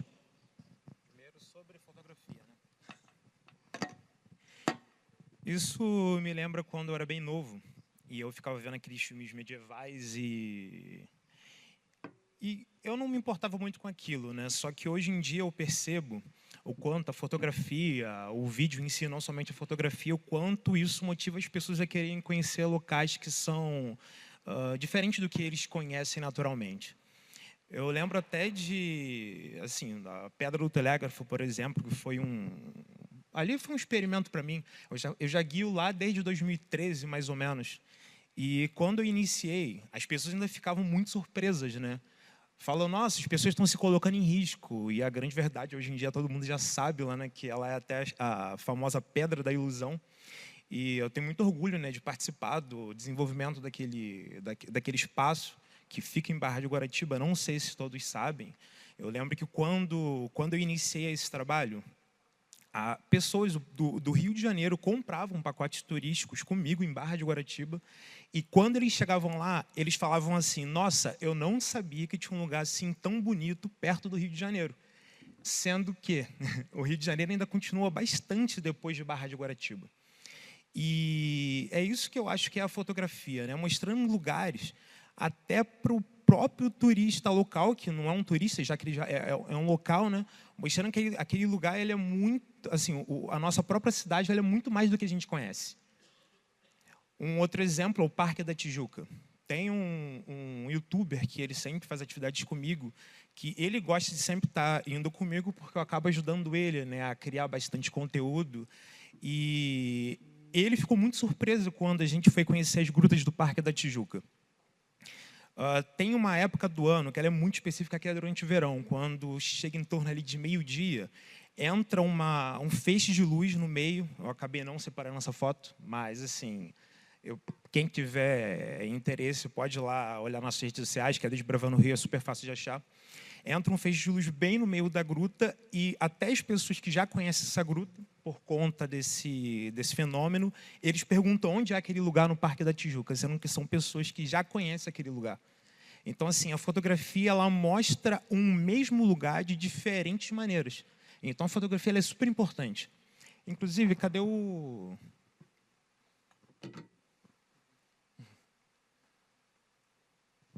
Não é do Rio de Janeiro. Eu levei um grupo lá, foi um mês passado, e eles ficaram muito surpresos que parecia deserto do Atacama. É só apertar aqui no meio? O verde aqui? Cadê? Aqui. Vocês acham que esse lugar fica onde? Pico da Bandeira. Mas vocês já viram um céu desse jeito? Normalmente, a gente só vê esses céus em fotos do deserto do Atacama, ou até na Europa, mas no Rio de Janeiro, ou até em Minas Gerais, no Brasil em si, a gente não... achei que estava falando comigo. Mas a gente nem sabe que a gente consegue ter acesso a esse tipo de ambiente, né, que proporciona para a gente um céu tão bonito como esse. Tem gente que acha que precisa gastar rios de dinheiro para conhecer um local tão bonito quanto o Pico da Bandeira. Mas a grande verdade é que, a pouco mais de 400 quilômetros do Rio de Janeiro, a gente tem acesso a algo tão bonito como esse. A outra pergunta era? A outra é quais experiências nessas rotas mostram que o guia pode ser protagonista na divulgação desses novos destinos, dessas novas rotas, também distribuindo fluxo e valorizando as comunidades locais. Eu acho que um bom exemplo, eu acho que não tem como voltar direto. Eu vou... Como que volta para o último slide? Aqui, foi. Espera... Agora sim. Acho que Bitpoca é um ótimo exemplo. E Bitpoca, ela tem uma gestão integrada que eu acho super interessante. Eu que não sou do Rio de Janeiro, eu que não sou de Bitpoca, eu fui convidado a fazer parte de um curso lá, que eles integram tanto a comunidade, a iniciativa privada, atualmente lá é uma parceria público-privada, e também o governo. E toda essa somatória faz com que lá tenha uma gestão que funciona muito bem, porque eu que não sou do Rio, eu consegui fazer um guiamento lá. Consigo fazer guiamento lá, né? E eu acho que toda essa somatória de forças faz com que o turismo ele seja muito mais positivo. Que a grande verdade é que o guia de turismo hoje em dia ele é mais do que somente alguém que vai e leva uma pessoa. Até brinco chamando que a gente não é um GPS ambulante, né? Mas a gente mostra emoção no que as pessoas estão vivendo ali, a gente consegue ensinar sobre o que está acontecendo, porque a gente já viveu diversas estações do ano, a gente já pegou chuva, a gente já pegou frio, calor, então a gente sabe exatamente passar o que está acontecendo. Então, atualmente, o guia de turismo se tornou mais do que somente um guia, mais do que somente um GPS, mas a gente acaba sendo um influenciador e um educador naquele ambiente, que é o ambiente de turismo, onde a gente consegue falar sobre a fauna, sobre a flora, e quando ele volta diferente. Inclusive, na última vez que eu vim nesse evento, eu vim assistindo e ouvi uma frase que eu achei muito, muito importante, que experiência não é somente quando a gente vai e volta de um lugar e a gente aproveita aquele lugar, mas é quando a gente vai e volta diferente daquele lugar. Então, acho que o guia de turismo tem esse papel fundamental de educar e fazer com que o cliente ele volte e seja embaixador daquele lugar e ele motive os amigos que muitas das vezes nem se interessariam de participar daquele tipo de passeio. Da próxima vez eles vão se interessar e vai sair um pouco daquela, da próxima vez você me chama. A gente, né, só para aqui reforçar o porquê que a gente chama o Laboratório de Encantadores de Laboratório de Encantadores, porque a gente ouviu aqui experiências encantadoras, né, de guias de turismo no estado do Rio de Janeiro, fora do estado também, experiências que vão para todo o Brasil. E aí, para a gente fazer uma rodada final, a gente tem ali até 1 minuto para cada um, e aí vocês fazem as considerações, mas, se possível, também responder uma perguntinha aqui. Qual legado você quer deixar para o futuro do turismo? E a gente faz aqui essa rodada, começando... Vou dar um exemplo prático que aconteceu comigo. Já fui diversas vezes a Bitpoca, já levei vários grupos a Bitpoca, e eu conheço bem lá a região, em Minas Gerais. É lindo, maravilhoso, realmente, o que você falou, eu corroboro aqui, ratifico. Uma vez, os turistas gostam muito de fazer totens, de catar pedras e colocar marcar o totem, aquele totem ali é meu, eu que trouxe, eu que coloquei. Os totens, os micos animais, depositam os ovinhos deles ali nos totens. Naquele momento que você arranca aquela pedra, que você nem olha para ela, e vai montando uma em cima da outra, você está prejudicando ali. O meio ambiente não sabe, não tem essa noção. Como você falou, que as pessoas voltam dos lugares transformados, cabe ao guia de turismo passar essa educação. O mesmo acontece quando joga uma casca de banana, uma casca de laranja no chão, porque vira adubo. Se aquela casca de laranja e de banana, se você não transformar aquilo em compostagem, né, aquele processo biológico, vai continuar sendo lixo orgânico. Então, as pessoas voltam do nosso guiamento transformados. Essa é a função do guia de turismo, tanto no ambiente natural quanto no ambiente cultural. E é por isso que eu sou tão feliz com essa profissão. E trabalho para que ela se prolifere.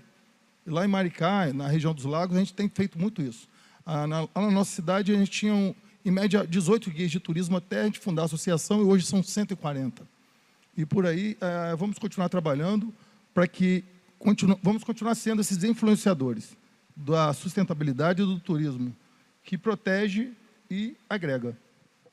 Obrigado, Alberto.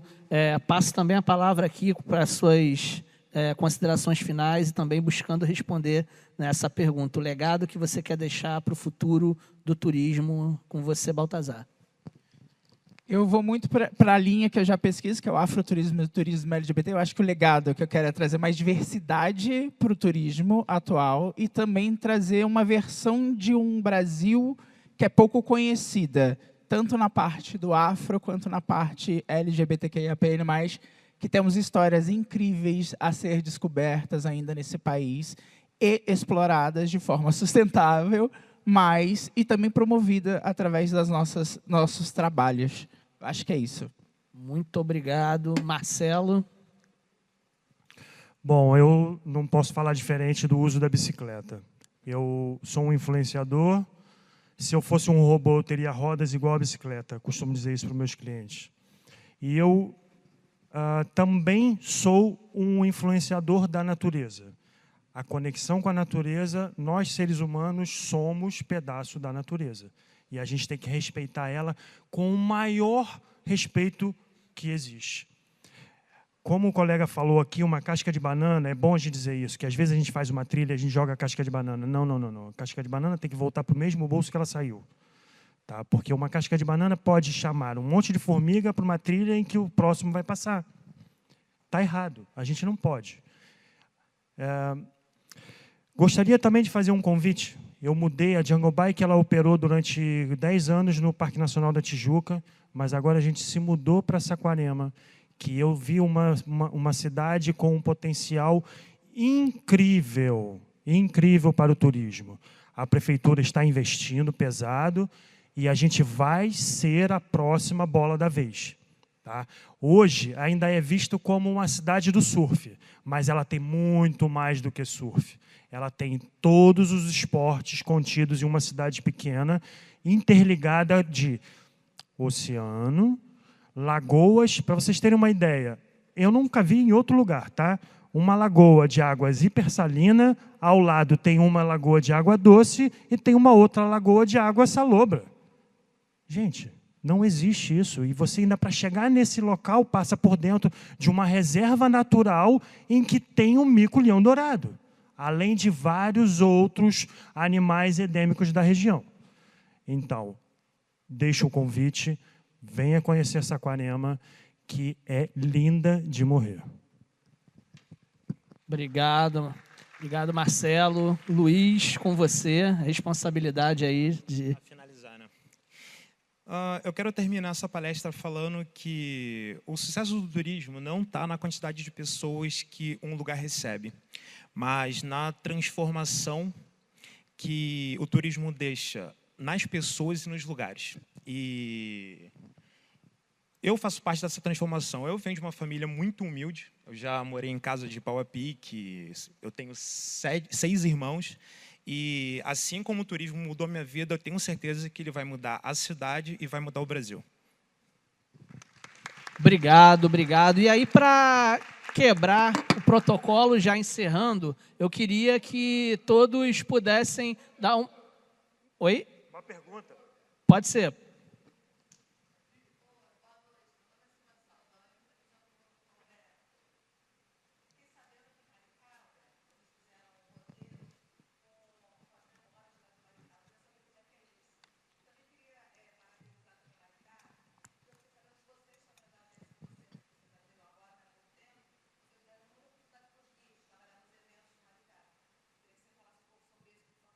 Pois é, você é bem ligeiro que eu vi que o tempo que terminou.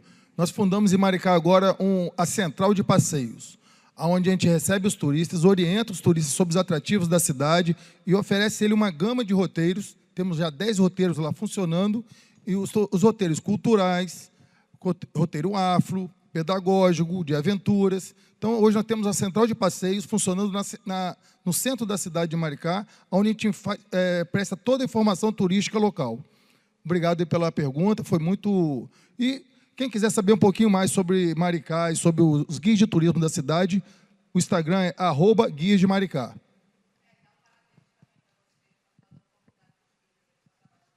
O Intus, verdade. Então, gente, e assim, e quebrando o protocolo é justamente isso. Eu queria uma salva de palmas calorosa para todos os guias de turismo do nosso país. E a gente encerra também fazendo essa pergunta para cada um, né? Encerra essa mesa fazendo essa pergunta para cada um de vocês. Qual o legado que vocês querem deixar para o futuro do turismo? Obrigado, gente.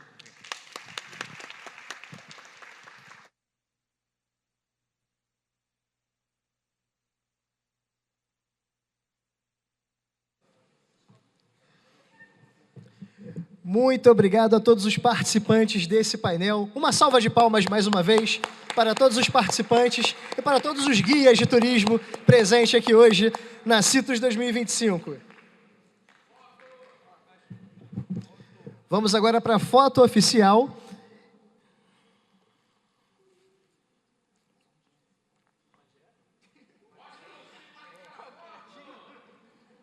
Em algum lugar?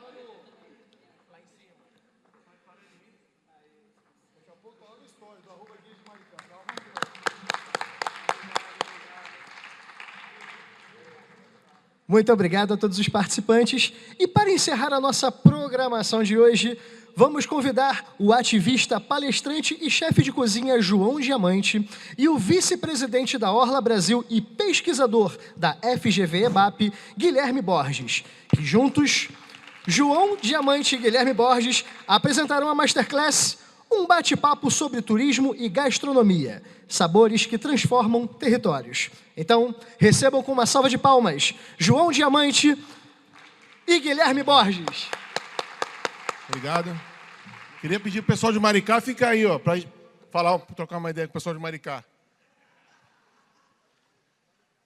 Ficar meio nervoso hoje, que minha mãe veio me ver. Não estou acostumado a isso. Então, eu queria dar primeiro uma boa tarde. O João vai entrar daqui a pouco. Eu queria falar umas palavras antes de chamar ele para o palco. Porque acho que vou falar uma coisa meio comum, que é falar sobre gastronomia e como ela é importante para o turismo e para a história da cidade, né? Oi? Vai ter provinha ali fora depois. Perguntar se o João trouxe, a gente cobra dele. Senão o pessoal de Tamonte trouxe provinha de queijo lá. O turismo ele é formado por... A gente sempre faz um paralelo na construção de um mosaico, onde o turismo tem nesse mosaico, né, elementos que formam a cultura de uma região, né? A cultura, acho que ela é basicamente construída por música, patrimônio histórico, aqui no Rio bastante isso, e o meio ambiente. A gastronomia, ela é uma das peças desse mosaico, mas ela é que abraça todas. O que ela abraça? A gente costuma falar isso muito na academia, né? Porque a música, por exemplo, ela ganha vida quando você experimenta um sabor depois. É impossível imaginar uma festa em São João sem a canjica, sem o milho, né? O sol de Salvador aí. O Círio de Nazaré, que a secretária estava falando hoje, tradicional, vou lembrar aqui o carimbó, até anotei para anotar os nomes, e os cantos religiosos. O patrimônio histórico do Vale do Café, é impossível você visitar uma fazenda do café sem você tomar o café, comer um bolo. Então, a gastronomia é sempre presente até na história. No meio ambiente, de novo, a secretária falou muito hoje sobre como a preservação da terra, da água, é importante para os peixes, para o açaí. Então, eles ganharam um presente hoje, que era uma pasta de truta, e a truta precisa de água limpa, por exemplo, né? Vou falar também aqui, em homenagem aos nossos amigos dinamarqueses, que vieram prestigiar o evento. A Dinamarca teve um movimento lá atrás chamado Nova Gastronomia Nórdica. E eles, através da gastronomia, através dos elementos naturais da região deles, o arenque, o centeio, frutas silvestres, eles foram redefinindo a gastronomia na Dinamarca. Tá certo? A Dinamarca tem um restaurante chamado Noma, por exemplo, em Copenhague, que foi uma referência mundial. Ele foi eleito tantas vezes o melhor restaurante do mundo que até saiu do ranking. Ele não disputa mais. E Copenhague e a Dinamarca é um dos destinos que recebe milhares de turistas por conta da sua gastronomia. Voltando para o nosso caso, nosso querido Rio de Janeiro, impossível não falar dos quiosques da Orla, do Leme Pontal, do qual eu tenho orgulho de ser vice-presidente da Orla Rio, onde a gente tem muitas histórias, famílias que vieram de diferentes origens, empreendedores que transformaram suas vidas e receitas que atravessaram gerações. Estou emocionado com a Orla Rio. Eu queria chamar aqui no palco agora, vou falar sobre o Prêmio Sabores da Orla, um prêmio super importante para a história da Orla Rio, da história da gastronomia praiana, da história da gente, o João. Vou chamar no palco aqui o meu companheiro João Diamante. Pode passar o vídeo do João. O João, ele tem um futuro marcado. Vai ser um grande chefe brasileiro e já está demonstrando isso no dia a dia. ali um outro jovem que veio de favela conflagrada, carioca também, e com seu talento está fazendo sucesso na cozinha, mas é cozinha mesmo. Cozinha, não é a cozinha de fazer sambar, é cozinha para a gente ficar forte para poder sambar. Um jovem de 25 anos, formado por um dos mais celebrados chefes do mundo, Alain Dussac. Esse chama-se João Diamante. Tem um menino de 27 anos que é apontado como uma das grandes revelações da gastronomia do nosso país atualmente. Pode entrar, João. João Diamante. João Diamante! Para começar, vamos conhecer um jovem brasileiro que carrega no peito o lema um por todos e todos pela gastronomia brasileira. Sabe quem é, Batista? Sei, chefe. É o João Diamante. É o João. Galera toda, a equipe toda trabalhando pra gente ter um jantar maravilhoso hoje à noite. Que vai ser conduzido pelo meu amigo João Diamante. E nesse momento, a homenagem está sendo feita a João Diamante, uma iniciativa do vereador Márcio Ribeiro. Ele vai receber a homenagem que é a medalha Pedro Ernesto. E eu tenho um baita de um orgulho em anunciar nosso segundo jurado, João Diamante. Chefe premiado, idealizador do projeto Diamantes na Cozinha, apresentador, uma pessoa com uma história de vida inspiradora, João Diamante. Diamante foi, na época de escola, um apelido desse menino. E quem deu o apelido para ele disse pra gente por ele ter uma personalidade brilhante, animada, resistente às dificuldades do dia a dia. E no momento que você mora dentro de uma comunidade com a desigualdade tremenda e depois de uma situação através da cultura e arte e educação você consegue dar um salto nesse na vida, morar na França, trabalhar no restaurante da Torre Eiffel junto com um dos melhores chefes do mundo, acho que só o social e a gastronomia poderia fazer isso na minha vida. Claro que nada acontece por acaso, ele teve uma mãe, ele tem uma mulher muito bacana, a filha que ele cuida, então assim, ele é todo, é uma historinha muito boa de contar. Deitar na cama desse meu filho hoje é um homem formado de gastronomia, foi para a Marinha. Então ele trabalhava aqui na Marinha até umas 3, 4 horas da tarde e depois ele emendava lá no Yacht Club até meia-noite, meia-noite e meia. Realizou todo o meu sonho e hoje ele é conhecido no mundo inteiro. A gente viu que era real, a gente falou, caraca, cara, ele tá na França. Porque, tipo, isso não é normal pra gente lá na comunidade, sabe? E é a fase que a gente mais se emociona quando a gente fala. Porque foi uma virada de chave na nossa vida, tanto na dele quanto na minha. O meu sonho, o meu objetivo é de contribuir com todo mundo que fez eu chegar até aqui. Eu tenho um sonho de ter um projeto social. João, você está aí na Ana Maria Braga hoje, a gente está aqui desejando todo o sucesso do mundo para esse seu projeto social, que você siga nesse caminho, que também seja um exemplo de transformação para o nosso país.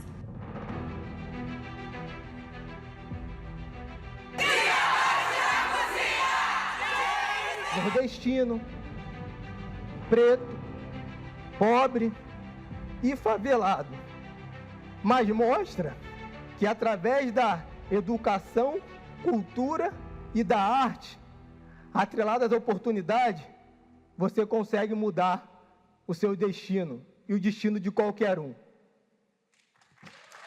João Diamante aí, galera.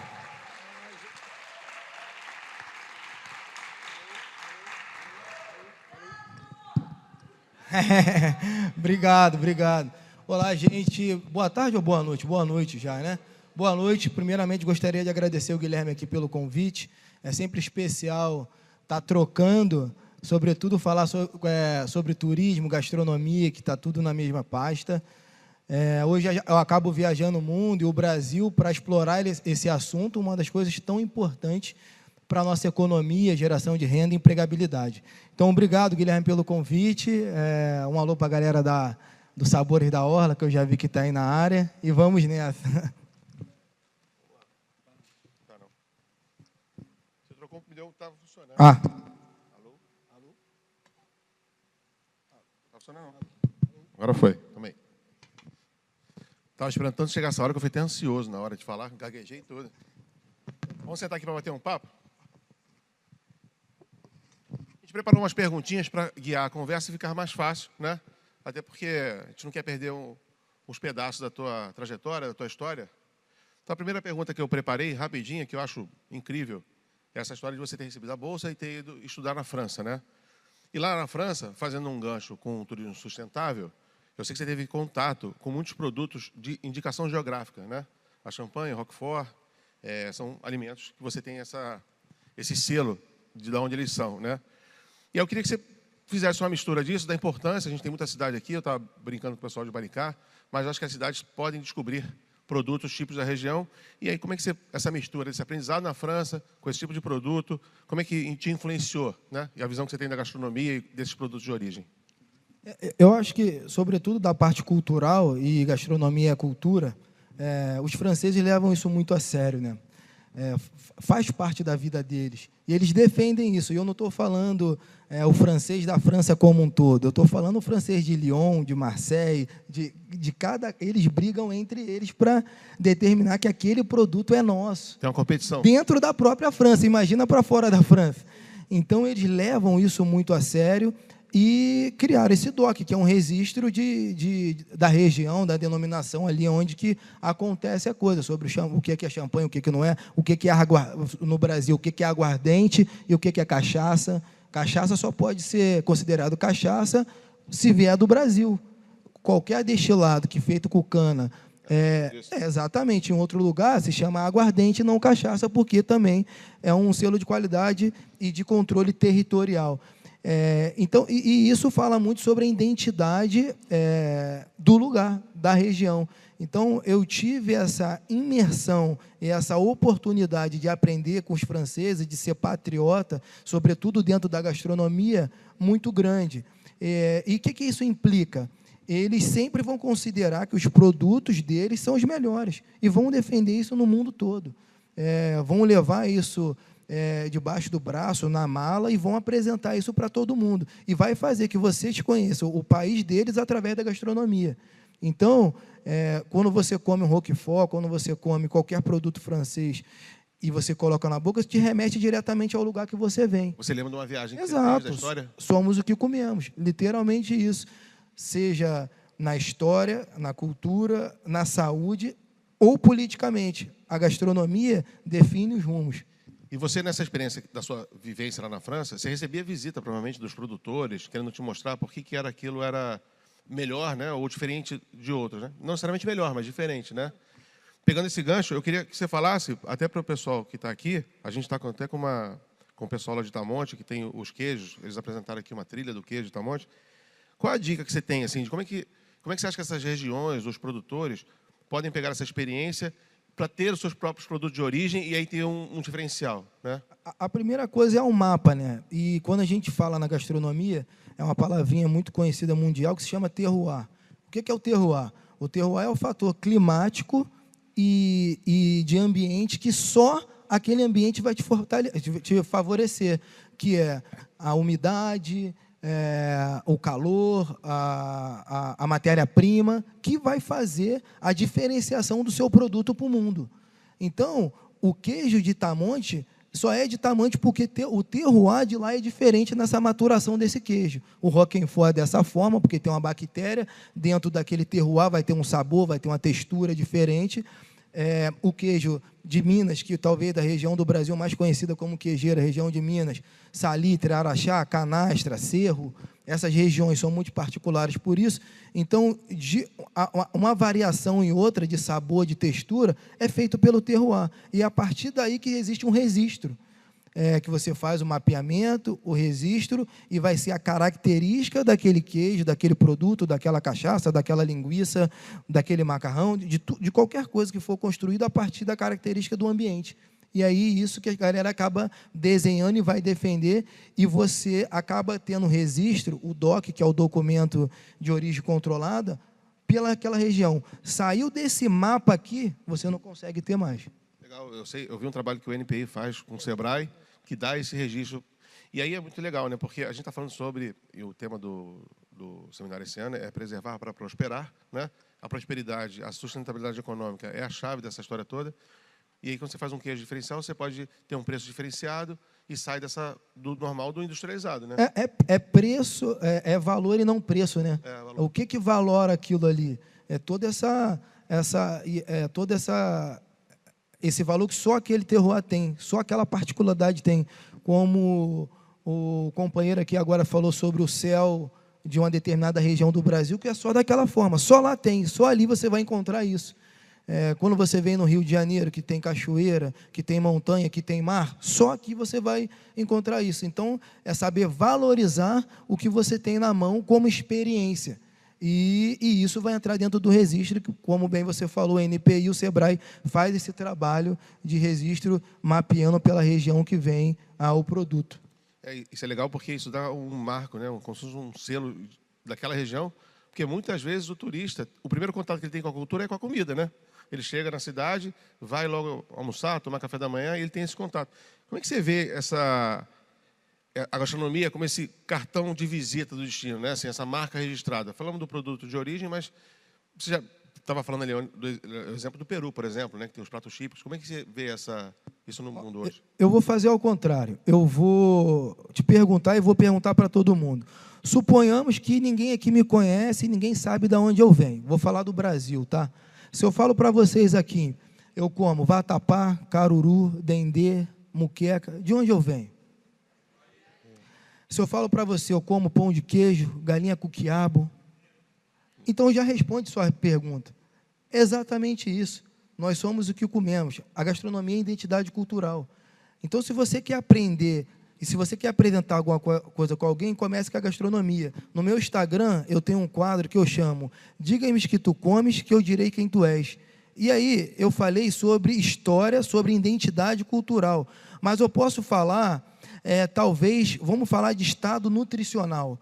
Se eu falo para você, eu como ultraprocessado, hambúrguer, fast food, eu tenho um estado nutricional. Se eu falo para você, eu como salada, legumes, alfaces, coisa natural, eu tenho outro estado nutricional. Então, a gastronomia, ela determina muito quem somos, por que somos, de onde viemos e para onde vamos. Esse é o poder que a gastronomia tem na sociedade. Sobretudo, quando a gente utiliza o diamante na cozinha, para poder fazer esse trabalho. Quando eu falo para os alunos, mas a gente come mal porque a gente não tem um recurso, a gente não tem para... Não está ligado a isso. Às vezes, com um salário mínimo, você tendo conhecimento, você consegue se alimentar melhor do que você, porque não está ligado às vezes, o dinheiro e sim o conhecimento. Então, esse é o poder que a gastronomia tem. Ela dá diretrizes. Ela diz quem você é, ela diz para onde você vai, você consegue criar essa experiência a partir do ato de comer. Então, essa pergunta é inteligente por isso. Eu acabei me apresentando aqui, falei de onde eu venho, sem dizer de onde eu venho literalmente, só pelo que eu como. Sim, com certeza. Essa próxima pergunta aqui você acabou de rasgar, porque era sobre pratos típicos, né? Mas eu vou aproveitar que você falou um gancho. Eu vi um documentário do Jamie Oliver, aquele chefe inglês. Depois que ele atingiu muito sucesso, ele resolveu ajudar a comunidade. E aí ele pediu para trabalhar no governo britânico para trabalhar a merenda escolar, né? O primeiro ano foi um desastre, ninguém queria comer nada, mas depois começaram a aceitar o alimento e agora eles gastam mais com valor nutricional maior. Acho que era isso que você estava falando. E não tenho dúvida. Uma vez eu já tentei, eu já fiz isso em algumas escolas, foi até um programa que saiu agora recentemente com o Fábio Pochá. Um dia do João Diamante na escola, cozinhando para os alunos. E eu não queria que ninguém comprasse nada de diferente que tinha na escola. Só através do conhecimento a gente faria. Então, esse dia a gente construiu uma horta e cozinhamos também na escola.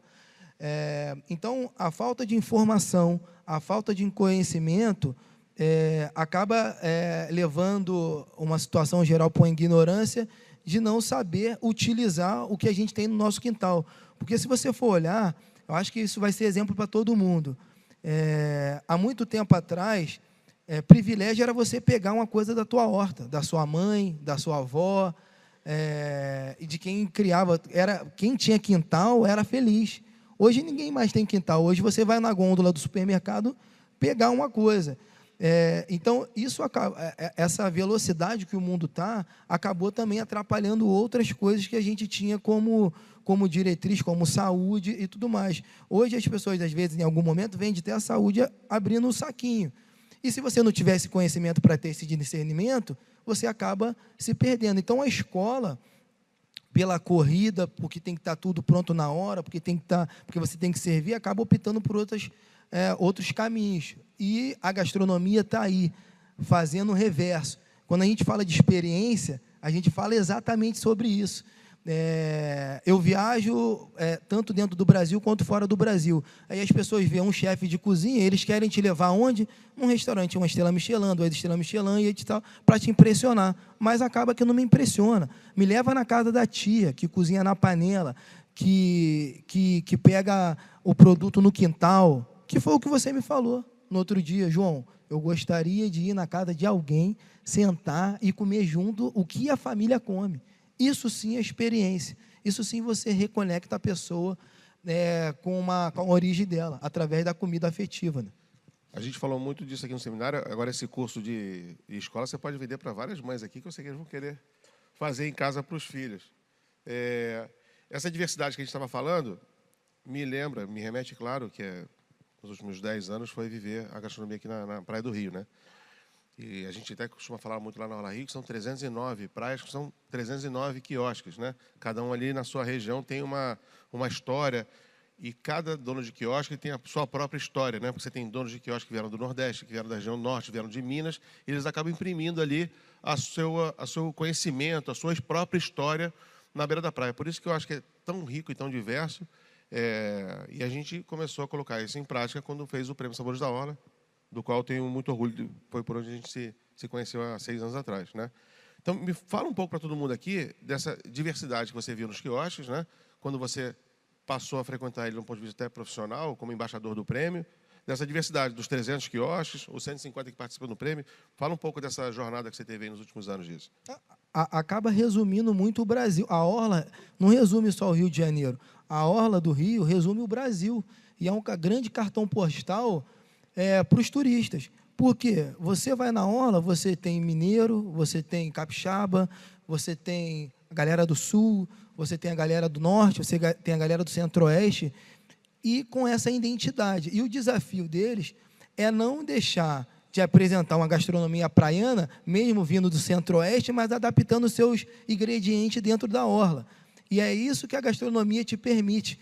É um prato, uma tela em branco, onde, através das suas influências, das suas histórias e das suas experiências, você preenche aquele prato com um plano de fundo que é a Orla.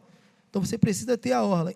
E aí é isso que eu fiquei tão feliz e tão contente de encontrar a Orla do Rio de Janeiro abraçando o Brasil como identidade cultural. Você encontra uma feijoada, você encontra um baião de 2, você encontra um peixe frito, você encontra um arroz com pequi. Você encontra, hoje, na Orla, do Leme ao Pontal, essa diversidade cultural que é o Brasil gastronômica. E aí foi o que a gente falou. Através da comida, você está apresentando o Brasil para o turista que está chegando na Orla. Então, fiquei muito feliz quando eu recebi o convite para ser embaixador do Prêmio Sabores da Orla, porque a comida conta histórias. E a história que a comida conta diz quem nós somos e apresenta o Brasil através de todos os quiosques. Então, a Orla é um grande parceiro da Secretaria de Turismo, do Estado, da Visit Rio, de todo mundo que trabalha como turista, porque se tu quer conhecer um pouquinho do Brasil, um pouquinho do Rio, vai lá na Orla. Você vai ver o modus operandi que o carioca vive, o que o carioca come. Foi esse triângulo. Como se alimenta, como vive. Foi esse triângulo que você acabou de falar. Eu vou agora, o Prêmio Sabores da Orla, para quem não teve a oportunidade de conhecer, é uma competição do melhor prato. A gente quer mostrar que tem gastronomia na praia, que a gastronomia é diversa e muito rica. A gente já teve joelho de porco como finalista, uma coisa que ninguém consegue imaginar, né? Esses quiosques que participam do prêmio, eles recebem uma visita de jurados técnicos durante 3 semanas, com hora marcada, onde eles contam a história do prato, são avaliados por apresentação, pelo sabor, claro, e isso chega num ranking final dos 5 finalistas. Esse ranking, por notas, recebe uma visita surpresa. O nosso embaixador João Diamante organiza um grupo de amigos, entre chefes, influenciadores e amigos, na verdade, e a gente chega de surpresa nesses 5 finalistas, num domingo de sol, no meio daquela confusão da Praia do Rio de Janeiro, onde cada quiosque, de surpresa, naquele susto todo, naquela emoção, tem 20 minutos para preparar 5 pratos. Fala um pouco desse momento aqui, que já eu vou pedir o filme do prêmio, para as pessoas entenderem e aí depois vão ver no filme. é um momento super especial, assim. Depois de uma curadoria, o Prêmio Sabores da Orla, ele funciona num determinado período que, entre aspas, ali é um período de baixa, até para fortalecer os nossos operadores, que são quem está na frente ali. Então, teoricamente, a gente sabe que o Rio de Janeiro não tem aquele inverno tão cruel, mas impacta na orla diretamente. Então, a gente faz nesse período. Uma das coisas que eu fiquei feliz, que esse ano entrou também sustentabilidade como critério de avaliação.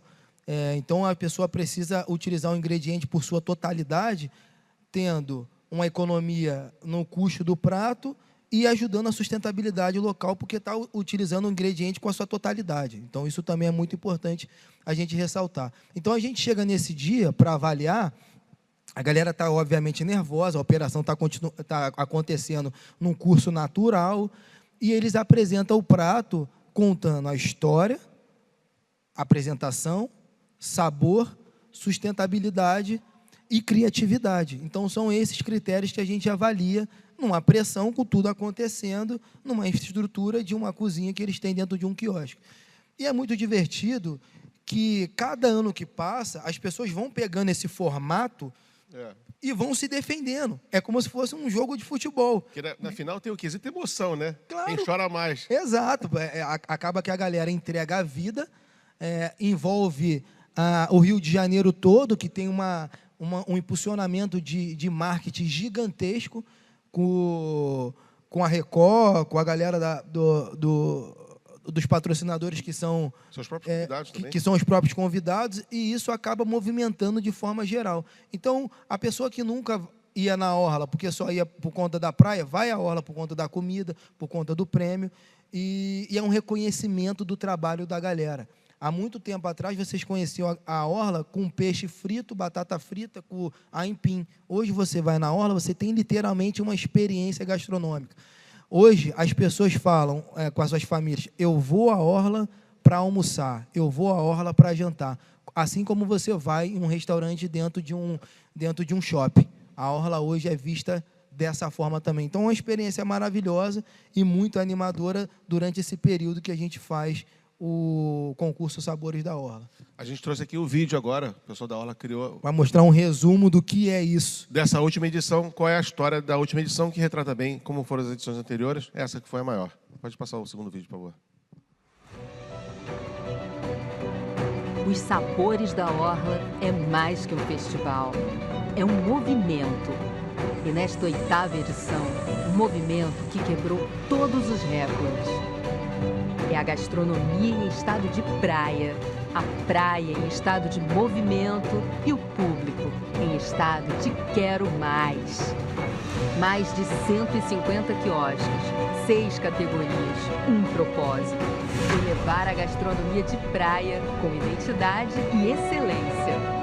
Centenas de receitas autorais, criativas e inéditas, que elevaram ainda mais o padrão gastronômico da orla e encantaram cariocas e turistas. Critério aqui é prática. Curadoria técnica do Senac, Diamantes na Cozinha e júri técnico comandado pelo chefe João Diamante. E nesta 8ª edição, um novo pilar pesa no garfo: sustentabilidade, origem responsável, produtor local, aproveitamento integral, menos desperdício. Mérito com método, resultado com propósito.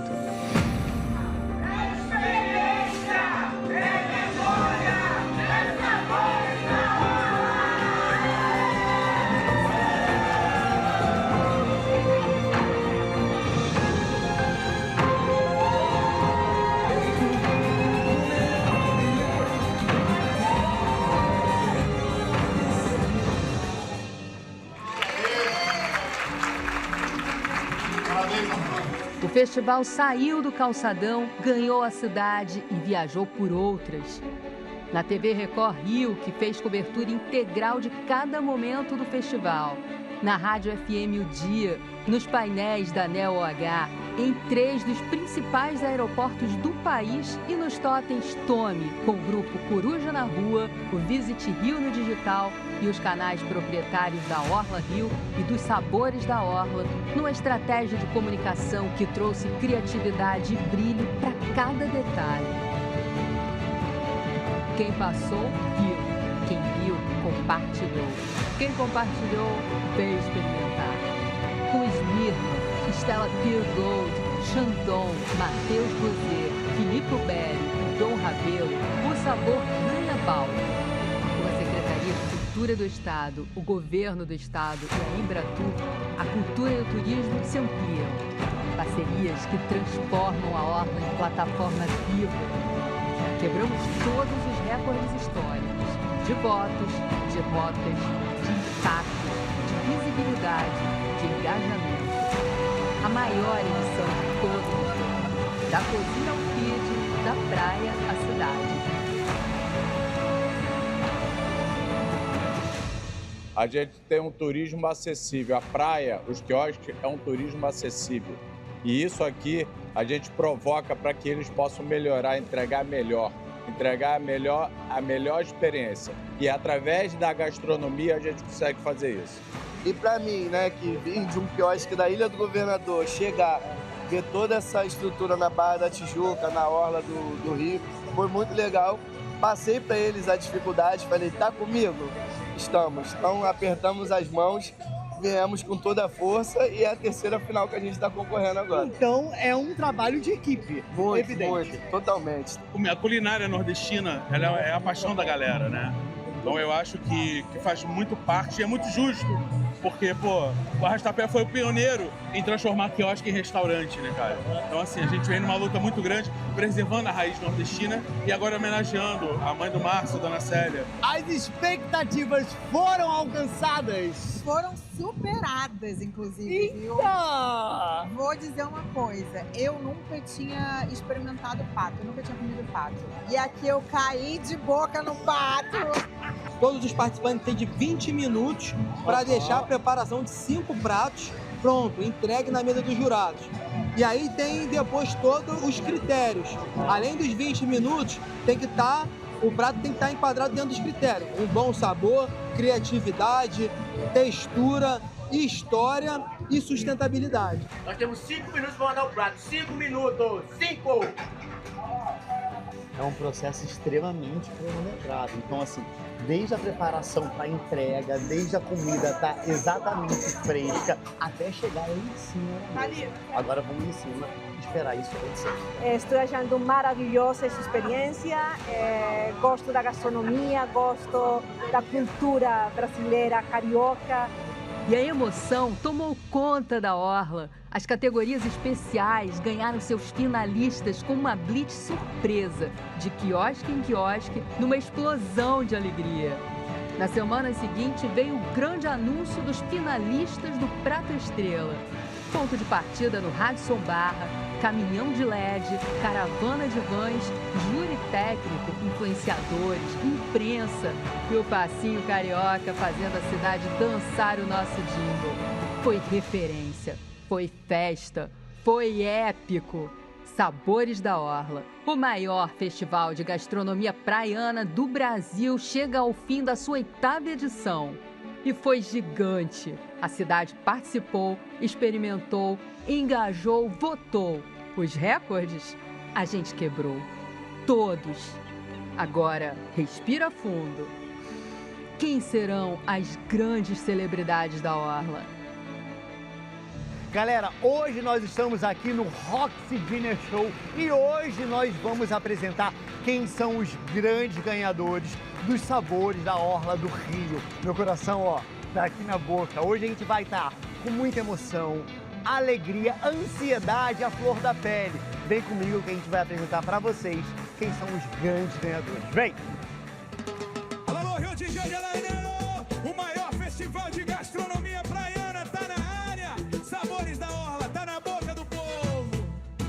Julho chegou, tá na Orla, tá no ar.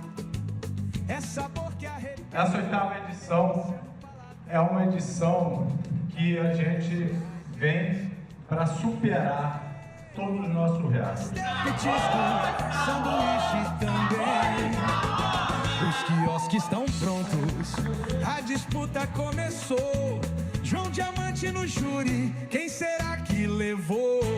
Sabor, sabor, sabores da orla. O Rio inteiro vem votar, vem provar, vem celebrar. Sabor, sabor, sabores da orla. Quem leva a taça é no grito. 2026 vai chegar com apetite de festa. É Copa no mundo, é sabor na areia, é Brasil na mesa. E quem comanda essa torcida é Rio. Bem-vindos à Copa do Mundo Gastronômica. Sabores da Orla. Incrível, né? Foi legal. Emocionante. Estava falando de cozinha afetiva, emoção. Acho que o prêmio mostra bastante isso, né? É, o resumão ficou bem bacana. Parabéns pra galera aí, ficou incrível. Achando que o pessoal do passinho ia entrar aqui a qualquer momento, quando começou a tocar a música. Falamos da gastronomia, desse lado afetivo, dessa peça do Mosaico conecta tudo, mas acho que é impossível você estar aqui hoje e a gente não falar do Diamante na Cozinha, né? O seu projeto social é incrível, né? Queria que você voltasse até a fazer um contexto, né? Da sua história, que você decidiu voltar da França para montar um projeto, para retribuir um pouco.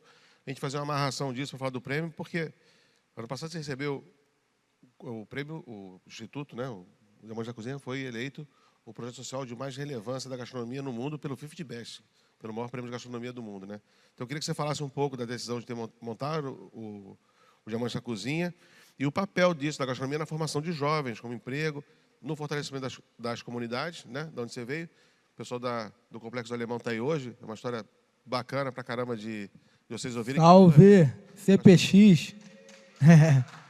É nóis! Então fala pra gente da sua visão, quando você decidiu montar o Diamante na Cozinha, desse papel importante que a gastronomia tem na formação dos jovens. O Diamante na Cozinha, ele nasce de uma provocação. Na minha infância, eu fiz parte de diversos projetos sociais. Eu venho da Bahia e fui criado no Complexo do Andaraí, na Zona Norte. Então, lá eu fiz parte de diversos projetos sociais, capoeira, dança, balé, teatro, projeto nos quais me deram essas condições intelectuais para que eu pudesse chegar até aqui hoje. Normalmente, uma pessoa que vem de comunidade, ela tem medo de sair dentro da comunidade, né? Porque há um tempo atrás eu ainda falava nós vai, nós vem, ainda andava abanando a bunda assim, como é um vício de linguagem, um vício corporal que as pessoas de comunidade têm, e isso você acaba recebendo a rejeição de outras pessoas. Então, isso me deixava muito recluso, eu não queria sair. Na comunidade, eu me sentia confortável, me sentia seguro, eram os meus pareios ali que eram iguais a mim. E os projetos sociais tiveram uma função fundamental para que eu pudesse evoluir. Eu não posso romantizar a comunidade, eu não posso falar que é bom morar lá. Eu sei que lá tem um nível grande de desigualdade, um tiroteio, um cárcere privado, de ir e vir. Eu não consigo aqui romantizar essa situação. E, obviamente, que sair de uma comunidade está ligado diretamente a você ter uma dignidade. E eu não estou falando que as pessoas que estão lá são ruins, não. Eu falo que o modo operante de viver lá é ruim. Não é um modo operante de viver bom.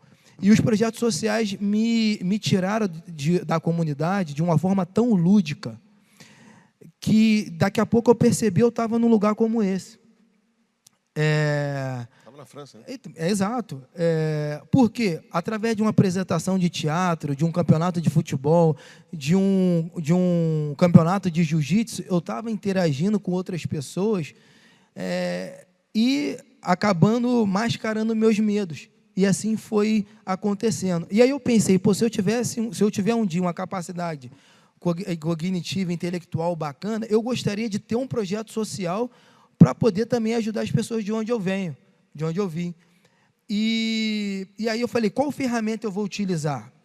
E aí eu me envolvi com a gastronomia e percebi que a gastronomia é a ferramenta mais poderosa que tem para poder ajudar nessa transformação, obviamente utilizando a educação. E daí nasce o Diamante na Cozinha.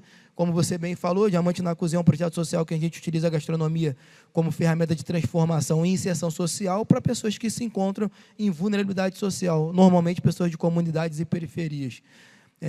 A gente já impactou mais de 4.000 pessoas no Diamante na Cozinha, com essa educação gastronômica, impacta diretamente no mercado de trabalho, inserindo e incluindo pessoas no mercado de trabalho com qualidade. Se eu não me engano, gastronomia é o mercado, ou o primeiro ou o segundo mercado que mais emprega pessoas, não no Brasil, no mundo. E quando você entra com a qualificação, você entra em uma condição melhor. E o Diamante na Cozinha faz muito bem isso. E a pessoa que não entra no mercado do trabalho trabalhando, ela desenvolve o seu próprio negócio dentro da comunidade. Isso é muito importante. E isso vira ali um lugar sustentável. Um lugar gastronômico dentro da comunidade ou fora, ele transforma todo o ambiente. Imagina uma praça sem luz, perigosa, onde tem assalto, onde tem tudo. Você coloca uma barraca de cachorro-quente, você acende a luz, chega a segurança pública, chega a gente, você já movimenta aquilo, já muda tudo. Então, essa também é a missão do Diamante na Cozinha. E aí, também já vou deixar aqui, a gente ganhou no passado pelo 50 Best, como o melhor projeto de gastronomia do mundo, e esse ano a gente está concorrendo pela Basque Culinary Center, que é uma escola basca, espanhola, é a maior escola de gastronomia do mundo, como o melhor projeto social de gastronomia do mundo. De novo, a gente está entre os 5.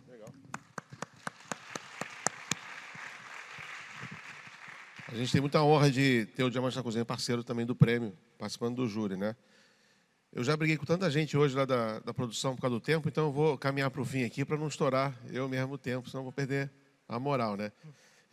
A gente estava falando sobre identidade geográfica, a sua passagem na França, a oportunidade que eu acho que várias cidades aqui do Brasil têm, o Prêmio Sabores da Orla, que mostra essa diversidade, né? A gente passou um pouco sobre isso, só que eu queria encerrar agora e não perder a oportunidade de falar da viagem para a África que você fez, né? Você recentemente fez essa viagem para a África. Foi um teste de DNA que você fez primeiro, né? Exato. Talvez, eu acho que foi... Eu acho não, tenho certeza, depois de Sabores da Orla, brincadeira, é o trabalho mais relevante que eu tenho dentro da gastronomia, esse trabalho. Porque eu poderia ser facilmente telespectador desse documento que a gente montou. Através de um teste de genética, eu descobri minha ancestralidade, que por ser óbvio, eu venho da África, do continente africano, da África Ocidental, Costa da Mina, o Benin, que é um país de passagem na África. Então, ele fica perto do Benin, Togo, Gana e Nigéria. E lá, eu fui falar sobre história da humanidade, gastronomia, com esse link, contando a história das pessoas escravizadas que chegaram até aqui e o que eles trouxeram, o que eles agregaram dentro da nossa gastronomia. E esse documento só ficou mais forte o poder que a gastronomia tem de transformar um ambiente. A partir dele, eu tive vontade de ter um restaurante na Pequena África, porque essa história foi desembocar aqui no Rio de Janeiro, na Pequena África, que é o lugar que mais recebeu pessoas escravizadas do mundo. E lá tem forte cultura africana por conta dessa história que o Brasil tem. E aí, de lá, eu decidi ter um restaurante que se chama 2 de Fevereiro, que é um restaurante em homenagem a Iemanjá, que o slogan do restaurante é onde o Rio é mais baiano, onde eu faço uma gastronomia com um pilar na Bahia, com a minha ancestralidade na África e com um jeitinho carioca. Que é esse sotaque de baiano, mas você nasceu na Bahia, né? Porque a gente sabe que você é exatamente, eu nasci na Bahia, e com esse jeitinho carioca. E aí, como a gastronomia pode ser interessante nesse fator? Vou falar de alguns pratos que tem lá rapidamente, só para ilustrar. Pô, coxinha de galinha, o Brasil todo conhece, e o carioca ama. Então, eu fiz uma coxinha de bobó de camarão.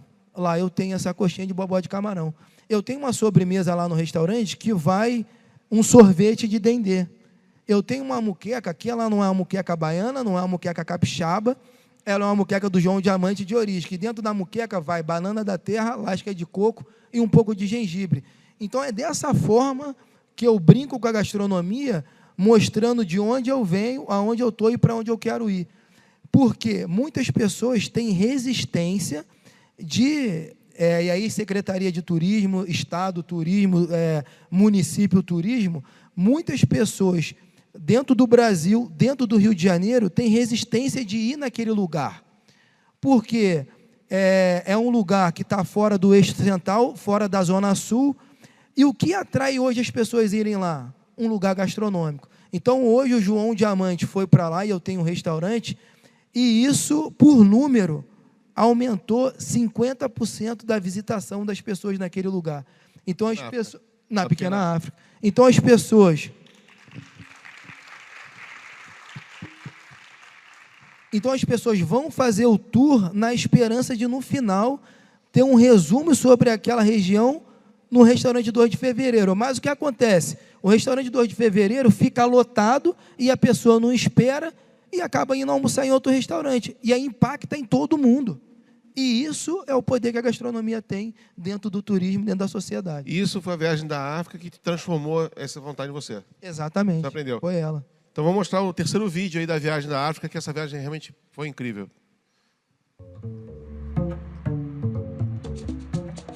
Uma vez eu aprendi que a comida tem o poder de contar uma história, até mesmo a nossa história. A feijoada, o nosso arroz com feijão, as preparações, os almoços de família, tudo isso diz muito sobre a gente. Já tem um tempão que eu estou querendo saber mais sobre isso. E essa busca me trouxe aqui para o Benin, na África, para uma das maiores experiências da minha vida.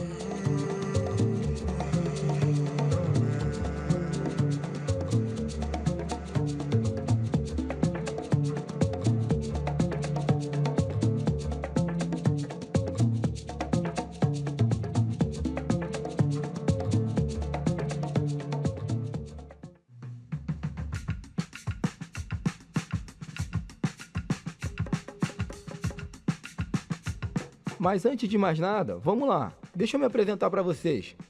Eu sou o João Diamante, chefe de cozinha, nascido em Salvador, mas cria do Complexo do Andaraí, no Rio de Janeiro. Eu nem me lembro quando a culinária entrou na minha vida, mas só na Marinha que eu entrei para a cozinha profissional. Depois disso, a gastronomia me levou para todo canto. Trabalhei no restaurante da Torre Eiffel, criei meu projeto social, virei jurado até de TV e até abri meu próprio restaurante. Mas mesmo vivendo tudo isso, eu sei pouco da minha história. Como a maioria da galera preta do nosso país, da minha árvore genealógica, eu só conheço até a minha avó. Para tentar descobrir mais, eu fiz um teste de genética. E o resultado é que a maior parte da minha origem, do meu DNA, vem da Costa da Mina. E depois de tudo isso, não deu outra. O meu coração bateu mais forte pelo Benin.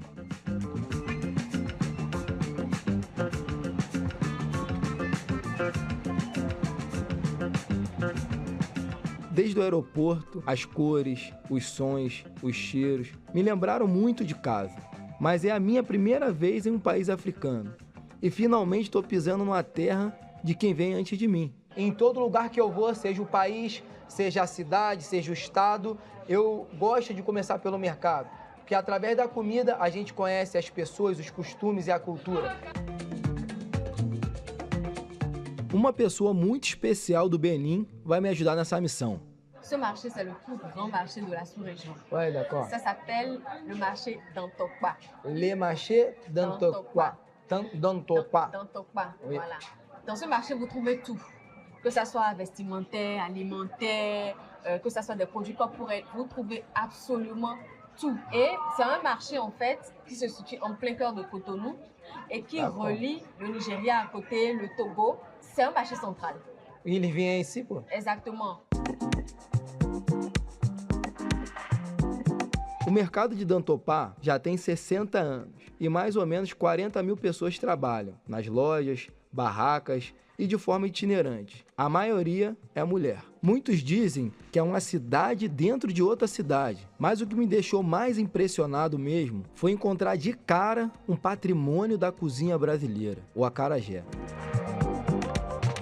Muito bom. C'est très bien.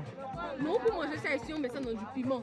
Ah, On d'accord. a fait ça comme sauce, on prend du piment. Oui, c'est pareil à Bahia. Bahia, c'est un gâteau comme ça, avec des abricots et avec beaucoup de piment. Voilà. Oui, ça s'appelle acarajé. Mira a Bíblia, ué. Mira a Bíblia, ué. Faz um por rentrer. Pode ir lá, pode ir lá. Il y a des dons de sal, de piment? Non. Non, non, pardon. Juste les abricots. Avec ail, Oui, l'ail. feuille de laurier, Oui, d'accord. oignon. Oui. Tu vas mettre ça. É igualzinho nosso acarajé. Vai o feijão bem lavado e aí depois elas prensam, passam e aí ela faz essa massa com cebola, com louro, com alho e aí bate bem até ficar bem leve e aí depois frita. A Glória me contou que a gente encontra acarajé em todo canto do Benin. Aqui ele é chamado de atá ou acará. Esse bolinho de feijão saiu daqui e foi levado para o nosso país pelo final do século XVIII e o começo do século XIX. Ah ouais, d'accord, c'est comme ça.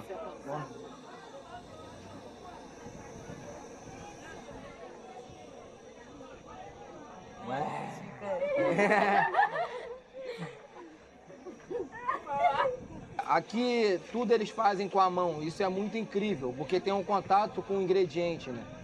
É uma coisa que eu fico impressionado, essa energia que eles trocam com o ingrediente a todo momento. Depois que chegou os colonizadores, colocaram colher, colocaram outras coisas que acabaram interferindo diretamente na cultura. Mas esse contato com o alimento, com a mão, é incrível, essa energia que eles passam por alimento. Quando a gente come, a gente sente tudo isso.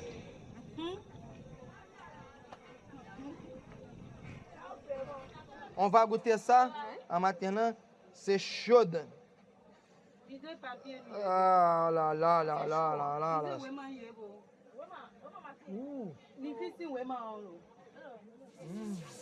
Tá bom, tio. Merci.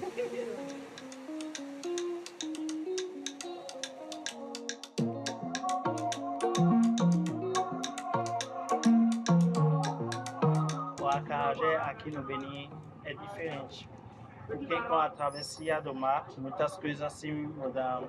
No Brasil foi feito de outra forma, teve uma adaptação. Eu fiquei muito chocado a primeira vez quando eu estive em El Salvador. Eu vi um acarajé desse tamanho com muitas coisas por dentro. O experimento eu gostei muito, eu queria comer mais. Mas, como beninês, sigo gostando do jeito que é feito aqui no meu país.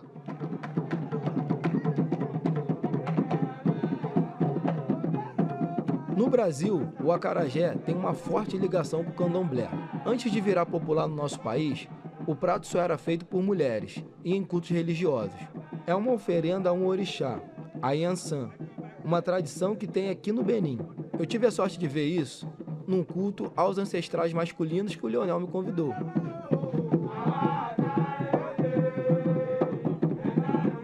Essa festa a gente honra os nossos antepassados para reconhecer que estão conosco. A ligação continua, porque não existe a morte. E para a gente entender o nosso futuro, a gente tem que entender o nosso passado.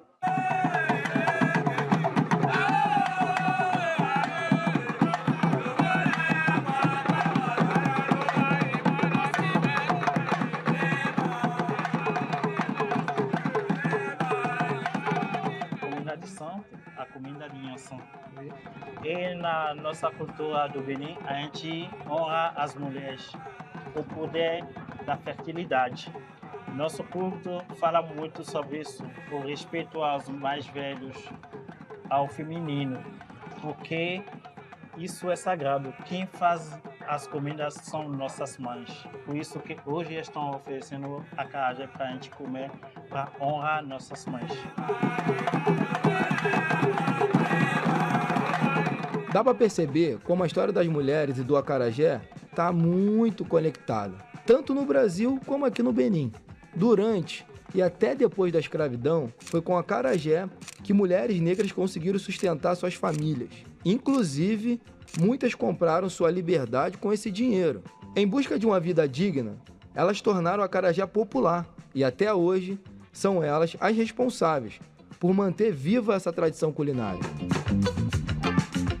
Ma grand-mère, elle adore cuisiner.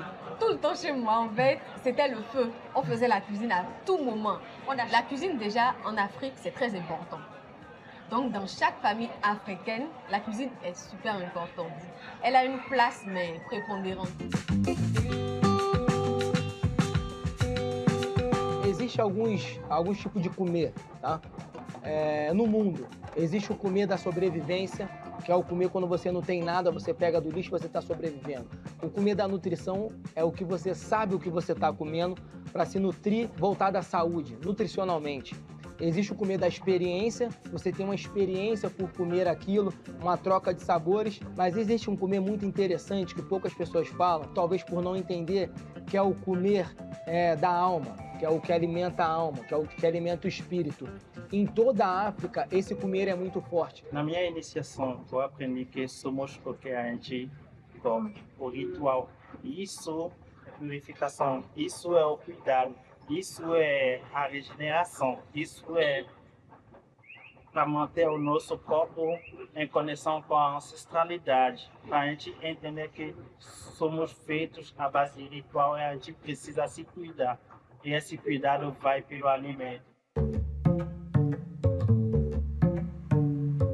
Ouvir o Lionel e a Glória falando sobre comida me faz perceber o quanto nossas histórias estão conectadas. O acarajé foi só o início dessa busca aqui no Benin. E eu tô pronto para continuar essas descobertas. Aqui mesmo em Cotonou, eu fui conhecer um povoado que conseguiu fugir da escravidão, com a ajuda de um alimento muito curioso, o peixe.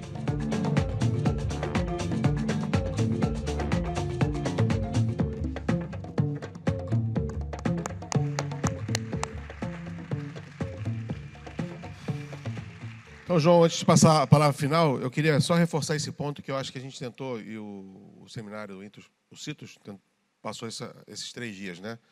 E aí, quando fala de gastronomia, acho que os vídeos deixam claro isso, né?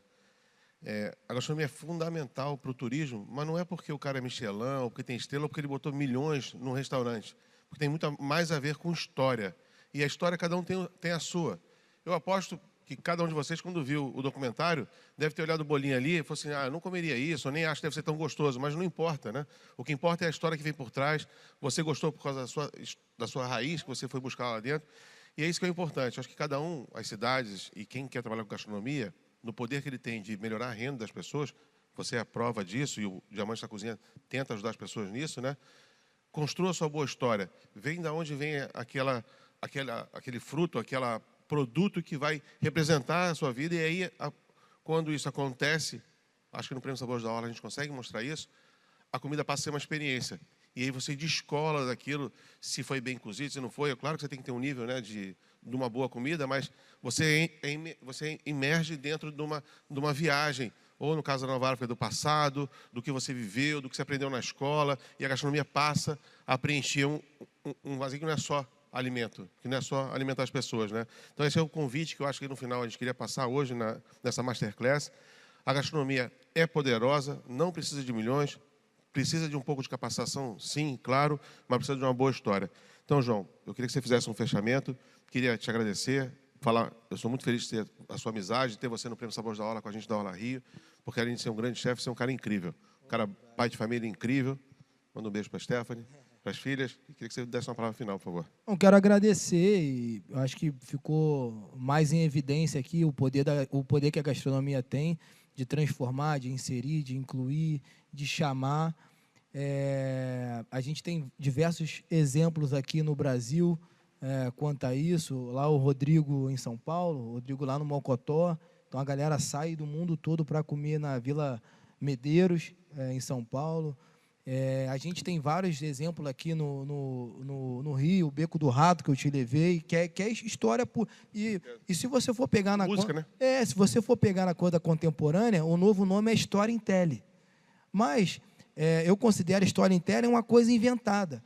Tem gente que tem história de verdade e acaba não aflorando e acha que, não, se eu falar isso... Não, precisa ser explorado isso, precisa ser mostrado isso. Isso sim é uma experiência. uma experiência de verdade, que você mete a mão, que você olha, vê como faz, e é isso que você se envolve. Então, é esse o poder que a gastronomia tem de amarrar toda uma visita guiada, turística, organizada. Se não tiver essa situação da gastronomia, eu tive agora em Piruaçu, norte de Minas, pelo Sebrae, e fui para uma experiência gastronômica. Então, uma das coisas que me despertou, quando a gente foi falar sobre cana-de-açúcar e cachaça, a gente foi para o meio do canavial e montamos uma sala de aula lá. Pô, foi incrível. Então, são coisas que as pessoas não precisam de muito recurso, mas de colocar a coisa em prática. Então, estou muito feliz. Quero agradecer a atenção de todos que ficaram aqui até o final para escutar um pouco da nossa contribuição para o seminário. Obrigado pelo convite. Obrigado, Orla Rio, Orla Brasil, Sabores da Orla, por confiar no trabalho. E se vocês quiserem continuar esse bate-papo, sigam lá no Instagram, @João Diamante. Obrigado. João Diamante.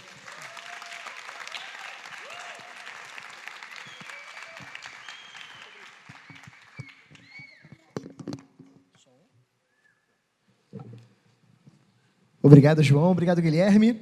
E antes de finalizarmos essa masterclass, João e Guilherme têm um presente para vocês.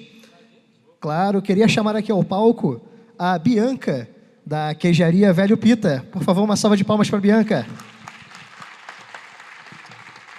Vim aqui representar a Itamonte, que através da sua caracterização do queijo, um dos municípios que teve a caracterização recente, e em função do terroir e de tudo, vem alcançando muito sucesso, ganhando muitas premiações. E um dos queijos que a gente trouxe para você é um queijo que foi recentemente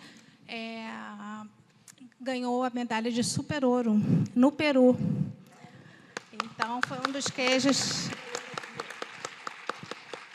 e junto estadual. O que ganhou o Peru está aqui. Vou mostrar isso aqui. Gente, está aqui, trabalho.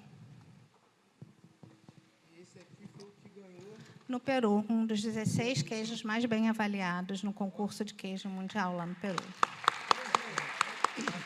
É uma iguaria de Itamonte.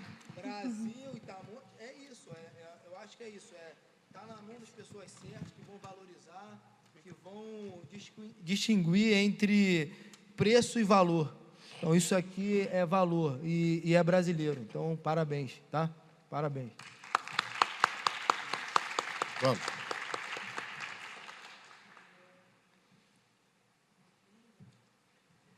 Obrigado. Boa noite.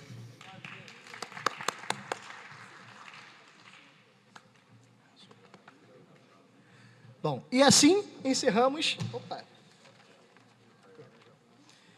E assim encerramos a nossa Masterclass. E, para encerrar, a gente gostaria de agradecer também ao nosso parceiro de logística, Laghetto Lifestyle.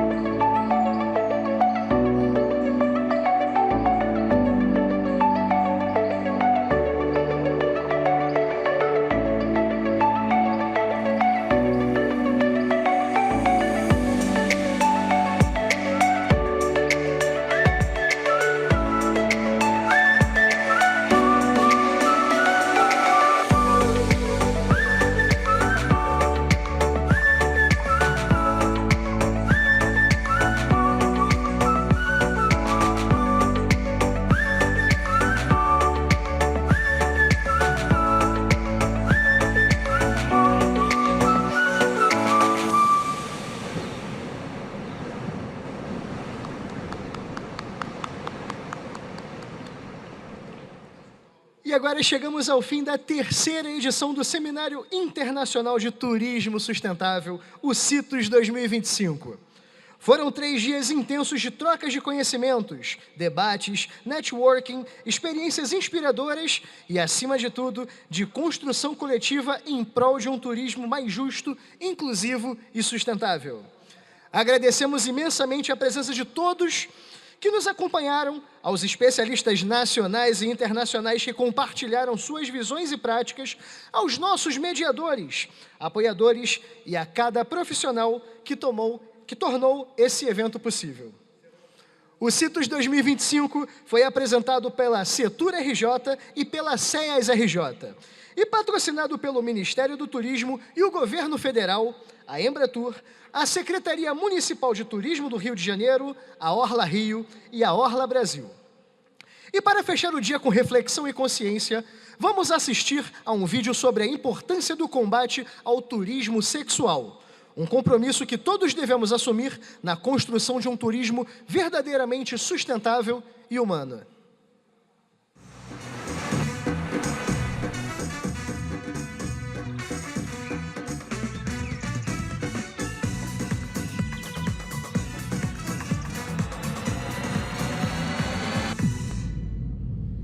Exploração sexual de crianças e adolescentes é crime. E nenhum destino pode ser verdadeiramente turístico se tolera esse tipo de violência inaceitável. Garantir uma infância e adolescência segura também é um compromisso do Ministério do Turismo. Assim nasce o Movimento Nacional Turismo que Protege, que vai fortalecer as ações previstas no Código de Conduta, uma articulação permanente de proteção. Órgãos públicos, entidades representativas do setor turístico, associações e organizações da sociedade civil parceiras, todos que fazem o turismo brasileiro avançar, precisam se engajar e fazer parte desse movimento. Assinar a carta de apoio é compromisso firmado com coragem, afeto e responsabilidade, porque o turismo que encanta é o que cuida da sua maior riqueza, as crianças e adolescentes. Plante a semente da proteção do futuro brasileiro. Turismo responsável é dever de todos. Junte-se ao movimento. Assine a carta. Diga não à exploração. Se observar sinais de violência, denuncie. Disque 100.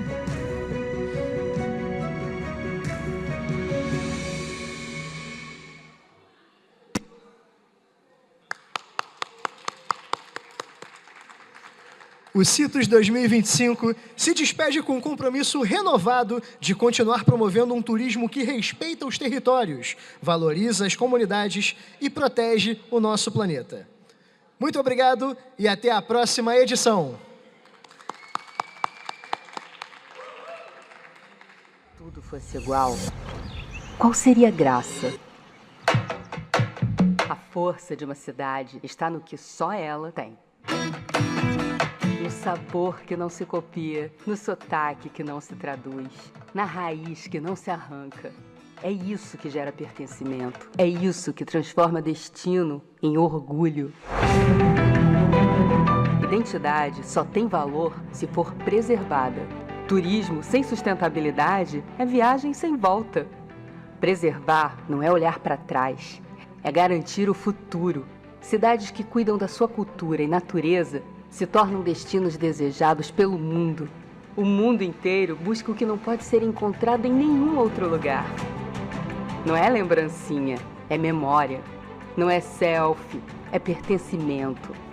A experiência autêntica é o produto mais valioso que uma cidade pode oferecer. É aqui que entra o Intus, para ajudar cada cidade a descobrir sua história, construir seu produto turístico, conectar sustentabilidade à inovação e transformar identidade em potência global. O que faz sua cidade ser única? Intus, turismo sustentável que transforma identidade em futuro.